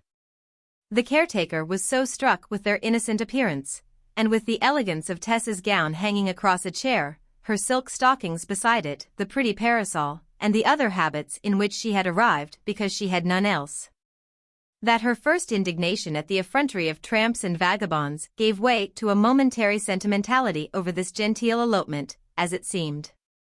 She closed the door, and withdrew as softly as she had come, to go and consult with her neighbors on the odd discovery.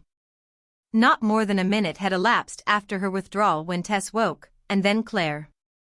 Both had a sense that something had disturbed them, though they could not say what, and the uneasy feeling which it engendered grew stronger. As soon as he was dressed, he narrowly scanned the lawn through the 2 or 3 inches of shutter chink. "I think we will leave at once," said he. "It is a fine day. And I cannot help fancying somebody is about the house. At any rate, the woman will be sure to come today." She passively assented, and putting the room in order, they took up the few articles that belonged to them and departed noiselessly. When they had got into the forest she turned to take a last look at the house. "Ah, happy house, goodbye," she said. "My life can only be a question of a few weeks. Why should we not have stayed there? Don't say it, Tess. We shall soon get out of this district altogether. We'll continue our course as we've begun it, and keep straight north. Nobody will think of looking for us there. We shall be looked for at the Wessex ports if we are sought at all. When we are in the north we will get to a port and away." Having thus persuaded her, the plan was pursued, and they kept a bee-line northward. Their long repose at the manor house lent them walking power now. And towards midday they found that they were approaching the steepled city of Melchester, which lay directly in their way. He decided to rest her in a clump of trees during the afternoon, and push onward under cover of darkness. At dusk Claire purchased food as usual, and their night march began, the boundary between Upper and Mid-Wessex being crossed about 8 o'clock. To walk across country without much regard to roads was not new to Tess, and she showed her old agility in the performance. The intercepting city, ancient Melchester, they were obliged to pass through in order to take advantage of the town bridge for crossing a large river that obstructed them. It was about midnight when they went along the deserted streets, lighted fitfully by the few lamps, keeping off the pavement that it might not echo their footsteps. The graceful pile of cathedral architecture rose dimly on their left hand, but it was lost upon them now. Once out of the town they followed the turnpike road, which after a few miles plunged across an open plain. Though the sky was dense with cloud, a diffused light from some fragment of a moon had hitherto helped them a little. But the moon had now sunk, the clouds seemed to settle almost on their heads, and the night grew as dark as a cave. However, they found their way along, keeping as much on the turf as possible that their tread might not resound, which it was easy to do, there being no hedge or fence of any kind. All around was open loneliness and black solitude, over which a stiff breeze blew. They had proceeded thus gropingly 2 or 3 miles further when on a sudden Claire became conscious of some vast erection close in his front, rising sheer from the grass. They had almost struck themselves against it. "What monstrous place is this?" said Angel. "It hums," said she. "Hearken." He listened. The wind, playing upon the edifice, produced a booming tune, like the note of some gigantic one-stringed harp. No other sound came from it, and lifting his hand and advancing a step or two, Claire felt the vertical surface of the structure. It seemed to be of solid stone, without joint or molding. Carrying his fingers onward, he found that what he had come in contact with was a colossal rectangular pillar. By stretching out his left hand, he could feel a similar one adjoining. At an indefinite height overhead something made the black sky blacker, which had the semblance of a vast architrave uniting the pillars horizontally.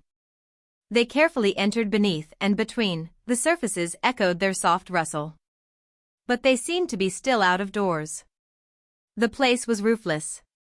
Tess drew her breath fearfully, and Angel, perplexed, said, "What can it be?"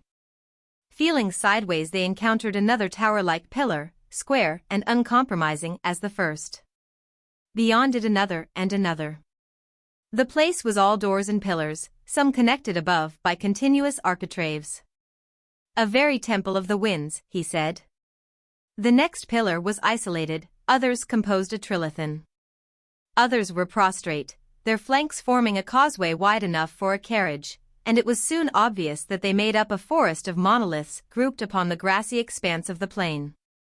The couple advanced further into this pavilion of the night till they stood in its midst. "It is Stonehenge," said Claire. "The heathen temple, you mean?" "Yes. Older than the centuries, older than the D'Urberville." "Well, what shall we do, darling? We may find shelter further on." But Tess, really tired by this time, flung herself upon an oblong slab that lay close at hand, and was sheltered from the wind by a pillar. Owing to the action of the sun during the preceding day, the stone was warm and dry, in comforting contrast to the rough and chill grass around, which had damped her skirts and shoes. "I don't want to go any further, Angel," she said, stretching out her hand for his. "Can't we bide here?" "I fear not. This spot is visible for miles by day, although it does not seem so now. One of my mother's people was a shepherd hereabouts, now I think of it. And you used to say at Talbot Hayes that I was a heathen. So now I am at home." He knelt down beside her outstretched form and put his lips upon hers. "Sleepy are you, dear? I think you are lying on an altar." "I like very much to be here," she murmured. "It is so solemn and lonely, after my great happiness, with nothing but the sky above my face. It seems as if there were no folk in the world but we two. And I wish there were not, except Liza Lou." Claire though she might as well rest here till it should get a little lighter, and he flung his overcoat upon her, and sat down by her side. Angel, if anything happens to me, will you watch over Liza Lou for my sake? She asked, when they had listened a long time to the wind among the pillars. I will. She is so good and simple and pure. Oh, Angel, I wish you would marry her if you lose me, as you will do shortly. Oh, if you would. If I lose you, I lose all. And she is my sister-in-law. That's nothing, dearest.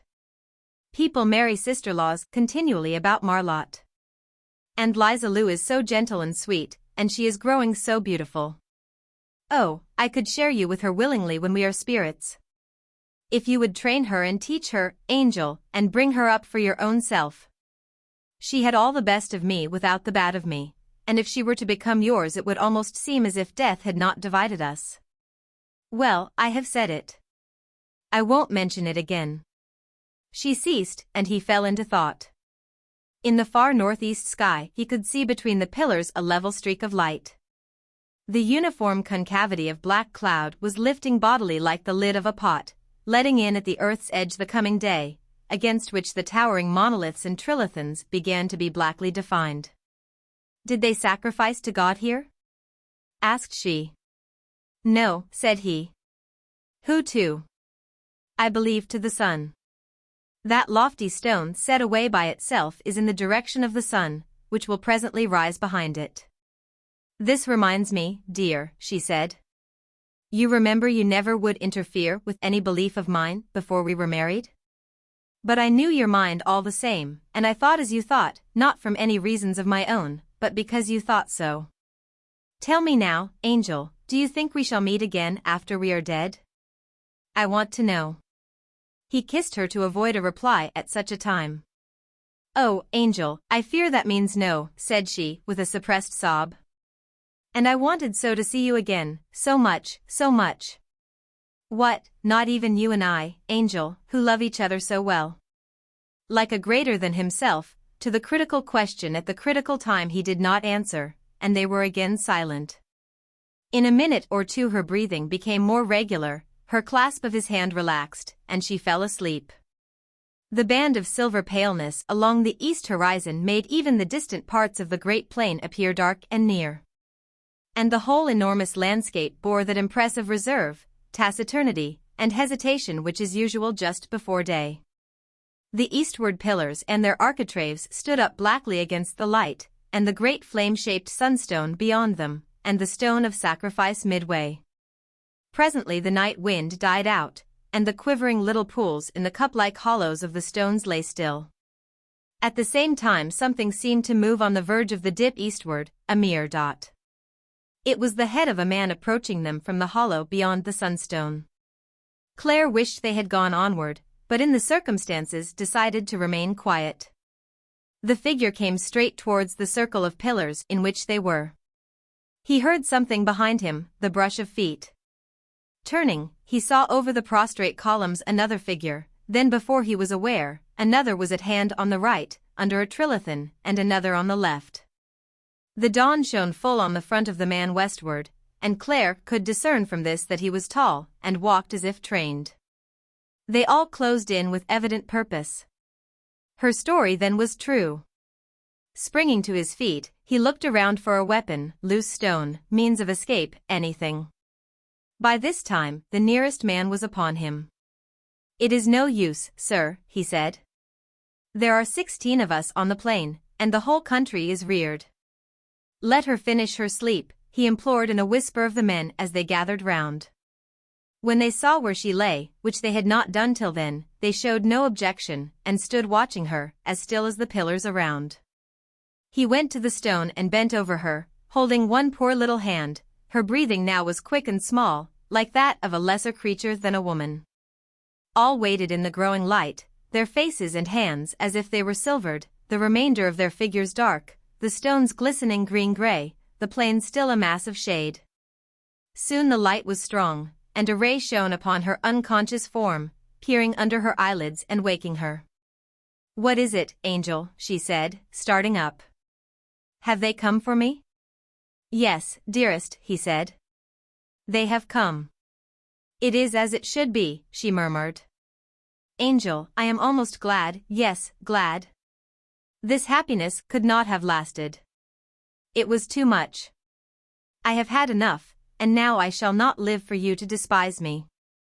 She stood up, shook herself, and went forward, neither of the men having moved. I am ready, she said quietly. LIX. The city of Wintoncester, that fine old city, aforetime capital of Wessex, lay amidst its convex and concave downlands in all the brightness and warmth of a July morning. The gabled brick, tile, and freestone houses had almost dried off for the season their integument of lichen, the streams in the meadows were low, and in the sloping high street, from the west gateway to the medieval cross. And from the medieval cross to the bridge, that leisurely dusting and sweeping was in progress which usually ushers in an old-fashioned market day. From the western gate aforesaid the highway, as every Wintoncestrian knows, ascends a long and regular incline of the exact length of a measured mile, leaving the houses gradually behind. Up this road from the precincts of the city 2 persons were walking rapidly, as if unconscious of the trying ascent, unconscious through preoccupation and not through buoyancy. They had emerged upon this road through a narrow, barred wicket in a high wall a little lower down. They seemed anxious to get out of the sight of the houses and of their kind, and this road appeared to offer the quickest means of doing so.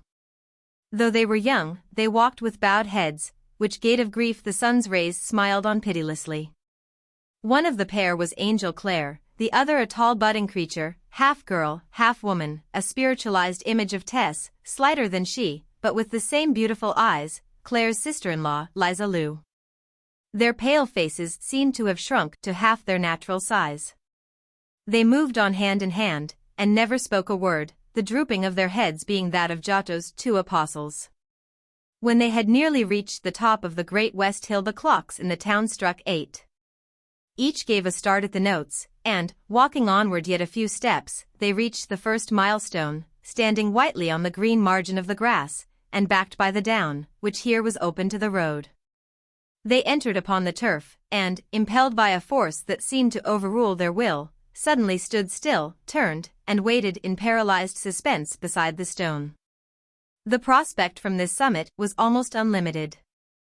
In the valley beneath lay the city they had just left, its more prominent buildings showing as in an isometric drawing, among them the broad cathedral tower, with its Norman windows and immense length of aisle and nave, the spires of St. Thomas's, the pinnacled tower of the college, and, more to the right, the tower and gables of the ancient hospice, where to this day the pilgrim may receive his dole of bread and ale. Behind the city swept the rotund upland of St. Catherine's Hill, further off, landscape beyond landscape, till the horizon was lost in the radiance of the sun hanging above it.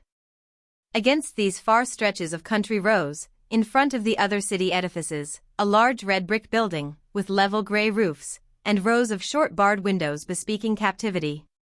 The whole contrasting greatly by its formalism with the quaint irregularities of the Gothic erections.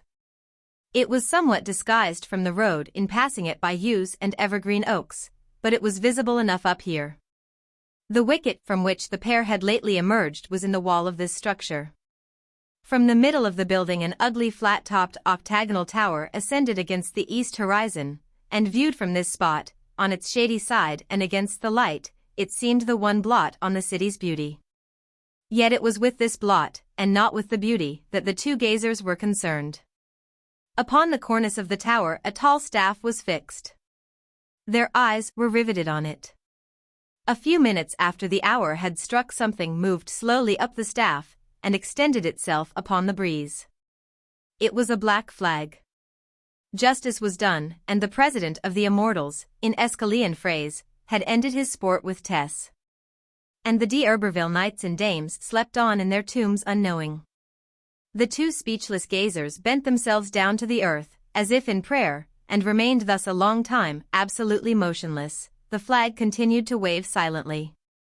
As soon as they had strength, they arose, joined hands again, and went on.